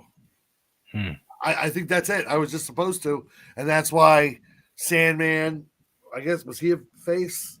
No, and Rebel and Sandman. Sandman was technically supposed to be a face. Rebel was the heel. But they were holding me and working me together at Ron Jaworski's. Yeah. Shoot. Tony, were you there? I wasn't there. No, I'm asking Tony. Oh, was Tony there? Let us know. All right. Love Stevie. It was great hearing from how we are doing on the November to Remember podcast series. I'm lost on this one. I don't know. Yeah. Sorry, Hollywood. I'm drinking tequila. I don't know everything that I'm supposed to know. But it is wonderful. Can I give a quick plug? This is kind of fun. Of course. Plug whatever the hell you want. Here. So I got Terramana sitting here, right? The Rock's tequila, I'm obviously. so jealous. So, well, he reposts everything I do, which is great. Not him, Terramana does. So, we're holding a press conference on Saturday morning. I was wondering who the press conference was for. Go ahead. We are announcing coming to Philadelphia, coming to La Roca, one-on-one, the debate. Kevin Hart and Gran Coromino, the official tequila of the Philadelphia Eagles, versus Ooh, his good buddy, Dwayne "The Rock" Johnson. nice. Then we are holding a massive taste testing contest. People blindfolded. We're going to do the people's margaritas, all that stuff. It's called Tequila Mania. I love it. Yeah, my front windows, I have these front windows that fold out to the street. We're going to have Kevin Hart in one, but we needed to hold this to another day. So is Kevin Hart and fucking Dwayne going to be at your place? That's what the press conference is to announce. Whoa, that's huge. Well, think about it. La Roca. What does that mean? What does it mean? I don't even know. Oh, The Rock. Oh. Oh yeah. Yeah. There's a picture of him kind of painted on the wall. We put a Lucha Libre mask on it. I got to get the fuck up there. Yeah. Dude, what we got to do, I got to get you up here. I got to get a bunch of us so that I can host this for everybody of just love and the TWA original ECW people. Yeah. And my first toast would be to Joel Goodhart. And I would love to have Joel there. I cannot wait to see him, to give him a big hug. I've had so many good days with Joel, so many great nights watching wrestling, and I bit my lip, and just hearing stories. Joel told me a story one time. My first Chinese food I ever ate. I think it was me, Marla, Joel, and a guy by the name of Larry Fole. He's telling me he's Larry Fole. I'm like, dude, I already know who that is, stupid. But it was the first Chinese food we ever had. It was up behind, right off the boulevard, Coppin and the Boulevard. There was a place back there. I forget what it used to be called. And it was the first Chinese food I ever truly, really ate. And it was with Luger and Joel and Marla. That's funny. Yeah, and I don't know why we had Luger in. But Joel one day, I need to catch up with him and ask him to see if he remembers. Something happened. I think, and I'm guessing that his in was Paulie. They were going to put the NWA strap on Lawler. Okay? This is around 90 or 91, I believe. And Joel had the inside scoop. Joel, and he wasn't working me, wasn't ribbing me. I forget what the whole plan. And Paulie knew, and I think maybe Paulie said something to somebody or something. And I think Paulie got fined and suspended, and they didn't switch it. But when you talk to Joel again, okay, ask him if Lawler was ever going to get the NWA belt. Because I remember sitting in the car with Joel and him telling me, and me going, "Get the fuck out of here!" Like, wow, this is cool. This is cross promotion and shit. Oh yeah, I'm think supposed to have a phone call with him tomorrow. Oh, that's awesome. Joel Goodhart, man. He watched some pay-per-views at my house because apparently my cable box didn't work properly, and it just showed all the pay-per-views. I don't know. It was so bad. I couldn't fix it. So why bother? I just let it be. Right. All right. Nick Infante says, "Hey, folks. Joanne Tracy. Hi, Nick." Nick says, "What was it like working with Paul Heyman?" Two-faced. Again, I met Paul when he was a photographer. Everybody says that. Everybody says that about Paul. Yeah, and here, like I remember where I was upstairs the night he called me. It was like 11:30.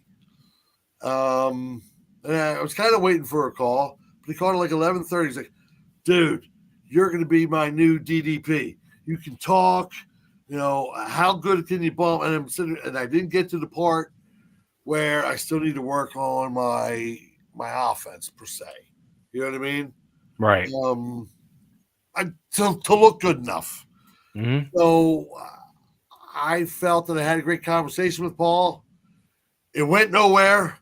And the next day I saw him, I remember he walks up to me. He goes, little pig, where, or whatever that song was back in the day. Green Jello. Green Jello. That's exactly what it was. Yeah. And he goes, Stevie, I need some music like that. I go, cool. What kind of gimmick? So I can try to get a feel or something. Sure. And he goes, I'm going to get you a list. I'm going to get you a whole list. Because that's what I really wanted. I just wanted to record music. I just wanted to be in a band. I wanted to play my band live. Mm-hmm. Paul helped me do that at Pulsations, especially Pulsations, when I worked for John Taffer from, I don't know if you ever saw Ball Rescue. Yeah, of course. Yeah, John was our boss. Right. And that was great. Did you guys work there? ECW worked there before I went back. Gotcha. I knew that there was something, and I was annoyed at that just because I get it, I actually ended up living literally right around the corner from there for 22 years before I moved here. Please try again. Siri, I didn't say anything to you. Something went wrong. Please try again. No one's talking to you. Go to sleep. Let's see. It is interesting to see Stevie Wonderful in the intro for ECW Hardcore TV getting hit with a chair. I was going to say that. It's the first chair shot on TV from Tony. There you go. It's the first ECW chair shot on TV. That's hysterical. That's so funny that he saw that. I love that, bro. I believe Stevie also worked in the music department for ECW. Yeah, the whole time. He was there. He was the department. Yeah. Joanne said, "You were a Delco rock star." You helped make me that way, love. I think most people deal with some sort of mental illness. I am undiagnosed, but I have pure OCD, so I feel you on the anxiety. Go to somebody, talk to somebody. It sounds harder than it actually is. Getting into the car to go do it is hard. Getting out of the car at a building is hard. But you know that you're going the right way. You know you're trying to not lock everything in. And I've done it. I'm a big believer in therapy. Me too. Again, my guy was Doc Locke, and he didn't fix me in any of this, obviously, but at least he listened to me. He was the only one that I could ever talk to about it. He didn't know. He doesn't watch wrestling. He didn't know who I was. He didn't know who my band was. So I was very anonymous, which was very cool. Sometimes. What do you do for it? This podcast is therapy for. I love that. I love that. Let's take a break from all the nonsense to watch this. Good band. Yeah, talk about real stuff, and thank you, Tony. Talk about real stuff that happened to real men, both of us, and it hurt both of us. At times, we both have had marriages that ended. So, and I know yours was rough. Apparently, my ECW breakup was rougher than my marriage. Yeah. It wasn't even close to me. It wasn't. My whole life changed. I became a single father of 3 children, and then when we had a going away party is when I had my 4th. I got her pregnant as I was getting sent back to the Pentagon to be stationed. We were in Germany, and cool. We'll hook up. Next thing you know, Sergeant Truitt, hi, I'm pregnant. Fuck. So that's how we ended up with 4, because we were split after 3. And this, bigger.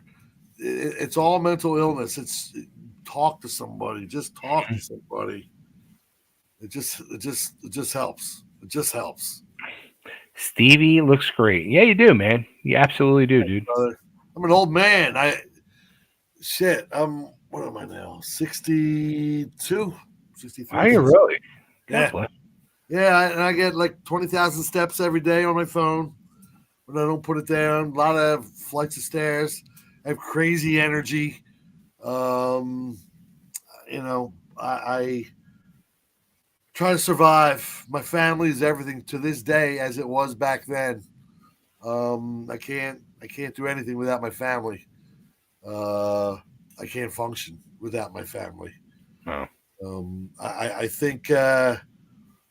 think just knowing that they're there anywhere that they are, I'm ready to rock and roll every day. My feet hit the floor in the morning, I'm ready to go. Like I'm ready to go. Full speed. We were talking earlier. How many bumps could you take? I go, I can take bumps 2 nights in a row. And Mhm. then I need a little time maybe to recover. I don't know, whatever. A week Uh, off. yeah, yeah, we'll see how it feels. My back, I can handle all that. Who's that? My last appearance was on. Yeah, yeah, and that was recorded before. Uh, you know, like they knew what they were doing. Yeah, Like, totally. yeah, they knew. It just it should have been that way. It wasn't fair. I think that they didn't think I was a businessman because I had just come from businesses and I'm telling them, yeah, well, suddenly I'm homeless. I wasn't homeless. I just had to sleep on my parents' floor, so I got a new place. Yeah. And that's kind of homeless, but because I had 4 children and there was no dues, there was no shelters. Like, back in the day when I was on welfare because of the kids, there was no WIC, milk that they give you. Mhm. It's because they had a penis. Yeah. WIC was only for women. It was, whatever. So I felt worse things, but then in the ECW, the ending, I was just fucked up. Well, whatever. You move on. Like I gotta tell you, this whole night, this whole thing, reminiscing with you, talking with you, knowing that I'm going to talk to you again about whatever, I'm healing. I am healing. I love that. I That's am that's healing. the most important part out of all that. Like, and I said to you earlier, like, because you were like, dude, I don't think anybody's gonna care, nobody's gonna watch. I'm like, Right. dude, I don't give a fuck if it's just me and you. Okay. That like seriously, like, it's more important to me about us reconnecting, And we have it. You've and done and so well. and also too, and I'm being very fucking honest and sincere. Like, I didn't know none of your story, and I am curious as fuck, just as any other person that truly loved ECW. And ECW and Tri State, Yeah. especially Tri State and Joel, have Yeah. a very, very special place in my heart always. Huge. So, like I said, like, all I ever saw was Stevie running around, running, and like nobody ever, like, in my eyes, was like actually hanging out and talking to Steve, because Steve was always too busy running the fuck around doing something. And I would never say that I worked back then. I didn't tell people, oh, yeah, I work for TWA. No. The whole we wrestle, we brawl, we do it all. I Right, think Joel had me record that with my voice. We wrestle, we brawl, we do it all, the whole thing. And right. then Todd wanted me to do. What did we do with the ECW one? It's not for everyone. Yes. So like Todd was trying to copy off Joel Mhm. literally from the beginning, and that's okay. I mean, Todd was new to this. My feeling just was Todd was a man. Todd was a father. Mhm. Todd was a husband. Todd was supposed to be my friend, but even if he wasn't, he was those other things. I just feel, even in the dirty business of wrestling, the dirty sometimes business of wrestling, what happened at Jaworski's shouldn't have happened. You want to fire me? Fire me. I'm Mhm. good. Yo, you want Eddie? You want to go in the back again, and you want to persuade me into a physical altercation? I'm good. Let's do it. Let's get it over with, because I don't like this hanging over my head. The Mhm. problem with the altercation that I wanted to, I was, the kids were out by the ring with you guys. my kids. Yeah. We were already papering the seats for the next night. My kids. And then he pulls me in the back to give me shit. And, you better wear a suit. What the fuck is wrong with you? Blah, blah, blah. I thought he was ribbing me. I really was waiting to go. But no. And had he tried to get more personal, I think I would have done something dumb. And he could have killed me, maybe. I don't know. I don't think so. But getting a pound of flesh wasn't worth it, but I regretted it the way he kicked me out. Sure. And the way Todd allowed it. I know you feel it was Eddie, and that's cool. I would love to do a poll. I wish people could do a poll. Hey, Kath, miss you. We still poll, like, who kicked me out, Eddie or Todd, or like, I don't know. It was, my spot was not protected at all, and I didn't do anything against anybody. I think it was. I think it was mostly Eddie, but I'm sure Todd had to know. Well, after it happened, why doesn't Todd come up and say something to me? Here, do you need a pair of pants? Yeah. Here, let me help you carry your speakers as you're naked across that grass. Like, what the fuck? He was he probably fucking felt bad too. He was. Nah. You're giving him way too much credit, brother. Not an ounce of me feels he felt any bad. He's had 30-some years to say, yeah, you were a man. You helped me a lot. You did this. And I allowed something to happen. I just wanted to tell you it was probably good that we fired you, but that never should have happened. He doesn't really need to say it's probably good we should have fired you. He should have said, I'm sorry, brother. That never should have happened. I respect. He just showed me zero respect. And again, all I could do was not enough. And that's all I was doing was everything. Just any and everything, whatever it took. And when I was promoting WCW, I was pushing the shit out of us.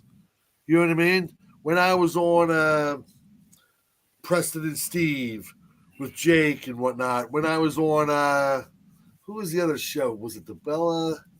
I forget who the other Philly show was. Tommy Conwell, my buddy. You know Tommy?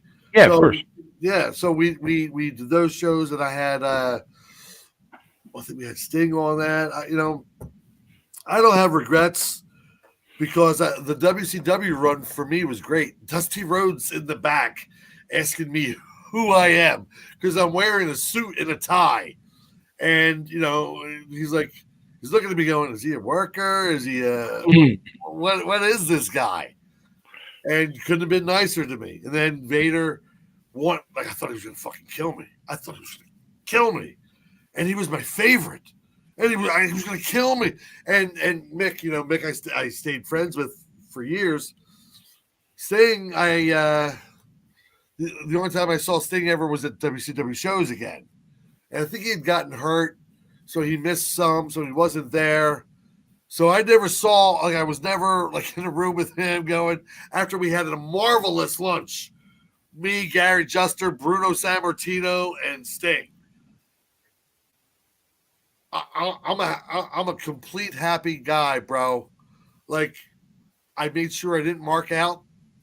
I let Bruno know that my father turned me on to him. I wanted to pay attention to Sting, but I was just like, wow, I got Bruno in the front seat of this car. It was the coolest thing. And WCW never reimbursed me for that rental car, just so you know. Right. We were talking about, what was I saying? Todd Gordon book club meeting. Yeah. I want to know what's in there. If I had to guess, Scorpio and Todd were taking turns doing coke off the body of the rat. It's more than that. I was gonna say that's not the worst thing. Sully is. You're on the right path, Nick. Oh, Yeah, Sully's like, dude, I don't know what more is going to come out about Vince, but Todd had to. Even Todd told the Times guy story that Todd apologized to his wife for staying with him through the book. Tequila, yeah, baby, here you go. Don, here we go, shot in my big skull glass. That's Don Woodlock. Do I know him? I'm sorry, I forget a lot of names. Okay. Here we go. All right, let's hurt my feelings, Tony. ECW unaired TV pod had the. Saw that one. Yeah. We saw that. Let's see. I think we saw this one too. Yep. Let's see what this one is. Last year was the 30th anniversary of the ECW Hardcore TV. Wow. Anthony Alston says, been looking forward to this interview. What do you want to know? Any other questions that you can ask, Anthony? This has been easy. No hard questions at all. It's been a fun way to catch up with everyone, Joanne says. Yeah. Let's see. All right, Anthony said, got to talk about the ECW TV episode where Heyman told Stevie he was needed in the back and we never saw him again. Big time dick move. How that situation was handled. How about that? That's a very good question. I was in the back. I was sent to the back, and I was put. I want to say with Joe at the monitor. At Hawk was Hawk on that show. I kind of remember going to the back, going, like, is Paulie going to take my spot? Is Paulie just want some TV time? It wasn't planned out to me, obviously. It was that was a complete shoot, by the way. It was a complete shoot. And I went back with Joe. I think that's what I did. I sat at the monitor right inside the curtain and just tried to no-sell it because I didn't know what was going on. And again, I'm a fourth owner. I should know what's going on. I don't want to look stupid as a business. I'm a businessman now. I don't know if I look like a businessman, but I am a businessman. I'm all about the business. I got multiple businesses all over. I treat them as a business, and with respect to the people that represent me, you don't want them talking bad stories, this and that. He didn't. They could have told me. Todd could have said, "Yeah, we don't like this. We don't want to do this." Tell me what it is you want. It doesn't mean me stay on TV because it was causing heat with WCW, and I liked working there. It was easy. Got to talk about the ECW paper toast. He was headed to the back. Yeah, never saw him again. Big time dick move on that session was handled. Yeah, it was. It was Paulie, because Paulie had called me probably that week. I believe that was probably the week he called me. And again, hindsight, is it because I said, no, I don't have the time to be in the school all the time and everything. And thank you for saying that. You are, Kathy. You are a legend, and I miss you, and Kathy misses you. And Kathy, if you're listening, the last WWF show I went to was with you, March 20th, 1992. Flair pinned, Hogan pinned Flair, and we were hanging out in Sherry's room the whole time, having a blast. I love you, Kathy. That was mind blowing when I found out Daddy Says So with Stevie Wonderful. Yep, that's me. I did get that a lot. A lot of people would recognize me, actually, with the band and the casinos and this and that. But it was all right. In Canadian, so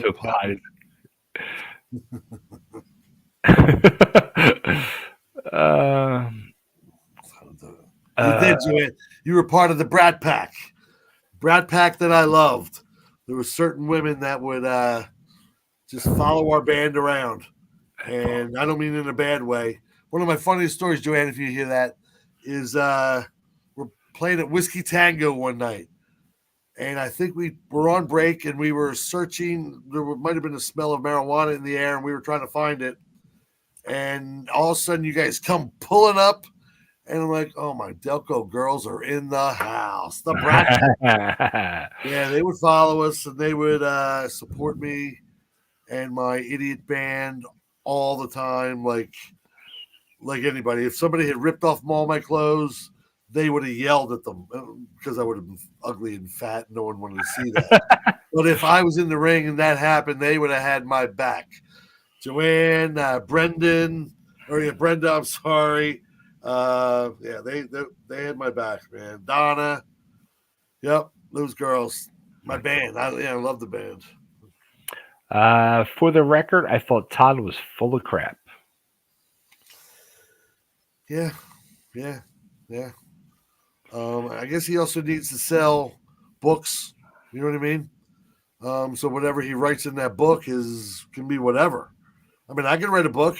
I can write a book on how Joel pocketed all the money, and faked going out of business. You can write anything. People don't care. They're going to read it. And Todd having a book saying Todd is God is the most ridiculous thing I can imagine.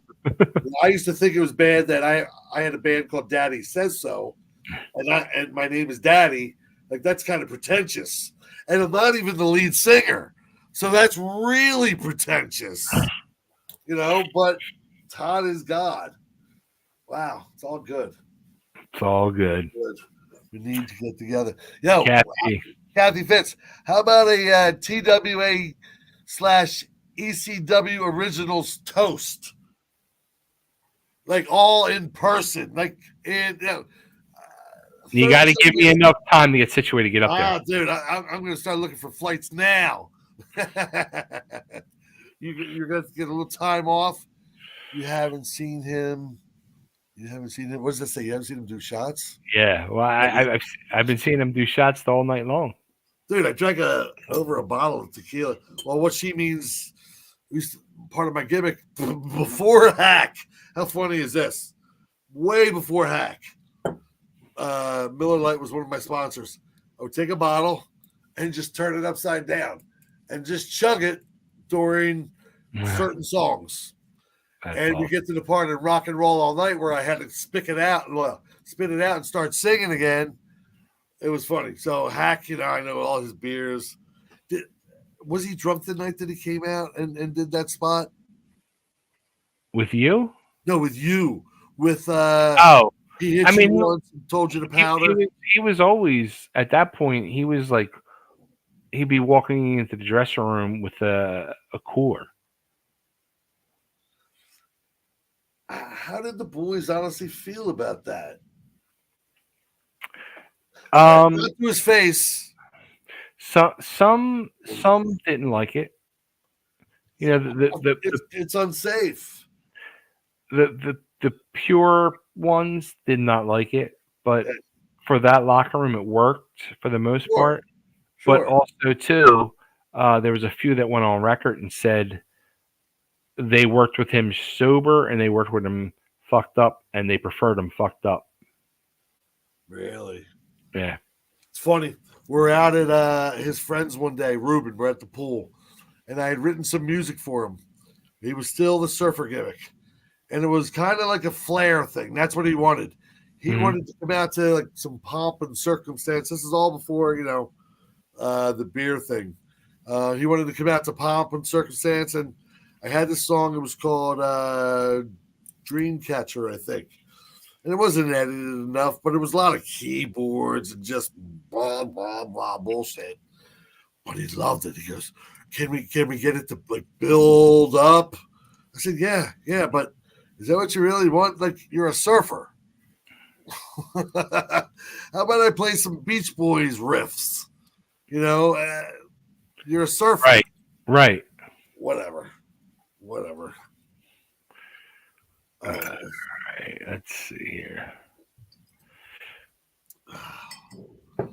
The Yeah, episode we Stevie Wonder's saw final that.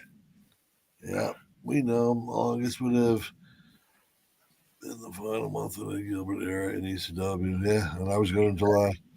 Yeah, like a month before me. They became associated with NWA around that time. Yeah. Paul came in. Paul was a shark. Joel knew who Paul was. And I know Joel wasn't involved, but Joel knew that, that's putting a predator in the hen house. Yeah. We didn't, and I don't mean about the money part. He was gone for 2 reasons to leave. One reason was that Eddie was falling out with Todd and Paul. Yeah, well, he was missing shows. I know he was missing shows. Right. Um, Missing shows and missing like meetings. a lot of meetings and TV stuff. Yeah. NWA had beef with Jim Crockett due to the way Jim Crockett purchased the promotion in '97. Yeah, and but with Eddie with Crockett, to me it was Bill Watts because he was on the outs with Watts, and then I could actually say, yeah, I work for WCW, and it's ultimately it's Cowboy Bill Watts. It didn't sit well with him, and I don't know how or why. On a lighter note, we all know Sulli was better looking of you two. He was, and obviously this has got to be Jay. And aged more gracefully. Did he really? Do you contribute that to his straight edge lips? Taylor, you are a funny MFer, Don. Thank you for making me laugh. Thank you for making me laugh. Jay Sulli and I lead kind of the same life in a way, as it turns out, from what I'm finding out. Yes, I agree, Bill. We got to get him up here. I will supply the booze for the shot, and it will be good booze, and we will toast the hell out of Joel. We can make a lot of other toasts. Like we can make a toast to the boys who bled buckets. Johnny, Tony, would love to see those guys. Whether they want to drink or not, there's not the issue, Just I think, and it doesn't have to be a whole reunion where we're going to rent some place out. I got spots. Shit, we're going to come to your place. That's what I'm saying. We'll do it that way. It's done right. We can go inside and outside. Yeah, man. We can put videos on the TVs. I can put whatever I want. We can put old shows on. I had the most TVs in Manayunk. I had like 23 TVs, which really isn't a lot. Shit. It's really not a lot. But there's no sports bars in Manayunk. So that's why. Well, there you go. Yeah. I'm the only sports bar or whatever, the Eagles. Penn State football. We're the official Penn State football location. Us, tradesmen, and I don't know, Iron Hill Brewing or something like that. One other one. Todd did leave in '97. Not soon enough. Just dropping it out to show you all the first and last 11, 4:30 comes early. Get some rest, brother. Thanks for stopping in. I think it was kayfabe commentary at the time. Eddie got rid of Stevie Wonderful and Todd acting like he was against it and talking like Eddie didn't even know you. Yeah. And that was a joke because everybody knew that Eddie and I were friends for years. Wow. Years. Yeah. Yeah. It's all right. It's all right. Trust me, Jeremy. So am I. We all are. Yeah. I hope I'm not blurring your thought of history. There we go. Daddy says so. Daddy fucking says so. Stevie's the man. Yeah. Thank you, Santa. So Santa Kringle is Frank Cody, who did stuff in early ECW. Okay. All right. Good seeing you, brother. That's awesome. That is awesome. DJ plays favorites. I don't know who that is. Hey, are you a DJ at La Roca? I don't know. Please thank Stevie for me being such a class act in the locker room during my first match. Oh, there you go. Of course. We all were here for each other. That's the way it was supposed to be. Supposed to be. Yeah. What are your thoughts on Paulie going into the Hall of Fame? Who's he going to mention? Who's he going to mention?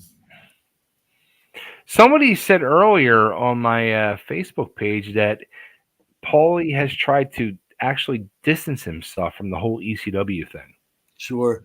But he did. He put out a video or something, I think, or some statement that he's going to cover from his extreme to the bloodline or whatever. I'm guessing you guys, Sabu, or maybe Terry Funk. You know what I mean? Because the Hall of Fame. Funk's in the Hall of Fame, right? I think so. I think so. Yeah. And then the Dudleys. Yeah. I think you know. I can't see him mentioning Todd. No, I don't think he'd mention Todd. Yeah, I don't see that happening. I don't think he gives two shits about Todd. Why should he? Why should he? Oh shit, Tequila Mania. Yeah, baby. It's coming. Baby. It's coming. Will you be attending the Hall of Fame? We're gonna be working.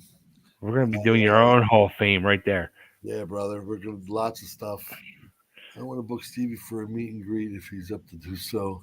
Oh, You don't need to book me. Come talk to me. We'll hang out like old friends, and just deal with me getting better after all of this right now. Cabrini College, hanging the posters. Yeah, man. And my kids, oh my God, we went up there all the time, just in the snow, bringing the everything. Jesus, Cabrini, what memories. Yo, so we're doing TV. They don't tell us anything that we're gonna do. All right, it's Terry's up there now, and Todd wants to show off to him. And Eddie shows him whatever. You know what I mean? Was it Eddie that shows him whatever? All I know is we're out at the announce table. I forget what match it is. And then there's some back and forth between me and Terry. And he picks me up and punches me. It was the greatest thing. It was one of the greatest moments of my life to that moment. Like, I don't know what the deal was. I'd have to go back to YouTube and watch it. But you hear it because we were horrible on commentating. And I'm like nudging Sully under the table. Like, get that angle over. Get that angle over. And did you any thoughts on Terry Funk coming in? Dude, I was a Funk mark. I loved me some Terry Funk. So Terry... It's me and Sully at the table. I cannot think of who the match is. It might have been Sandman because I remember him being in the corner at some point, and I go to Sully. I kick Sully. I forget what he was supposed to say. And I go, like calling a spot at the table. and all of a sudden, I think Terry's just like, well, he picks me up. And he swings me. I'm sitting there going, I'm just going with I'm just going with the flow here. Whatever he does, I'm good. And he just hauls back, and it wasn't all that stiff. It looked great. It fucking looked great. Like when I see it back, I'm so proud. He was just, and he told me later, he was just frustrated at all the newness and what he thought was capabilities or potential. That's the word I want to use. Potential. And he was very nice. Terry could not have been nicer. He was always so nice. Yeah, and because I thought I fucked up. I thought, oh man, I just got hit by Terry Funk. I must have done something really bad. And if I did, I want to apologize to whomever. And just make it right and just be respectful.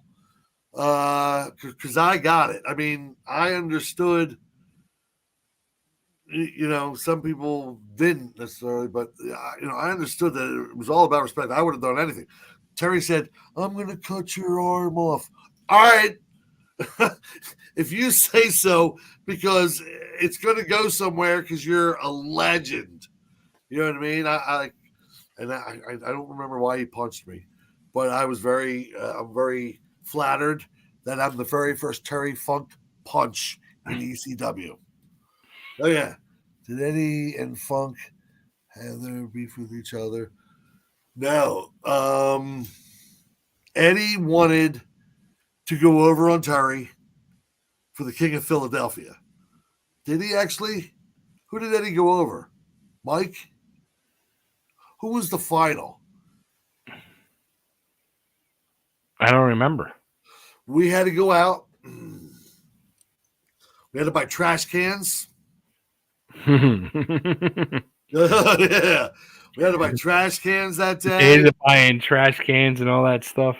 Oh my God. Yeah, but like I've got the kids in the back seat and I didn't have a lot of room. So, I'm like, let me drop the kids at the arena. I'll get one of the guys or the girls and I'll go get the cans. I forget. I thought that's who he went over because he really would have preferred to go over Lawler, of course. Yeah.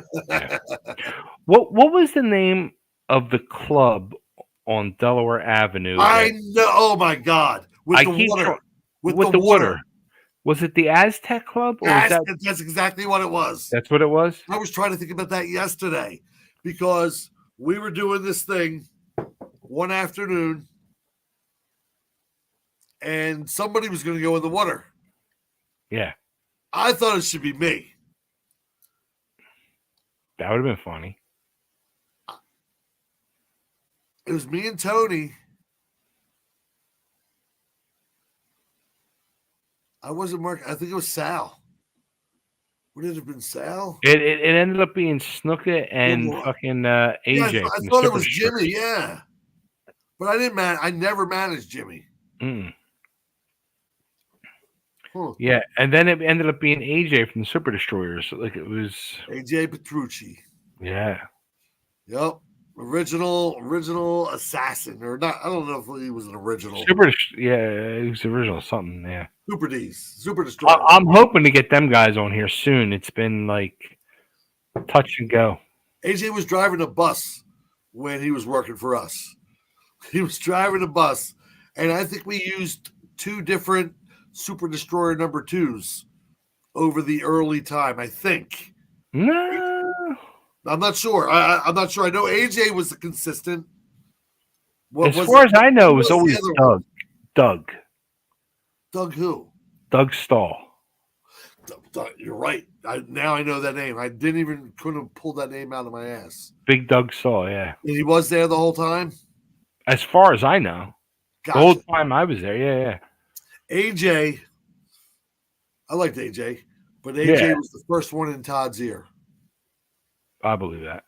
AJ was the first one in Todd's ear.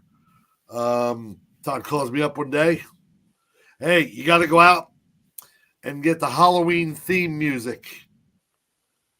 I had to go buy the music, find the cassette somewhere because there's no internet, Yeah. And, boom. All right, I got it. We're ready. I get the music for it now. Like, I would have done all that stuff all the time for them because we were partners. We were co-owners. I know Larry's not here to say it. I know Bob apparently is so loyal to Todd, and maybe he accepted it over the years. I don't think so. No? I don't think so. I think Bob's just very honest. He'll say his true feelings no matter what.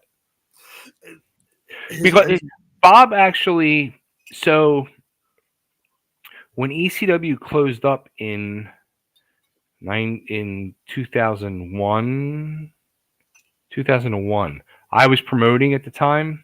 I was like I was trying to go full force. Philly?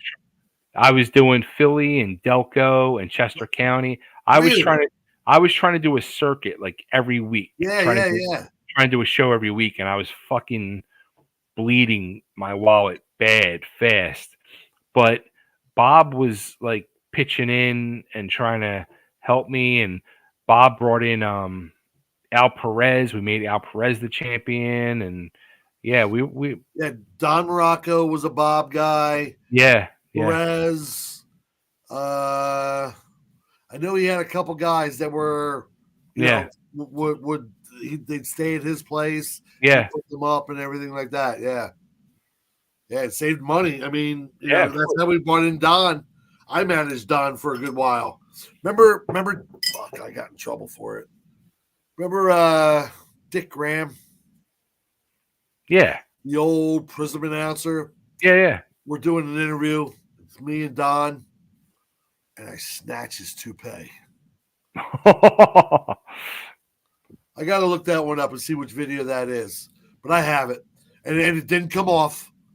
I just snatched it. Hey. Probably bad heat, but I did it. That's just terrible. That was stupid. Don popped. One night, Jim Neidhart, his whole gimmick back in the day was that little beard, the triangle beard that he had. Yeah. And he was working with me. Who was he working against? Mike Kalua. And we turned on him. We were going to turn on him, and I said, is there any chance I can cut that beard off? Just part of it. Like, Bob Smith was there that night. You know who Bob Smith was? Photographer, one of the wrestling guys. Yeah, I remember. Yeah. Apter wasn't there. George wasn't there. Bob Smith was there, and his word was good with Apter and them getting them pictures. And I said to him, yo, we're getting a little notice here. You might want to think about it. I won't cut it all off, but if we're going to turn, it's another way to come back, because otherwise I don't know if this is a one-off. And it was. We didn't bring him back.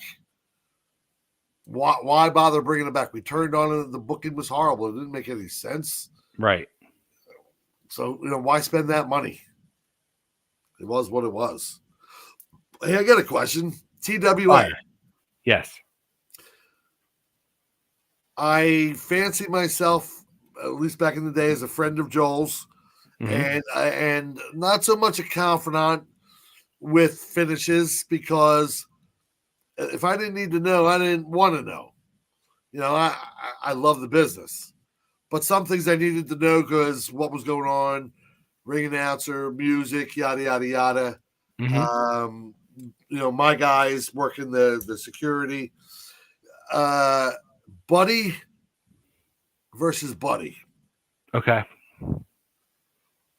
Any clue what the finish was going to be? We talked about this the other night with Joel. Okay. I say Buddy pins him. It's over. It's just done, blah, blah, blah, blah, blah.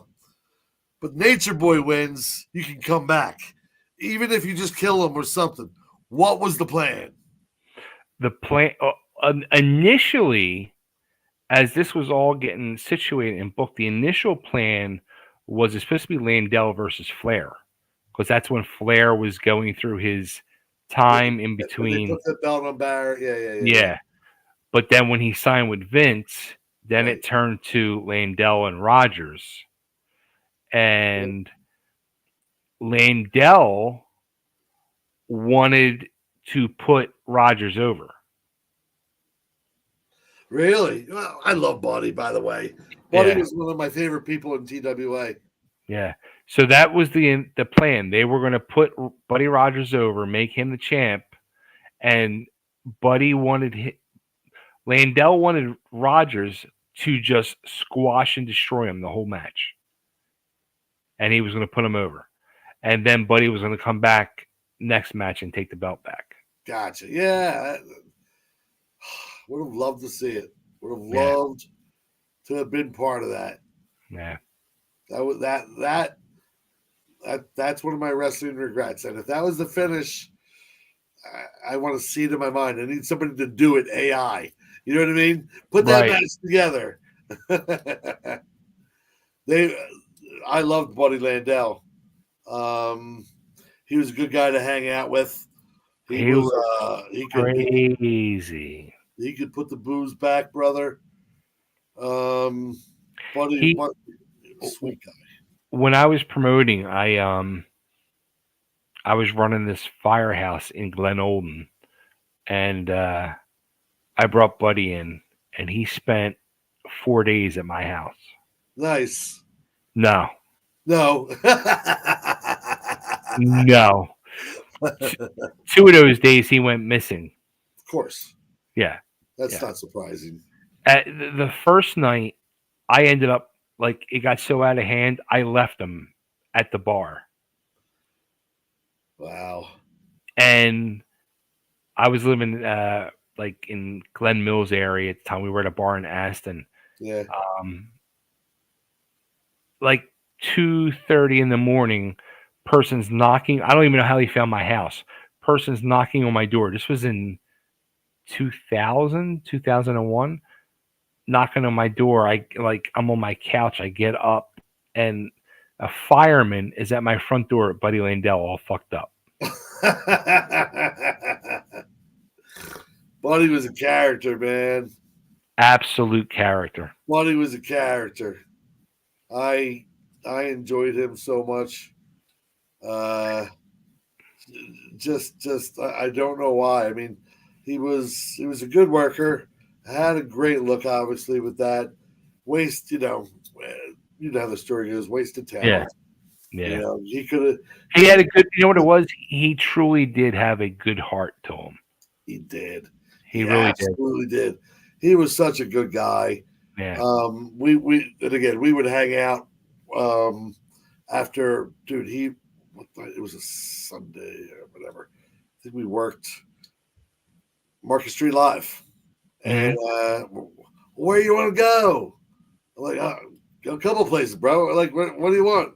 I just want to go. Let's go. All right, buddy, let's go. And he was just that kind of guy. He was just. I don't think anybody couldn't get along with him except for maybe Dusty and Flair and right. And you know what? They probably got along with him, but it was just not on a hard business. to work with him. Yeah. Hard to work with him. Do you watch today's matches? If so, do you like to watch? Or who do I like to watch? Oh, so I do watch. I am up on the current product. Okay. The booking in AEW sucks. Mm-hmm. I watched Sting's final match on TikTok. Okay. The last pay-per-view I bought, I wasn't a massive Punk fan, but I bought the pay-per-view where he came in and Daniel Bryan came in and maybe Adam Cole all the same night, like 2 years ago. That's my pay-per-view. I watch Peacock. I have that. So I watch all of Vince or, WWE. Mm-hmm. I'm a Balor nut. I love Finn Balor. I think the Bloodline storyline has been good. It got down for a while. They need to spruce it back up. And what's going on with like Meng's kid, Haku's kid? Didn't he just leave like New Japan? I mean, are we going to get a Solo Sikoa moment where Cody's about to win and all of a sudden Solo came in and cost him the match last year? Don't they? Isn't Meng because they're also Bloodline, or are you going to say that you're Tonga or whatever? I love the storyline. I love. I think the guy, the Paul brother, Jake Paul, John Logan Paul. It's a shame he is so effing good, isn't he? Oh my God! Amazing. Oh my God! It's surprising how he has picked it up, stayed healthy. Oh, I tore my ACL after the one show, whatever. But what an athlete, and what a marketer! When he did the frog splash off the top rope onto Roman, he had the camera with him. Yeah. That's genius. And now the other brother's fighting Mike Tyson. Yeah. Yep. So, I mean, it's publicity and shit. Randy Orton. I miss Randy Orton. I got into RK Bro. I liked that. Just because they were good teams and they were working with good teams. Some of the teams I haven't gotten into yet, the Vikings or whatever. But yeah, I follow the product and I like it. I love Balor. Following Seth, Cody, the whole story, Rock. What do you think is going to happen on WrestleMania? Do you think they're going to do a tag match one night? Do you think they're going to go Cody Rock one night, Cody Roman the next night? It's funny because I really haven't watched in like 20 years. No. Yeah, because it got to a point where when I watch, like, I want to get involved. And the wrestler in me, the booker in me starts going fucking nutso. Yeah. So I like shut it down, but then I started watching again. Like I watched the Royal Rumble and I watched Elimination Chamber, but I haven't watched like Raw or nothing like that. Yeah, But I have trouble with Raw sometimes and SmackDown. I mean, if they were smart, they should do the tag one night and then they should do the tag on Saturday. Yeah. Is it Saturday and Sunday? I guess they're doing. And then Cody and Roman on Sunday. Yeah. If that's what they're going to do, or are they going to, I'm curious. I want to see what they do with the chick, Jade Cargill. They're going to put her with the EST. They seem like they're not even sure what they're going to do yet with her. Yeah. Why even put her at the Rumble until you're ready? Yeah. And if she's training all this time, because she wasn't ready when she left AEW, great look, great presentation. No body of work. Yeah. You know what I mean? It's got to get better, and that's okay. There's nothing wrong with that. But they should have just left her in the background and be a surprise monster almost, or. The one I keep saying that's impressed me the most out of the whole company is Bailey. The way that she's turned, and overall, everything about that girl. Like I've seen like stuff from her from a few years back. Every time I've seen her in the ring has just impressed the fuck out of me. I don't know what it is. She seems like she's gotten a little thicker, and I'm not trying to body shame. Yeah, she has. As you get older, you do, obviously. Yeah. She doesn't seem like she's lost anything, though. Right. Like I love Asuka. I love the Japan. Mm-hmm. But I think Bailey, she got so burned out. She got, I don't know if she was oversaturated, but she was just stale. She needed to just go away for a bit, and now coming back, I think she's great. You knew she was going to turn, and choose her partner, whatever it was. Right. Becky Lynch, who's she working with? Oh, Rhea Ripley. Holy shit. They have a female Hulk Hogan right now in their midst. Yeah. She's getting some serious love. And she seems like a nice person who's adapting well. Yeah. You know what I mean? Man, is she good though? She gets it. Her work is all right. She needs more matches still, probably, but she is just so on and so over. And her and Flair would be great, but the whole injury thing. Yeah. I don't know. How do you feel when you see Paulie come out?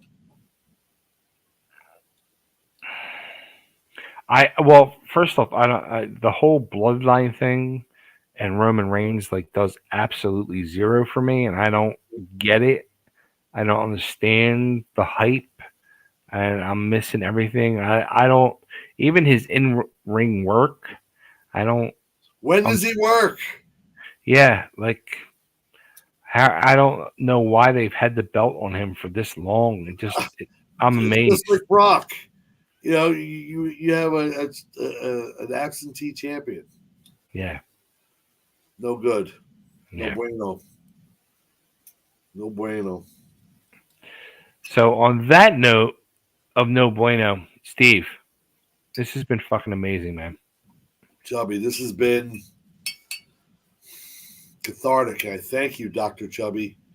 I thank you for putting up with my hesitation to talk.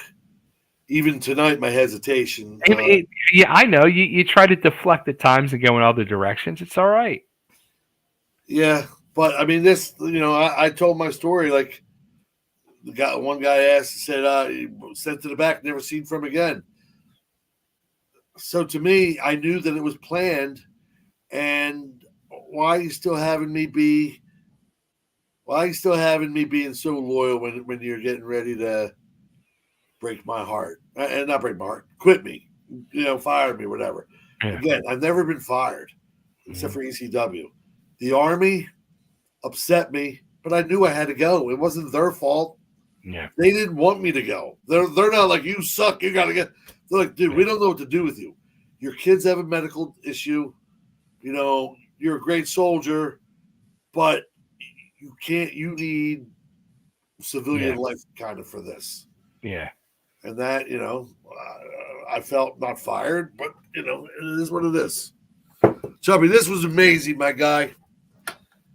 I thank you so much. I thank you, man. I hope this truly helps you with.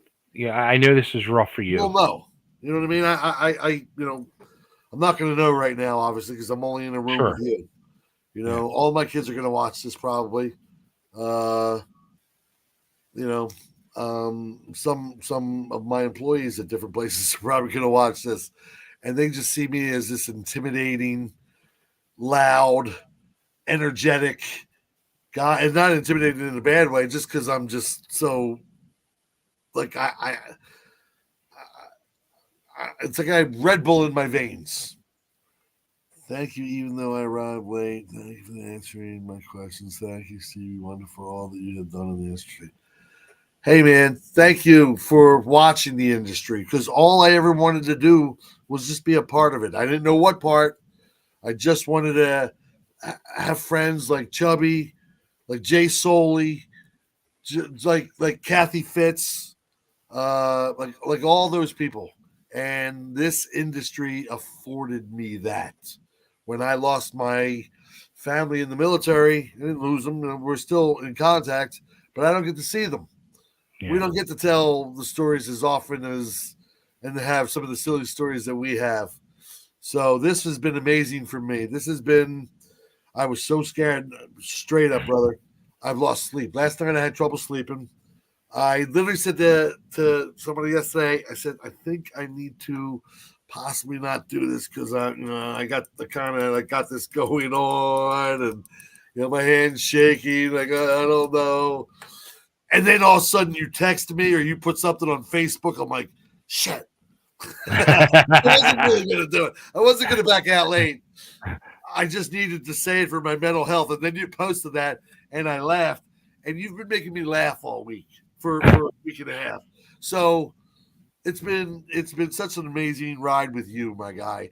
I wish you nothing but success doing this, getting all the people that you want to talk to. You're the easiest guy to talk to. You just have a great vibe, and I just feel you have a great soul. And I appreciate you giving me the time and the forum to cleanse my soul. And that's what I'm trying to do. We'll see if it happens. I said all the bad things I needed to say. Do I know where some bodies are buried? Yes, I do. But that doesn't keep me up at night. Yeah. What happened has kept me up at night just because of my family, and I want to be their rock. And I don't mean Dwayne. I don't mean Kevin. Yeah. I want to, and I just felt weak. I just Do felt you very weak. now here comes the therapist to me. Do you think you would discuss this now after all these years with any of your kids that were there that night, that They day? were all Caitlin wasn't born yet. Two of them are nurses. One's a boss. One's just a mom of a bunch of my grandkids. I had 10 grandkids, by the way. Whoa. Yeah, 5 Congratulations. kids. I don't know about all that. Christmas time. We'll see. We'll see. It's going to be interesting going into work because my people don't see moments of weakness in me. I don't think they've ever seen a moment of weakness. And do Do they even know about the whole? Did they know about the Stevie Wonderful thing? It sounds like you kind of kept it quiet. No. There's a big restaurant in town called Winnie's. Been there for years and years. And their managers come in, and I love these guys. They know. He's like, so they know. And they know that I don't advertise it. I don't try to glom off it. It's part of my life. And now maybe it's a part of my life that I can openly discuss better. Good. Bad ending. It's not. I don't know if it's on YouTube. I've never looked. I've never looked for anything. When I looked I've looked on YouTube for Stevie Wonderful. And thank God Stevie Wonder comes up all the time. So I don't have to. But somebody sent me this thing today. Let me end with this. Voices of Wrestling. One of my cooks sent it to me today. One of my bosses in the kitchen. And she said she found a video, I guess on YouTube. And it's the Voices of Wrestling. Can I find this and read this? It's the funniest thing. He's just, I think I was telling you, he's just ripping me. But I think he actually enjoyed it. He goes, the words are, shut up. Come on, where's the words? Oh no, I need the words because it was saying these two were fantastically horrible, charismatically great, or like he was putting in like compliments because Sully and I, if we had tried or if we had known what the fuck we were doing, we could have been okay and had fun with it. And this guy, he goes at the end, watch him rubbing his hands, wait for the end, the finger point, and I go, yeah, the championship tonight. What am I supposed to do tonight? Stupid. But I don't know if he was making fun of me or not. And so Caitlin posted something on Instagram, and I found his Instagram page, and I tagged him. So I don't know if he watched in tonight or watching later, but I said Voices of Wrestling. He didn't call me names. He was acting like we were underrated and good, and one said, "Oh, better than anything going today." Whatever.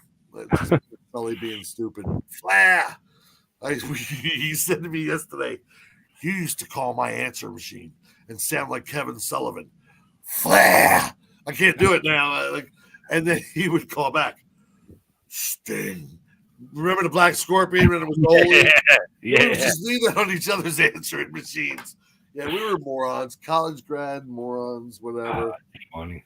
Yeah, but that's friendship, and you've reconnected that friendship, and I couldn't be happier, my brother. Yeah. It's a beautiful thing. We got to do this again. Whatever it is you want to do, we're going to do a TWA thing at my house. I'm going to do a TWA thing on here and get everybody on here. Oh, but awesome. I'm going to do different scenarios and stuff. Sure. With mix the guys up. We'll do one with you and Jay, and we're gonna have a lot of fun with this. I love it. I'll support whatever it is that you want. You supported my as I told you, mental health issues are a big thing in my life. Sure. I feel a certain way at times, and it's very hard to get out. So we'll see what today brings. It was a bottle and a half of tequila, and I don't even think I'm slurring my words. I'm jealous I didn't get it anymore. I had a little bottle. It wasn't enough. Well, then I had a little bit of 42. That's good. Your music. Is there anywhere anybody can find your music? Or yeah, it's on the floor over there. There's some boxes over there. No, not really right now. I ended up being in a cover band for the last 15, 20 years, whatever it was. I kind of sold my soul and agreed to play other people's music. But it paid the bills. And boy, did it pay the bills. Yeah. I got signed by Jägermeister. And I still have a relationship with them with the bar and then at La Roca. So that's it's just nice to have. And then the Terramana is actually funny because I have a relationship with them through Jaeger, and now it's the Rocks tequila and blah blah blah blah blah. It's just a vicious cycle. All right, so how many different places do you have? Oh, why the IRS right now? I run. No. I run. Let me just say this. I run the Roca in Manayunk. Okay. There's a spot in Delco that at one point I was trying to put a dispensary. You remember the old RP McMurphy's? Yeah, of course. So I tried to buy that from Johnny Williams, Bubba. And my whole plan was to put a dispensary there. I had already given the government money to hold in escrow, but they play the lottery system. I don't know if you know how that works with the bullshit like that. Okay. Meaning, yeah, they might have $250,000, but we're just going to pull a name out, and now you're the next dispensary. At some point, I just had to say, adios, I need my money back. Yeah. We were going to put doctors on top of the dispensary. Okay. So that way you could go in, get your medical card. You wouldn't get it physically, but you could go and get it right there. And it would be mailed out immediately, mailed quicker to a doctor, and then you come into the dispensary. So that didn't work. So I'm looking at another place right now even. We were up at the Poconos. You familiar with the Poconos at all? Not really. There was a guy up there, and I got involved in a big club. And my friends thought, oh, he just hangs out at the Poconos all the time. Like, what the hell? No, there was a big restaurant. It's closed now. We just closed. Pub 570. It's on a golf course. You could see bears walking on the golf course. It was pretty cool. But right now, in the restaurants, the only restaurant I own right now, this very moment, is La Roca. Main Street, La Roca Manayunk. What is the website? LaRocaManayunk.com. I just put a new video up of, I literally just put a new video up from 76 of a drone coming into my building. And then Instagram, as you know. But I don't have any music out. The only thing I don't promote towing cars. We do that. We do everything. Just business. I want to be Todd Gordon when I grow up. I want to be a legit businessman. So you want to be God? Yeah. I've never had anything handed to me though, and good for him. Good for him to have something that he's maintained it. But start something on your own, because you didn't start ECW on your own, Todd. You didn't. It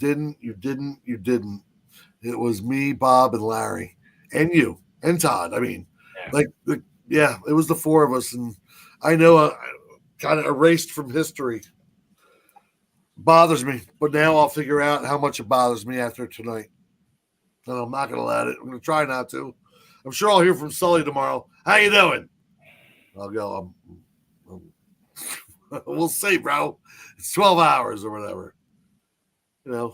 I like it, though. I appreciated you caring and Jay caring that this wasn't just a conversation. For me. This was... I mean, anybody watching it can see it's very evident that this has been something that's been bothering you for years. Yeah, with every right. Don't get me wrong. Every fucking right to be. All I want to be to my kids is their idol. Their father, their idol. That's all. That's all. That's all. I don't mind if they see me trip down the stairs. That's daddy being daddy. Yeah. I don't care if they see that I put on two wrong socks or I put on my backwards. But I was humiliated by men that I was in a business with. Yeah. And I didn't turn around and I was in school. I was a little kid and there adopted one leg longer than the other. I wasn't a kid in high school. So when I got a little bit bigger and joined the Army and knew how to lift, I learned to fight back, and I didn't that day. I don't regret it. This is my fight back. This is me fighting back, telling Jay, because I know Jay's going to watch at some point. tell him that I could talk to him and tell him why that I thought he should have left, and I know that that's not right.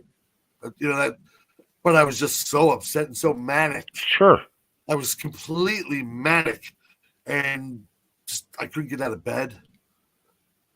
Couldn't play the guitar. If I couldn't play the guitar, noodle all. I couldn't play.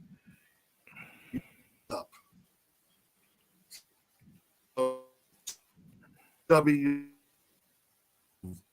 and you be blessed. Great weekend. That's amazing favorites. And I hope you guys can to be friends with some of you. I had a lot of friends reach out on Facebook. I need to delete some people to make room because Facebook only gives you like an X amount of people. I think it's 5,000, and I probably have 4,500 fake friends or whatever it is, old bands. So I got to make room for stuff. And then Brooke, I've been on. I think you've talked with Brooke. Brooke, gotta be careful. Like some of these people are my friends now. Yeah. And don't confuse the two of just messages that I get. And